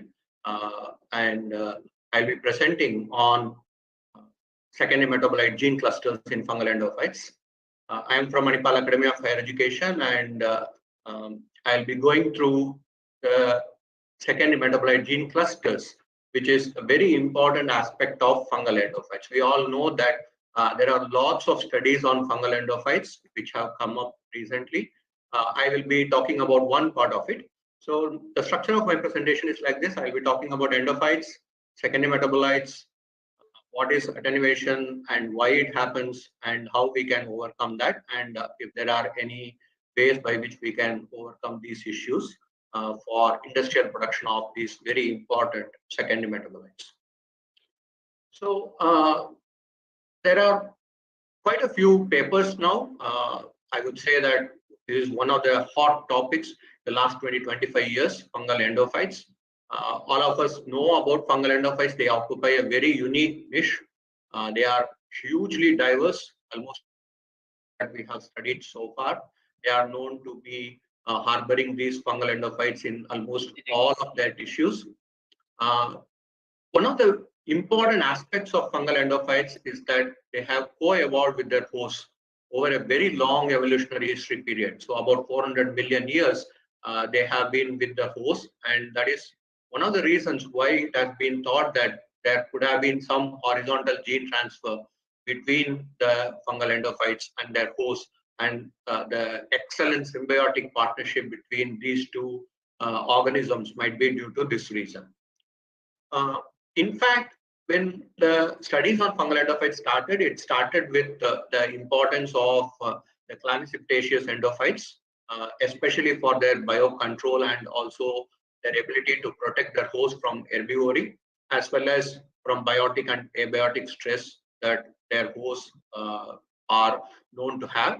So later on, the dicots plants, when they started studying them, it was found that even these plants harbored a lot of endophytes. And in fact, more than any of these aspects, now the fungal endophytes are more studied to study their chemical diversity. So you can see the complex structures that some of these fungi can produce, and endophytes are also very, very specialized to produce structures like this. So one of the papers, Kusari et al., they suggested that there are three major reasons why the plants are able to overcome the insects. One, they have their own defense mechanism to overcome the insects, which is constitutive. But in addition, whenever there is a trigger, so for example, whenever there is an insect attack, this can be probably upregulated, and this would lead to a more active or elicited defense. But in addition to this, some of these organisms like endophytes, which are present within the plants, can also help in overcoming these insects. So this is another aspect by which the plants can overcome the attack by insects or any other biotic or abiotic stress. So that is one of the major reasons why we think that endophytes might produce a lot of these metabolites. And there are again a lot of studies on why they produce these and how we can make them produce a little bit more. So this is another slide. This is very small, but again, what I want to show here is that the number of patents on the chemical molecules or anything related to fungal endophytes over the years, you can see how many patents have been given just with reference to fungal endophytes, indicating the importance of studying these fungal endophytes because they are really chemically versatile. Moving on, what are these microbial secondary metabolites? Again, I'm sure that every one of us know about microbial secondary metabolites, but just to give a brief introduction, they are low molecular weight complex substances, usually coded in clusters. So it's not a single gene. There are, for example, Taxol. There are about 19 enzymes which are involved in production of the final product. So it's a pathway which is important. So these microbial secondary metabolites, there are quite a few enzymes which are involved in their synthesis. And they are not involved in primary metabolism. So they help the plant in by giving them enhanced fitness, especially in extreme conditions. That is why that the endophytes probably have evolved a very important coevolutionary strategy with the plants, because the plants provide them with protection. The same thing, the plants can overcome the attack from other insects because of these secondary metabolites. And what about the structures? They are very, very varied structures, very complex structures. In fact, a recent paper suggested that even they might be much more versatile than soil fungi in producing these chemical structures. These are natural molecules, and therefore they have a huge diversity. In fact, several studies have shown that these can be really, really useful as antibiotics, antifungals, anti-cancer molecules, antioxidants. So much diverse molecules are produced by these fungal endophytes, and they have applications in several industries. But why not look at synthetic chemistry as an alternative? Synthetic chemistry has its own drawbacks. You cannot rely only on synthetic chemistry, so the backbone is limited with respect to synthetic chemistry. That is where the natural molecules come into picture. And the high throughput screening methods of synthetic compound libraries also have their own limitations. And that is why most of these pharmaceutical industries look at these natural organisms like endophytes for the novel compounds. So especially now that WHO has even stated that antibiotic resistance is one of the grave threats that is facing humankind, we do not have any new molecule coming up from any of the sources, and that is why we are looking at these fungal endophytes with renewed hope. Why endophytes are so special? Because they have a huge chemical novelty, they have excellent bioactivity, and they are selectively toxic. They do not cause any damage to their host, but only are specific against pathogens, and that is something which is very interesting. And also replenishable. You do not have to use the plant source, which is costly, as well as which is going to have impact on the environment, while the fungal endophytes can be replenished or can be grown in vitro conditions for a very long period of time, making them very good candidates in these when we are looking at novel metabolites. So already there are lots of studies where they have shown that fungal endophytes can produce anti-cancer compounds like Taxol, Vinca alkaloids, antibacterial compounds like piperin, hepatoprotective compounds from Aspergillus like Silibin A, insecticidal compounds, anti-malarial compounds. So much of literature is already available on the varied compounds produced by these endophytes. But with this, there are also a little bit of concern, because it is not very well known how the fungal endophytes produce these molecules.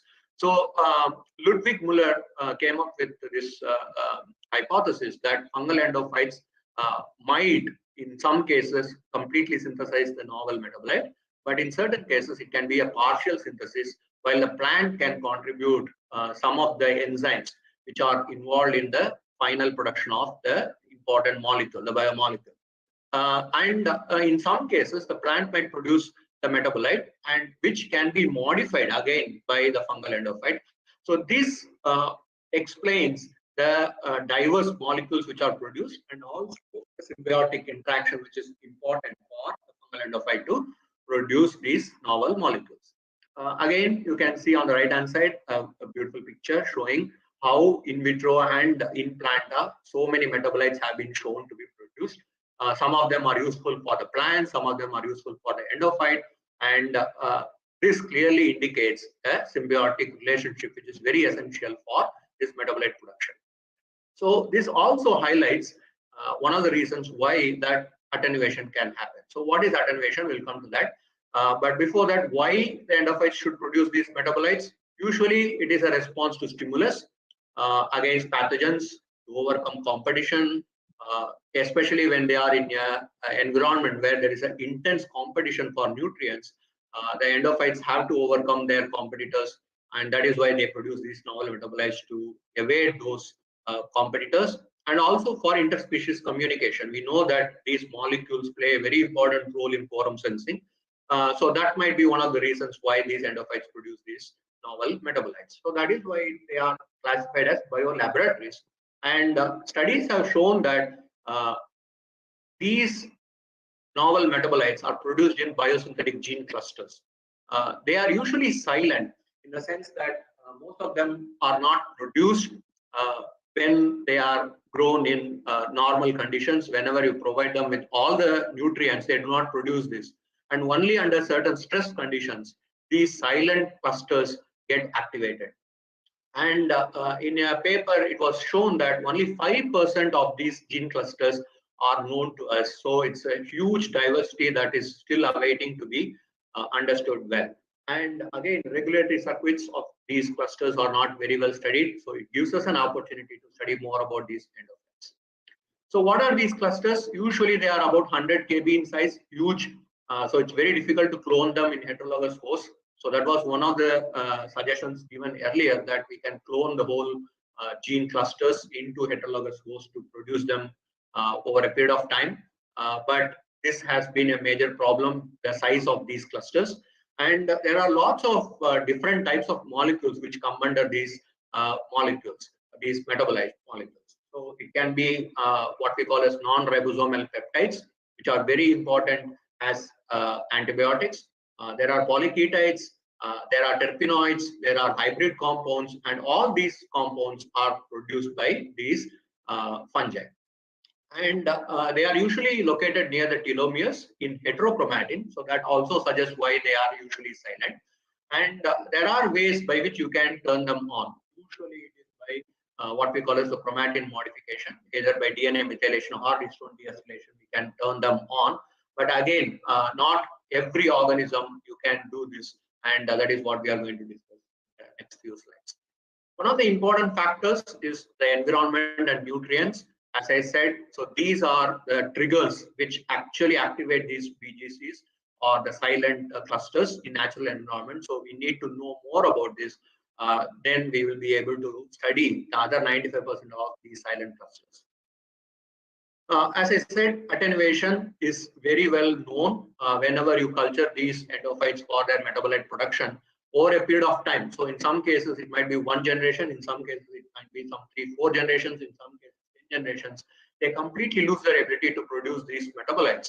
And that is where people started looking at why exactly this is happening. And there are major reasons like methylation and histone deacetylation and the chromatin modification, as I said. So HDAC inhibitors are very well studied molecules. Usually in cancer, they use these HDAC inhibitors. But now for secondary metabolite production also, we look at these HDAC inhibitors to make sure that these fungal endophytes can synthesize these metabolites. So the activation is possible at different levels. You can do it at genome level, you can do it at transcriptome level or metabolome level. So there are different ways by which it can be done. So this is one of the papers which was published in 2013, where it was a very interesting idea, suggested that there are several ways by which the molecule is produced. So for example, camptothecin, there are several steps as you can see in this graph. But what happens is when you keep culturing them, it loses the ability to produce these metabolites, what we call as attenuation. So it was suggested that it might be that the fungi are not actually producing them, but it might be that the plasmids within the hyphae which are actually producing them. That is one reason given. The number two reason was that there might be some bacteria which are present inside these fungi, which are actually producing this. And when you subculture them, you lose them, and that is why they are losing the ability to produce these endophytes. But again, it is not still very clearly established that these sort of plasmids are endohyphal bacteria. Yes, endohyphal bacteria have been shown, but still these are remain in at least in many cases a hypothesis and not very well established. So there are now several papers where they highlight how we can overcome attenuation. So what we call as post-MAC approach, co-cultivation using precursors or heterologous expression or epigenetic modifiers, or even molecular engineering. So even CRISPR-Cas systems have been developed to improve the expression of the silent clusters. So we'll see one by one. Post-MAC stands for one strain many compound approach. So the idea is that, as already mentioned, there are several clusters which are silent. So by altering the growth conditions like temperature, media, incubation time, or the amount of time you culture them, you can produce a lot more compounds. So you can see here several examples. In periconia, for example, they have used benzoic acid to produce Taxol. Several molecules like nitric oxide, curcumin, and natural dietary components have also been added to make sure that either the silent clusters are activated or some novel molecules are produced. You can also use host plant tissue, because we already showed that plants might play a very important role in producing the final product. So host plant tissue might provide that trigger. And also stress-related molecules like jasmonic acid, acetonitrile, ethanol, butanol can also activate some of these clusters. Again, a few studies have shown that some elistars from pathogens like glucans, flagellins can also activate these silent clusters. This is one of the approaches. The second one is co-culturing. What about microbial crosstalk? We already know that the plant does not have only one organism. It is a multitude of organisms. It's microbial community. So these communities can interact with each other. So when you co-culture them, these species can talk to each other, and this can lead to production of these metabolites, because there might be sharing of resources and enzymes. And in fact, again, this was shown in case of fumicycline A and B, where co-culturing of Aspergillus fumigatus and Streptomyces with Bacillus led to production of these molecules, which was not available in single cultures. And this is again something which is always discussed, that usually studies are done as monocultures, not as co-cultures. So this is something which can be tried at laboratory level to ensure the production of these metabolites.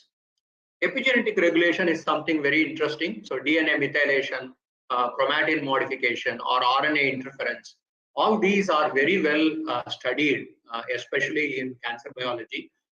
So methylation of the lysine H3K9 and the H3K27 sites can lead to the methylation of, or the acetylation of these moieties can lead to activation or silencing of the clusters.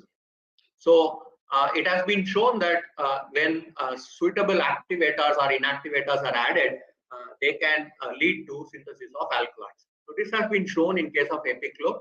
There are quite a few examples of this. I will show a few more. HDAC, we know, has been classified into three major types. So classical HDACs, which require or which are dependent on zinc. You have sirtuins, which are dependent on NAD+, and you also have HD2, which are seen in plants. Again, classical HDACs are classified into class 1 and class 2. The classical ones are the ones which are very well studied, especially with reference to the metabolite production.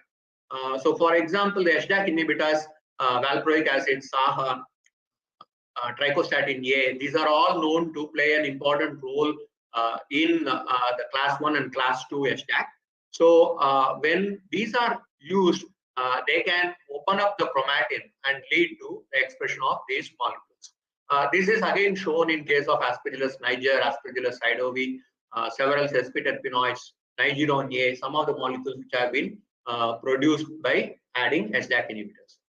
But this is not applicable in all species. DNMT inhibitors can also be used, 5-azacitidine, decitabine. These are some of the analogs of cytidine. Again, the passive demethylation can allow the DNA replication, and therefore it can lead to the synthesis of these metabolites. So there are several ways by which you can study them.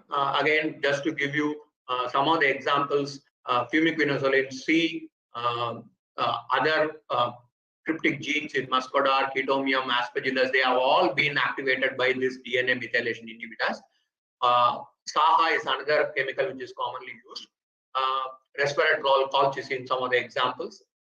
There are now new approaches which are available to understand more about DNA methylation. For example, CHIP or ChIP-seq or what we call as bisulfite sequencing or medium sequencing technology can all help us in understanding the methylation of the DNA in these fungi, even though it is completely different from other organisms. Metabolic engineering using omics approach, you have metabolomics, you have proteomics, you have genomics. All these approaches can be used to understand more about these clusters. RNA polymerase you can mutate, and translational machinery, transcriptional machinery can be altered by genetic engineering. CRISPR-Cas can be used. So all these strategies also have been tried to make sure that these clusters can be activated. So this is again a picture from this wonderful review by Rutledge and Chalice. You can see how a gene which is usually not activated, so it's constitutively repressed, can be replaced with a constitutive promoter so that the cluster can be activated. The second example, you can see there is a repressor which is silencing the cluster. So deletion of this regulator gene can lead to the synthesis of the metabolite. Or you can also have a constitutive promoter in a plasmid which can be introduced into the system so that the cluster can be activated. So these are some of the ways by which you can activate silent clusters. There are also lots of global regulators which are known.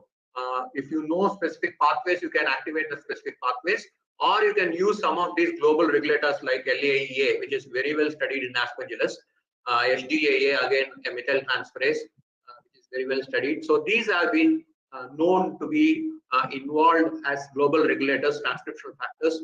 So when you activate them, you can, or mutate them, you can again make sure that the clusters are activated.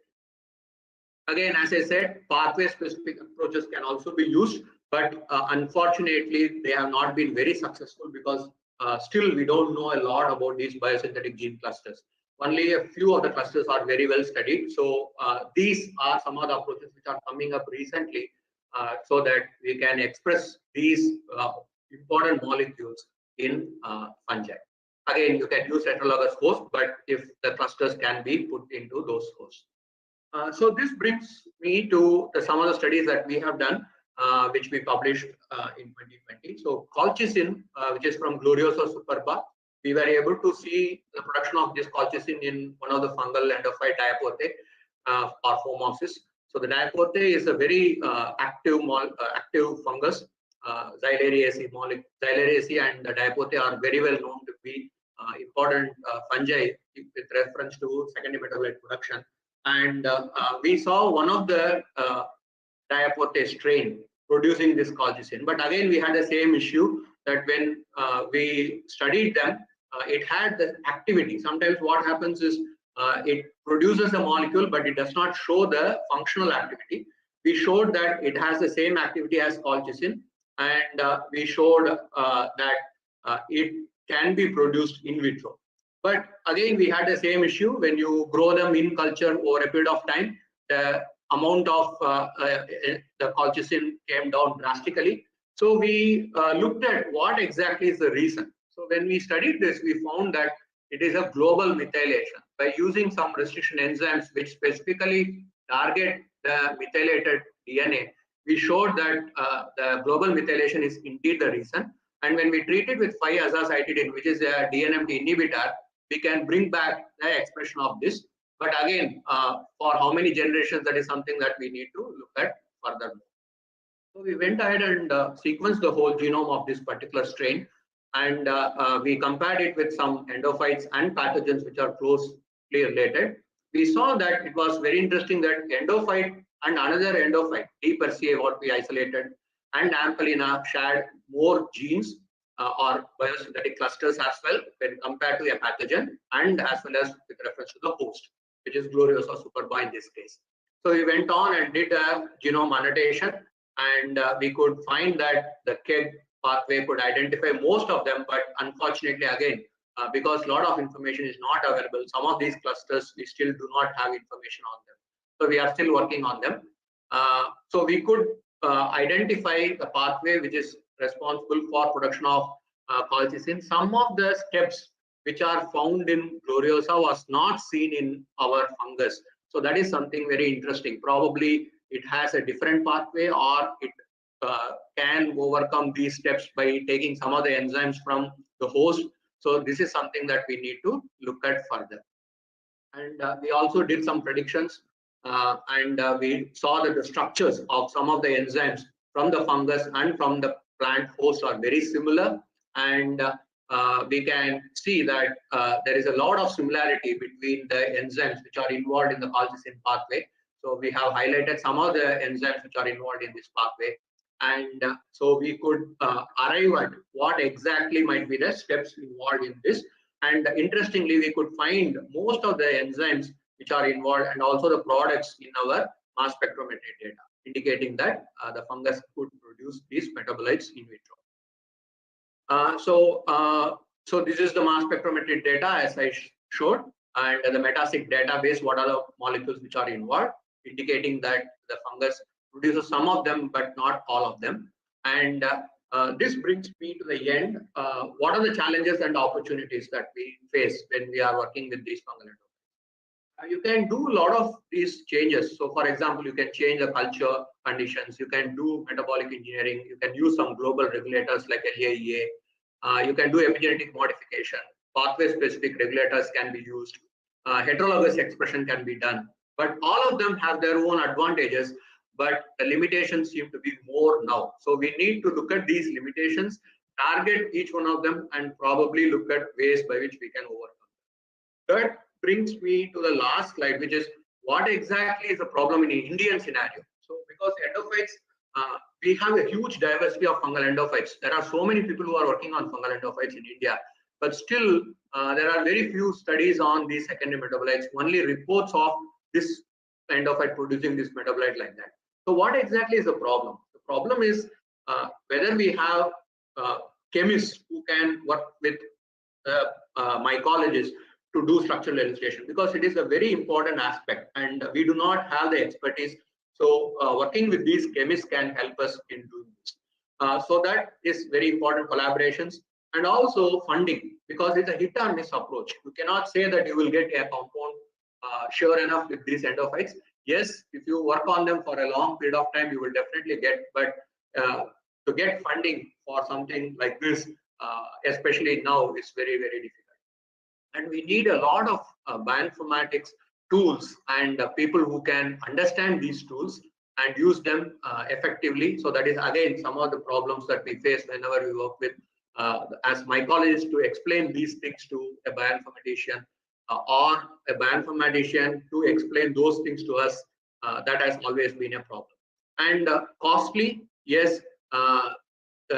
Metabolites, whatever studies we do, we require sophisticated instruments and how we can look at this. But looking at the applications of these molecules and problems that it can solve, definitely we need a lot more studies on this aspect. And that is it from my side. These are my references, some of them that I have used in my presentation. And I would like to thank and acknowledge my mentor and guide, Dr. T.S. Suryanarayanan, my PhD guide, for introducing me to MSI, Manipal School of Life Sciences, where I work now. My student, Dr. Deepika, who did most of the work with reference to colchicine. Mycological Society of India, especially for giving me this wonderful opportunity, for selecting me for this award. collaborators and funding agencies for their support. Thank you. That's it from my side.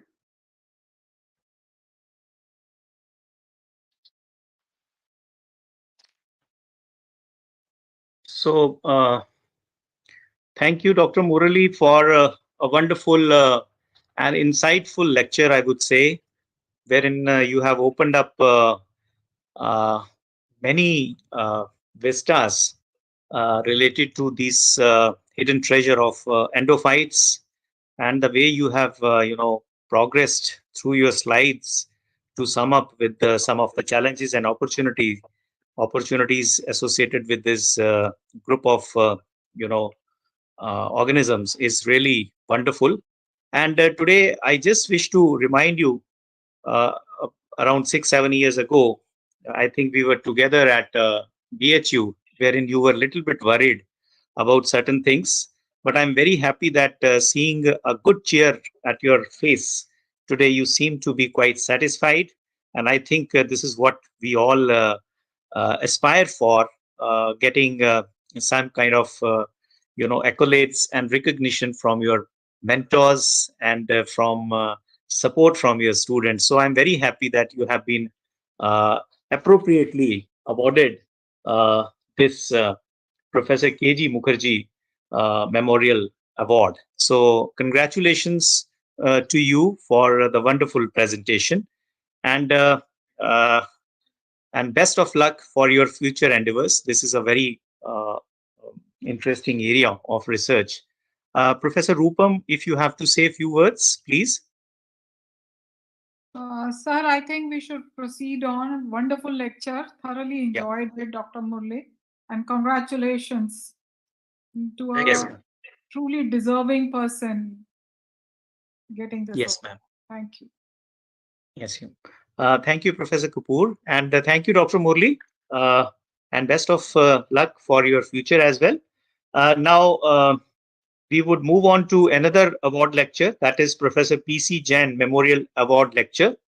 And this is being presented by Professor R.M. Mulani from Swami Ramanand Tirtha, Marathwada University, Nanded. He would be speaking on rocky, grassy crevices on mountainous plateau of Western Ghats as AM gold mine for diversity of arbuscular mycorrhizal fungi. But before I request Dr. Mulani to proceed for his lecture, do we have an introduction about Professor P.C. Jain from the organizers? Dr. Mathivnan, if you could please. Yes, Professor Yashpal. That's good. That's good. Yeah, Professor Madhivana, Joint Secretary. Yeah, thank you for your permission to read up the bio brief as well as contribution of Professor P.C. Jain. Professor P.C. Jain, then head Department of Applied Microbiology and Biotechnology, Dr. Harishing Gaur Vishwavidyalaya Sagar, was a worldwide known mycologist and microbiologist and fellow of Mycological Society of India. Professor P.C. Jain was born on 1st February 1949 in village Tikaria of district Chhattisgarh, Madhya Pradesh. During his schooling, he was meritorious student and received several scholarships that helped him to continue his education despite of low economic condition of family. He obtained dual graduation degree, BSc B.Ed, 4 years integrated course from Regional College of Education, Bhopal University, Bhopal, with first class. He did his masters in botany from Sagar University, Sagar, in 1974. Thereafter, he was awarded PhD in botany under supervision of Professor S.C. Agarwal from Sagar University. His main contribution was on keratolytic fungi.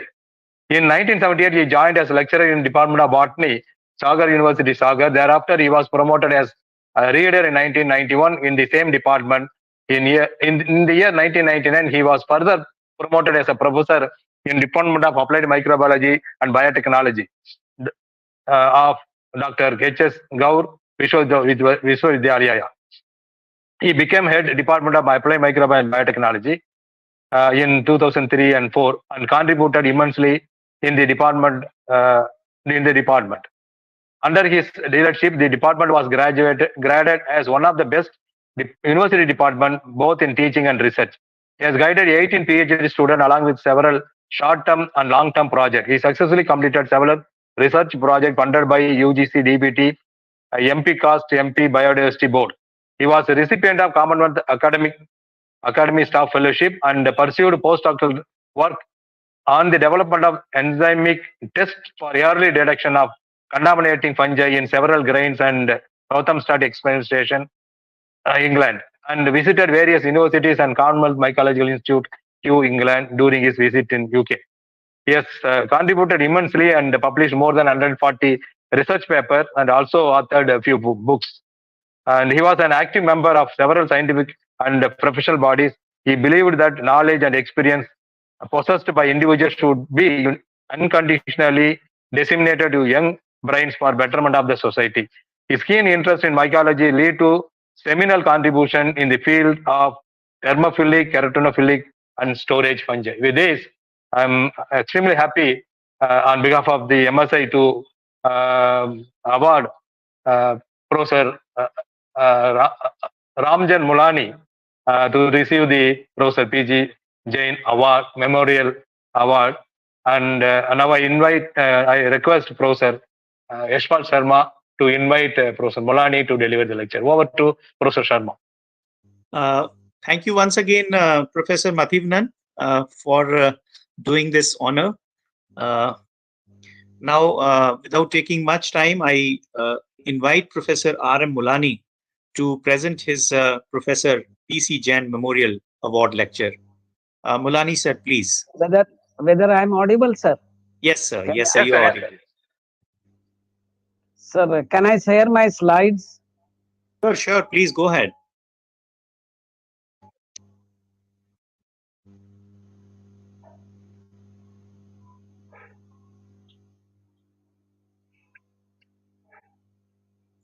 Can you see my slides, sir? No, sir. Yes. It is coming up, sir. Wait for a moment.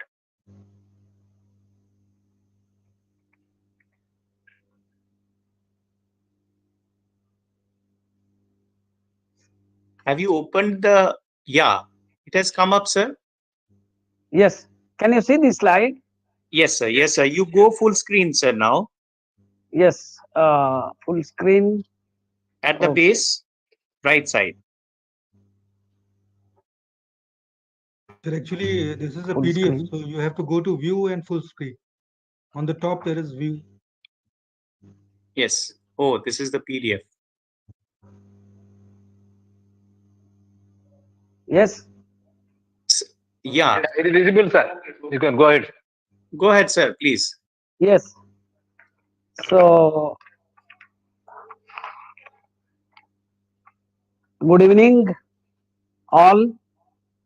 Respected chairperson, Professor Yashpal Sharma, the editor-in-chief, Kavaka, MSI, and Professor Department of Botany, Jammu University, and respected co-chairperson, Professor Rupam Kapoor, Managing Editor, Kavaka, MSI, and Professor Department of Botany, Delhi University, and all Executive Council member of Mycological Society of India, and the organizing committee members.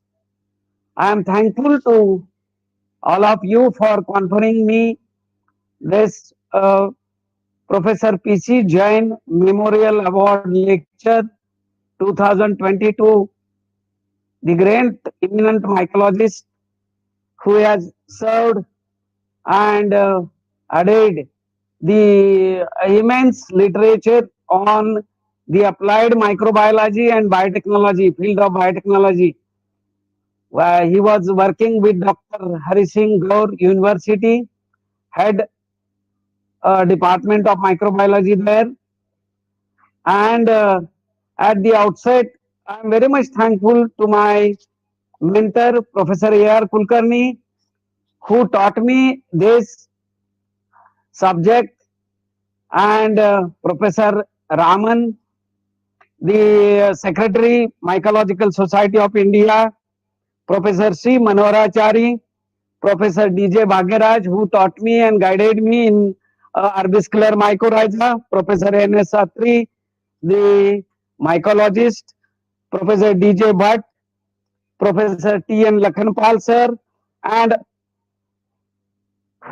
the Honorable Vice Chancellor of our university, Professor Uddhavji Bhosle, and administrative authorities of SRTM University Nanded for allowing me to participate in this August gathering and present me the Professor P.C. Jain Memorial Lecture.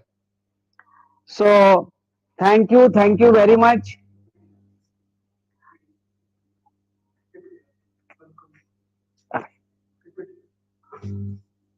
Can you see the slide? Yes. Yes, sir. We are seeing the slide, sir. Yes. Which is next one?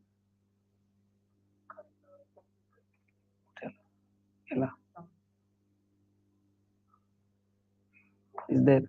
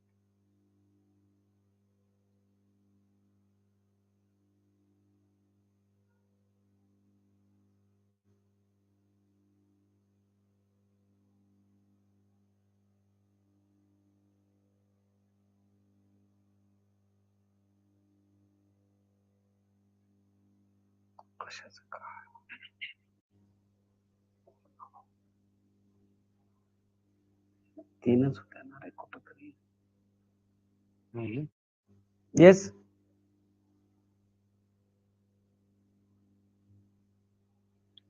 Mute. Just.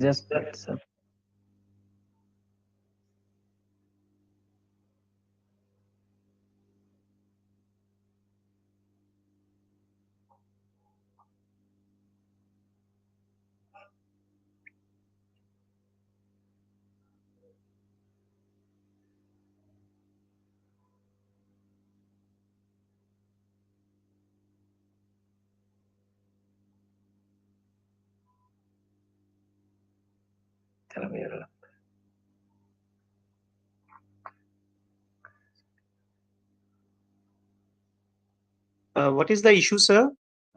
Sir, I'm just changing it to instead of PDF, the PowerPoint.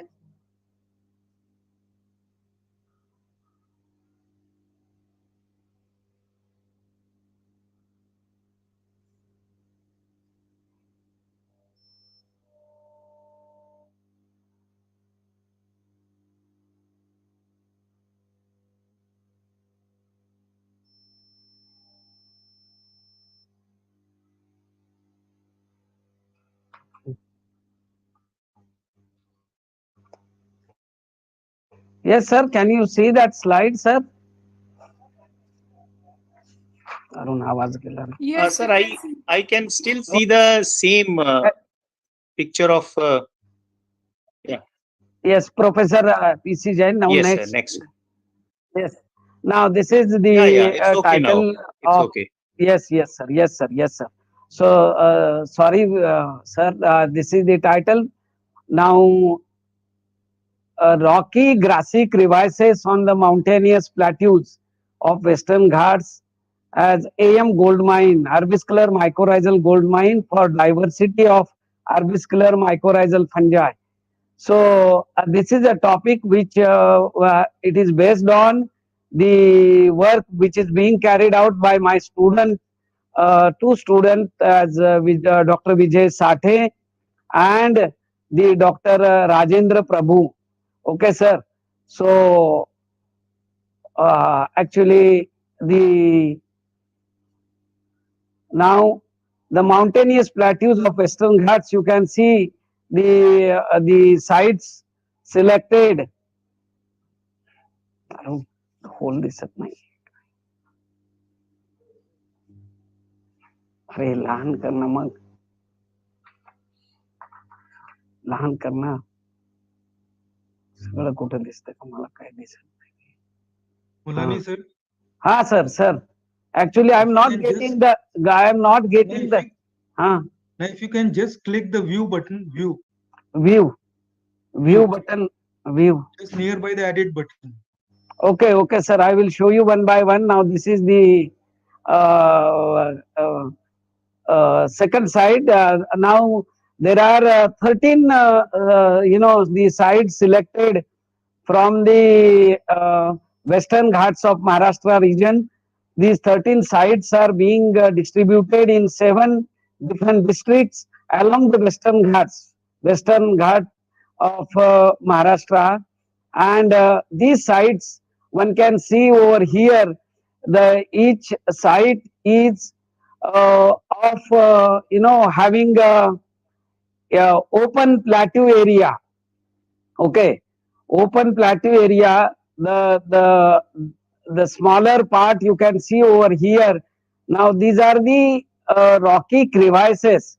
If you see the rocky crevices, around here entire view.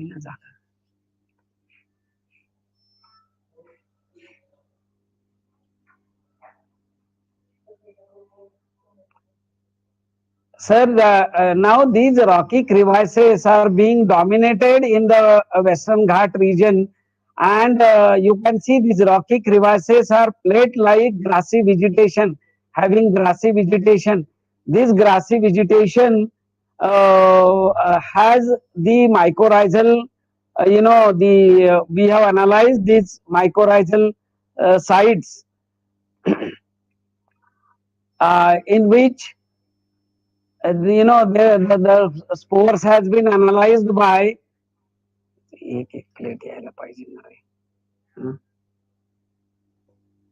Mulani sir, it will be difficult for you to present in this form. If you can just click view button. View button. View. Sir, you can skip some of the tables if you wish, and then you come to some of the findings, because we have to take care of the timings also, sir. It's my request. Yeah. So you come, you may come directly to your findings. Yes, sir. Go to view.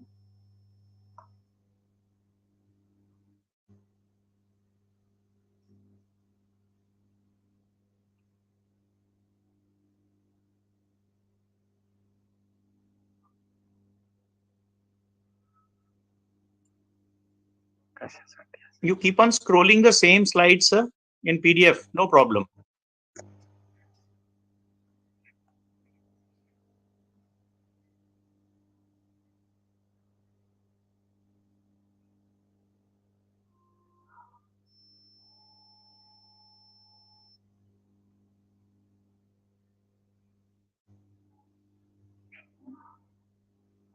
Or alternatively, can we move to the next speaker, and he can meanwhile shift to PPT?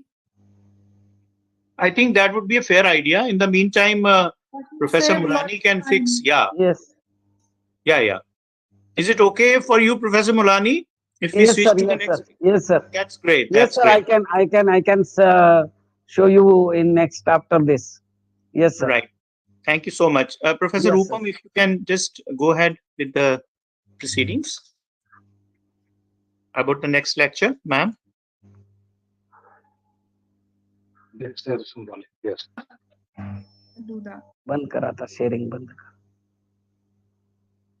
So while Professor Mulani streamlines his presentation, we are already lagging in our schedule. We'll move on to the next speaker. सांग ना मग झालं ना सांग. Professor Mulani, please mute yourself. Please switch off your mic. Professor Mulani? Yes, please switch off your mic. Yes. Professor Rupam, ma'am, please. Sorry.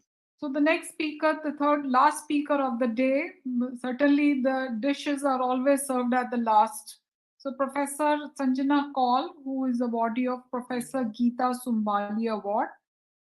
May I request Professor Mathivanan to please introduce us to about the award as well as the speaker.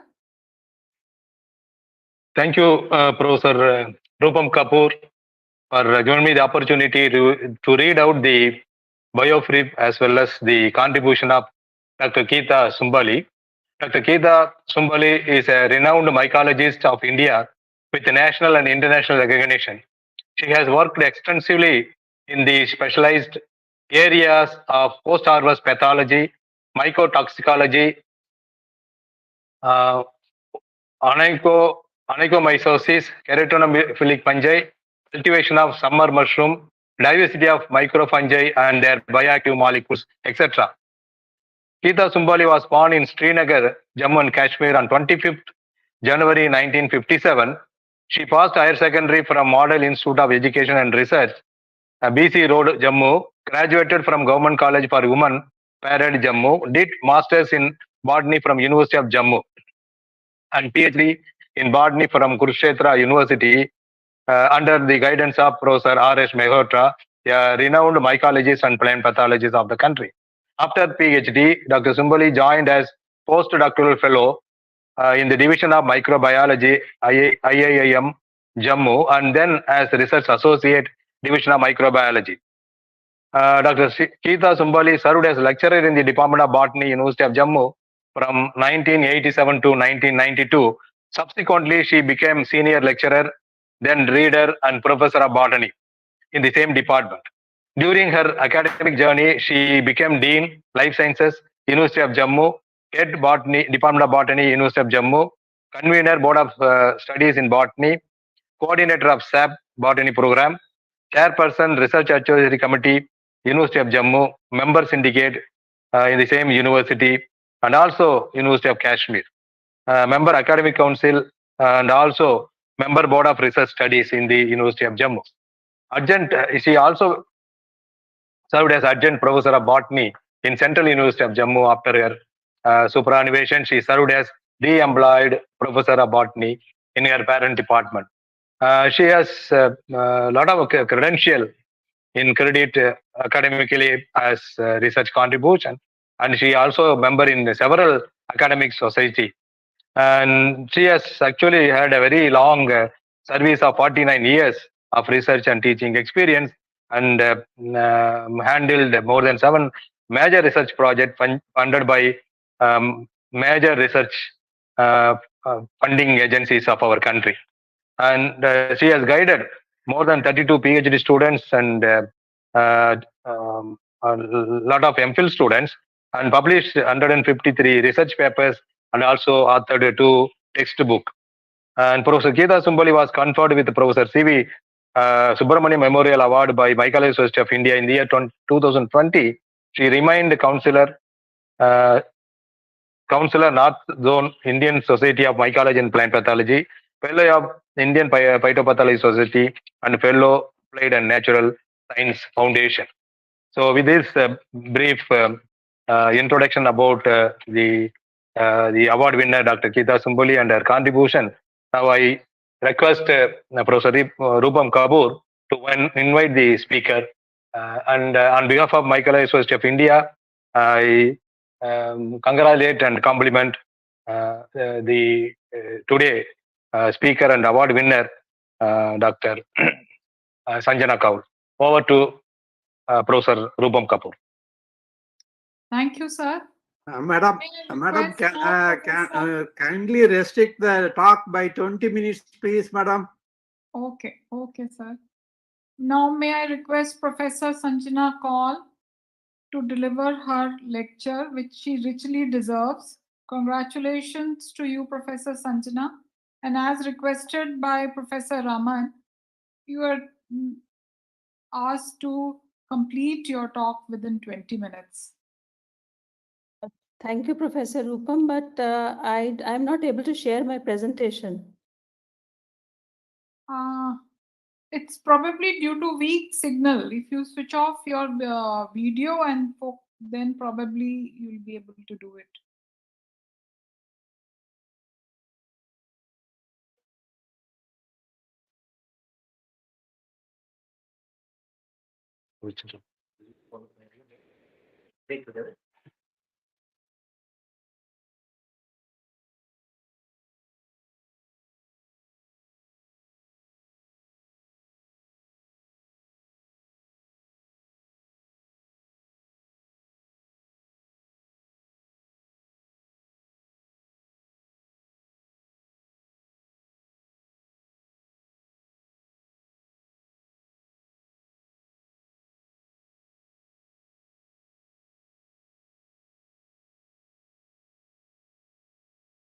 Okay. Host, please, you allow her to share. Hosts, please allow her to share.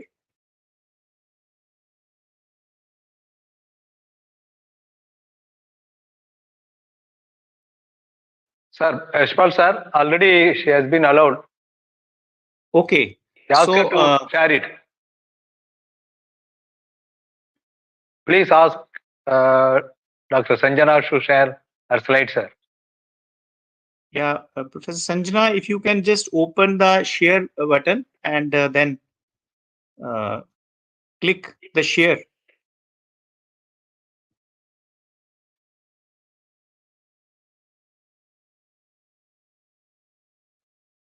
वही बात उससे ना Otherwise, let her send by email to the organizers and they can operate from here.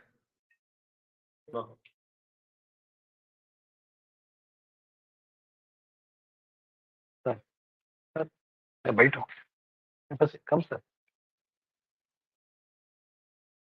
Madam, up.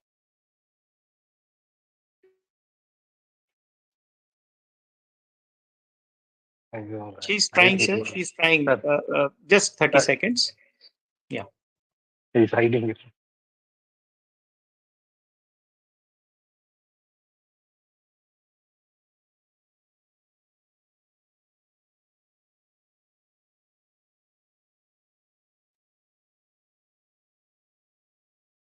Madam, please unmute yourself. Your mic is muted. Madam Sanjana Kaur. Yeah, okay, fine.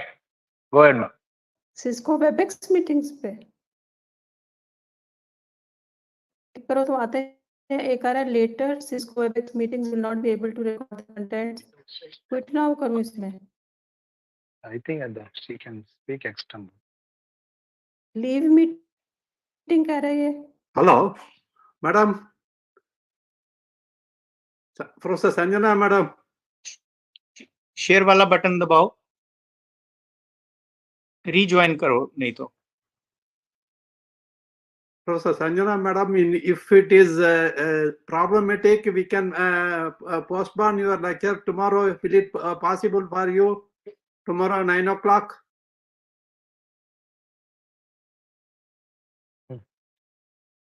Yeah, we can do that, sir. Madam, Professor Rupam Kapoor, madam, and Yes, Professor Yashpal Sharma, kindly postpone the meeting by 9 a.m. tomorrow. Okay, sir. Yes, madam. Is it acceptable to all? Pardon? Okay. No, it is MSI side only. Right. It's not the MSI can take decision. Okay, sir. So as suggested by secretary, Because we have a executive committee meeting and general body meeting. yes, sir. Due to some technical glitches and also we are lagging in our schedule, it is requested that we reschedule 2 lectures, memorial lectures, that is Professor P.C. Jain Memorial Award Lecture and... No, P.C. Jain he has given, madam? No, he has not given. Okay, in that case, we will, you can postpone both tomorrow morning 9 a.m. Tomorrow morning at 9 a.m. Yes, madam. Sharp at that time. Thank you so much. Can I, sir, Raman sir? Yes, sir. I am ready. Can I have within? No, sir. Sir, tomorrow you can give, sir, because okay. The crucial meeting for MSI is we have to conduct. Okay, sir. Okay, Okay, sir. sir. Thank Okay, you, sir. sir. Thank you for Thank the you. cooperation. Thank you for the cooperation. Yes, thank you. Thank you. Yes, sir.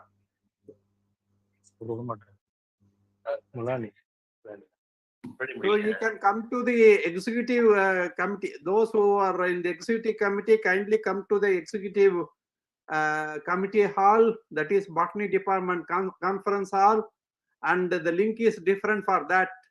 And the other MSI members can come to the biotechnology conference hall by 7 p.m. Thank you, sir. Yes, thank you. Excuse me. Memento, exactly. The memento for them. No memento for them. Tomorrow.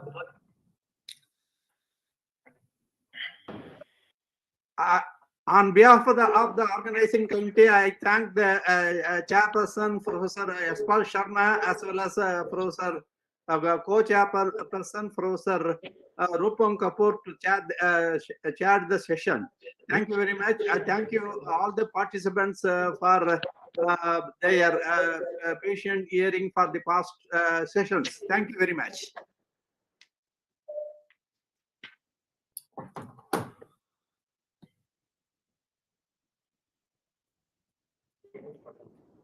So we can leave this meeting and join the other one, sir? Yes, sir. Yes, sir. All the office bearers and committee members, they can come to Botany Department Conference Hall. Botany Department Conference Hall.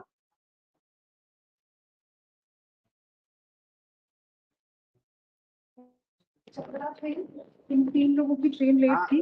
सृष्टि वर्मा, समाचार की अदिति है, कोई पता नहीं, नाम पूरा नहीं पता। उनकी ट्रेन लेट थी, तो इनको किट और रजिस्ट्रेशन का स्लिप नहीं मिला है। तो मैंने इनको बोला कि आपको कल मिल जाएगा, इसी डिपार्टमेंट में रहिएगा, यहाँ पे मैं आपको सुबह दे दूंगी, तो याद रखना, ठीक है? Dr. Sushil Kumar, sir. Sushil Kumar. Dr. Sushil Kumar, we have postponed the 2 lectures tomorrow. Yes. Yes, sir. Yeah. 2 lectures we have postponed tomorrow morning, 9 o'clock. 9 o'clock in the morning. Which one? Good afterning. And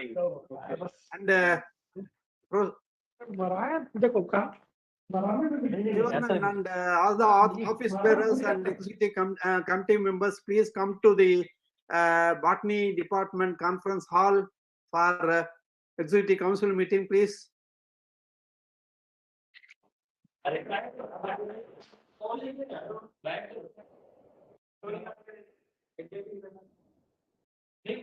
इसीलिए कहा वो तक ले लिया, इसका idea नहीं है, तो सवाल देखते हैं वही।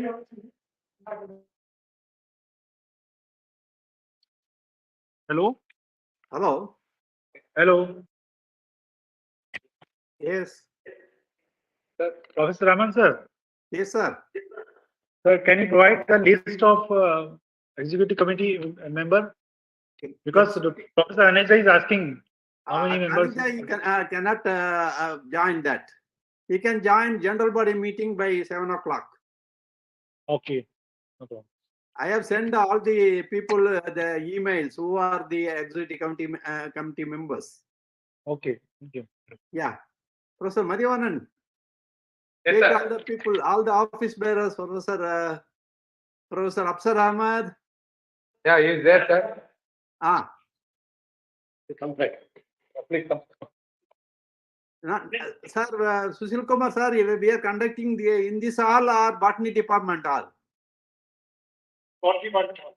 This is a Botany Department hall, sir. We are sitting in the Botany Department hall. Yeah, you have to move to Botany Department hall. Sir, this is the Botany Department hall, sir.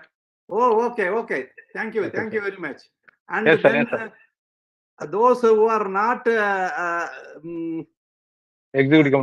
Executive committee members, they can leave the hall. Dr. Sushil Kumar is exempted because he have to host the session. Please remember, Madhu. Yes. Malar, you are also there, no? Malar, you are not in the EC?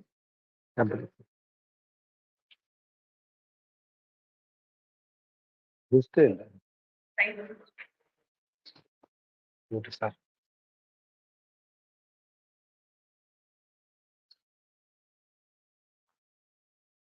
And we have to go to, we will come another link.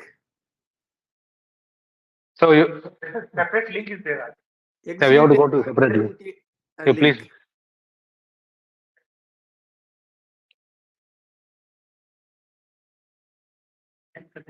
Yes, that's fine. Right. Name of the member.